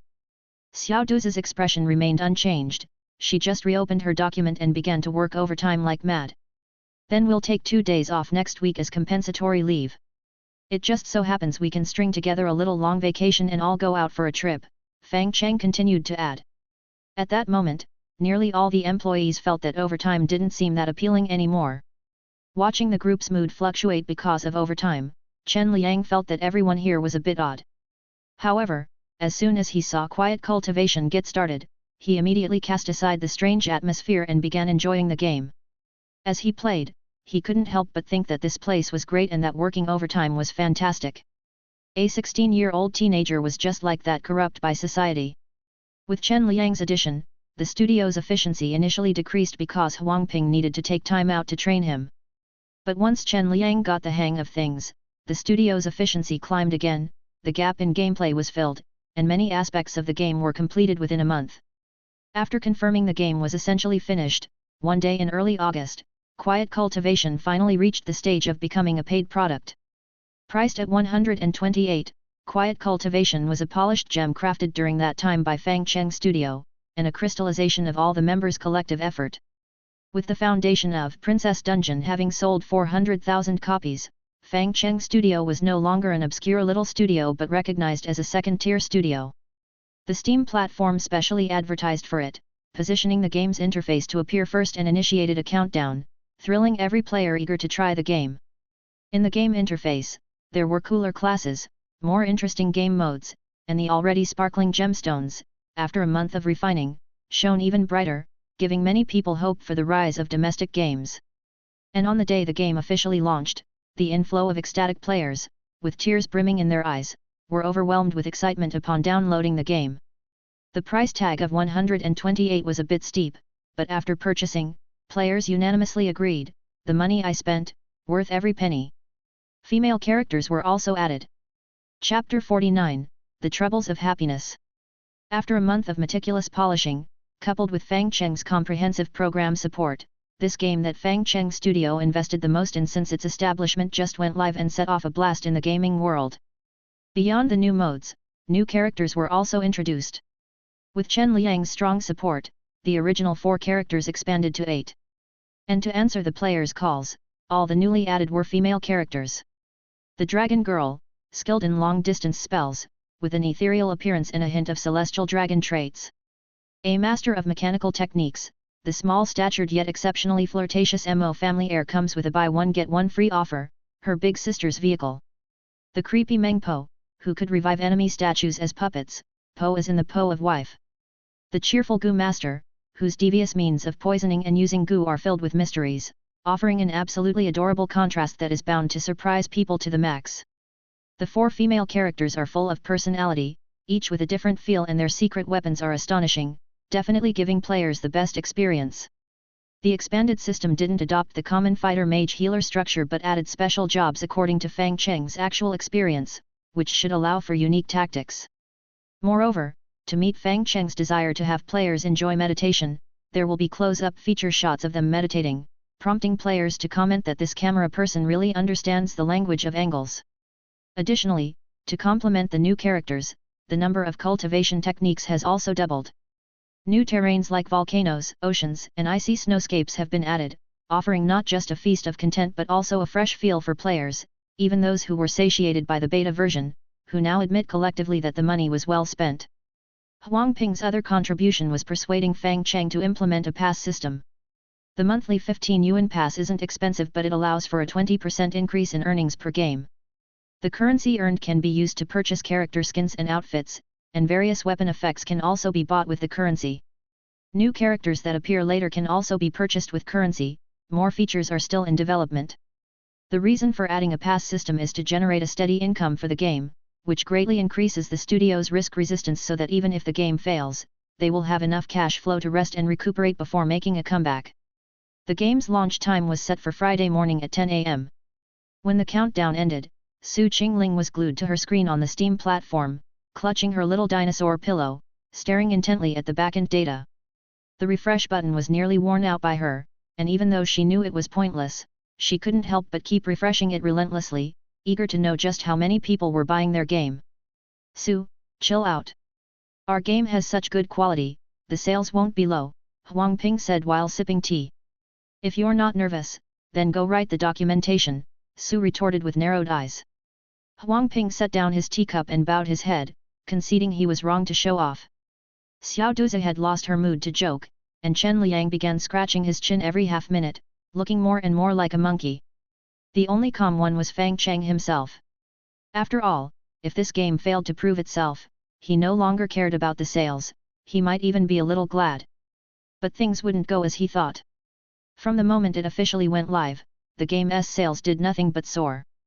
Princess Dungeon, from its launch to the present, had already broken through 400,000 copies, a small miracle in the world of indie games.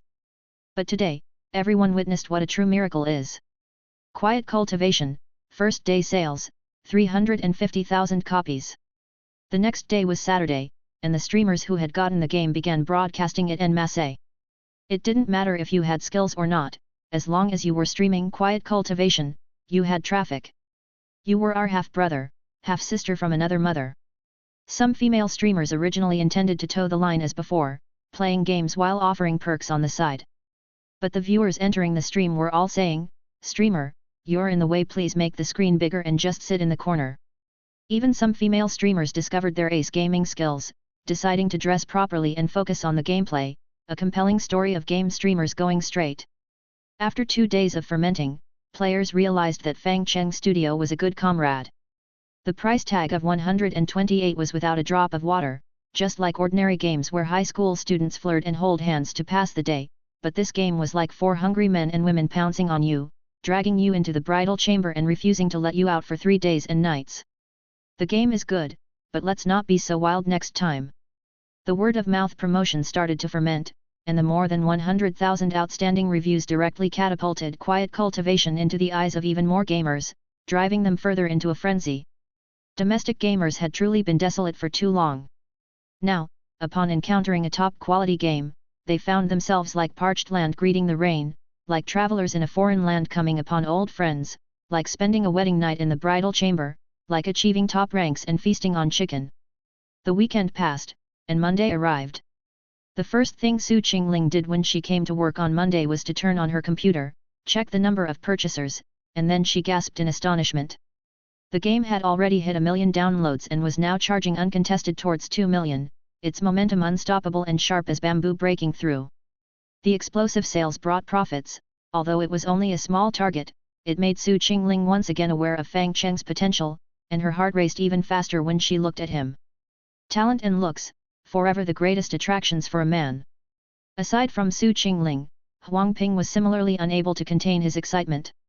Most of the studio's information was transparent, with game sales and profit-sharing proportions clearly stored in company documents, accessible to everyone. Calculating his own share of the profits, Huang Ping found he could actually go back and buy a house outright, and he could even afford to buy his parents a new home nearby, letting them also enjoy a more comfortable life. He had been involved in several major releases at Tianyi, but Tianyi's producers were tight-fisted with money. Even for popular titles, his own bonus was only 20 or 30,000 a month. And for that, he had to be grateful to the production team for not firing them on the spot after the game was released, since the prevalent practice of discarding someone once they've served their purpose was all too common. Xiao Duzi was used to it, but Chen Liang was not. Seeing the sudden increase in his account balance, he found Fang Cheng and stammered, "Sword Immortal Master." "Don't call me Master," Fang Cheng said, correcting him helplessly, "we're not that deeply bonded." "Okay, boss, the money. Not enough? Then I can lend you some more." "No, it's not that. I'm just an intern, can interns also get a bonus?" Only then did Fang Cheng realize, and he said to Su Qingling, "Su Qingling, could you please make Chen Liang a full-time employee?" "Sure." Seeing the genuine Fang Cheng and the eager Su who helped him get a full-time position, Chen Liang felt his boss was quite peculiar. But a good kind of peculiar. After receiving his share of the profits, Chen Liang counted the zeros for a long while, then chuckled to himself just as long. His parents had divorced when he was 14, and after they both started new families, they stopped caring about whether he lived or died, not even providing him with living expenses. Afterward, he roamed around internet cafes, earned money by collecting bottles for others, and occasionally did power leveling. That's how he idled away until he was 15. After being picked up by a coach and taken to a training center, he started training every day. His monthly pocket money was only 350 yuan, but since the center provided food and lodging, he didn't have many expenses. This was the first time he'd ever seen such a large amount of money. Seeing this money, he began to struggle with one thing. At the end of the year, should he really go back?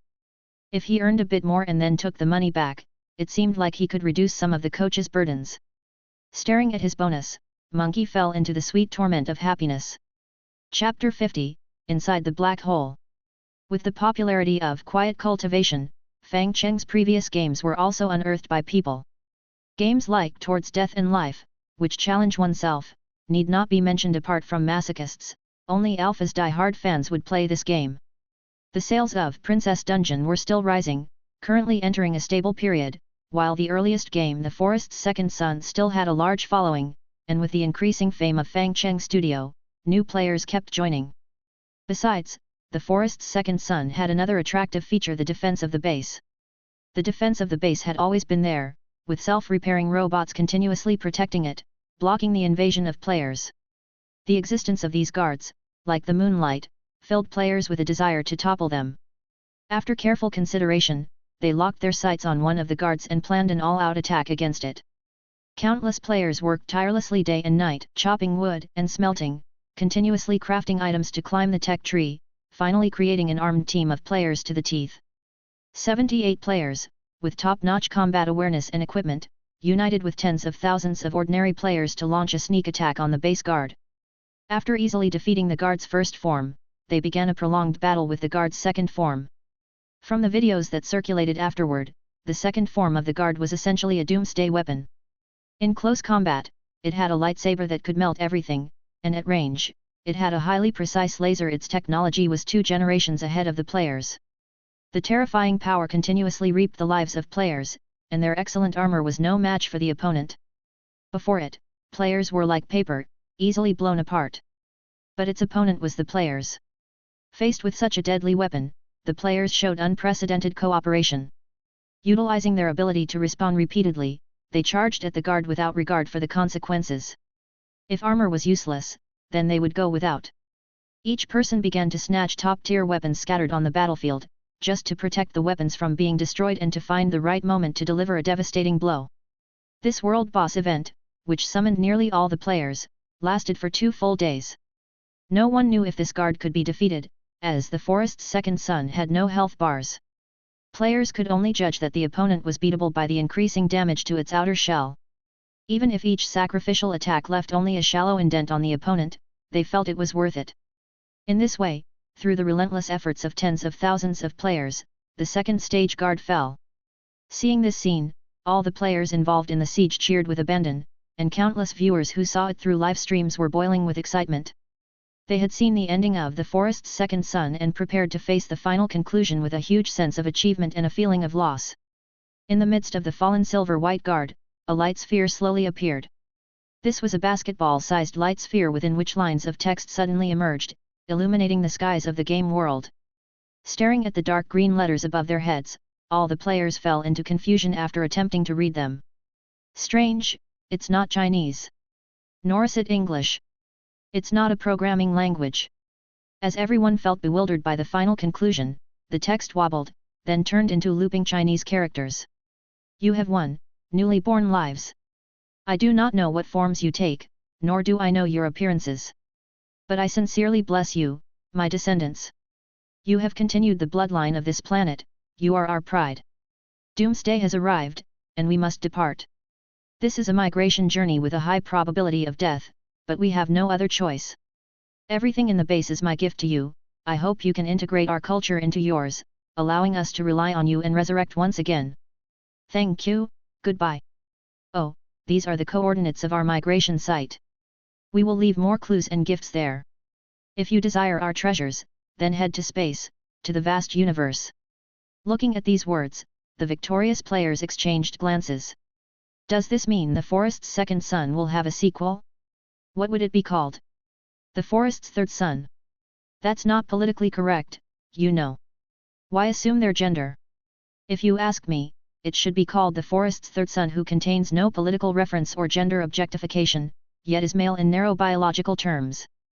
Wow, your name is as complicated as your logic. As the players pondered the meaning of the finale, Fang Cheng, who had heard the news, was already pinching the light orb and slipped it into his pocket. The text within the light orb had also been translated by him. This script belonged to another alien civilization, but a single immortal spell was sufficient to translate it into Chinese characters. He had known of the Guardian's existence long before, but he had little interest in it, so he had ignored it until now. What he hadn't expected was that after the Guardian was defeated, it would actually leave behind coordinates pointing the players towards another location. Such an approach, which would not manifest until certain conditions were met, resembled some kind of great divine power, and indeed would have been easy to miss without close observation. Having calculated the location of the coordinates, Fang Cheng stepped into the void the next moment. After wandering through thousands of light years, he finally found the spot indicated by the coordinates in a remote star system. It was a black hole. Facing the black hole, ordinary cultivators could not escape. Fang Cheng, however, could freely enter and exit. But because of certain characteristics of the black hole, it was difficult to probe into it using divine sense. Furthermore, black holes usually contained nothing, like someone had dug a temporary hole in the black expanse of space that would soon vanish on its own, so he normally ignored them. However, guided by the coordinates, Fang Cheng still approached the black hole and stepped inside. Terrifying forces tore at his body, but even more formidable mana resisted the power of the black hole, leaving him unaffected. As he stepped into the black hole, his eyes sharpened, and he realized he had fallen into another world. Feeling the laws of this place, he stroked his chin and mused to himself, a minor world? No, this is also a great thousand world. Who created it? 3,000 minor worlds can merge into a medium world, and 3,000 medium worlds can merge into a great thousand world. Confused, after leaving the black hole, Fang Cheng randomly chose another black hole to enter, only to find it full of chaos with no great thousand world in existence. From this, it was clear that only the black hole corresponding to the coordinates was the gateway to another great thousand world. Thinking of the disappearances of various immortals and cosmic entities, Fang Cheng had a premonition. They might very well have fled into this place. So, why would they hide here? Upon closer sensing, Fang Cheng realized this place was carelessly made, its world laws were extremely chaotic, and the heavenly Tao of each planet was particularly strange, seemingly created in haste. Earth, fire, water, and air blended in an odd and twisted fashion, making this great thousand world resemble a mask scorched by fierce flames, presenting a twisted yet unique appearance. Navigating with divine sense here required more effort, and the flow of time in this realm was abnormally fast, ranging from 110 to 1:100 in different areas. If life existed here, it might have evolved to a completely different level. After a moment's contemplation, Fang Cheng's divine sense fell on a nearby planet, and the next moment, he arrived there.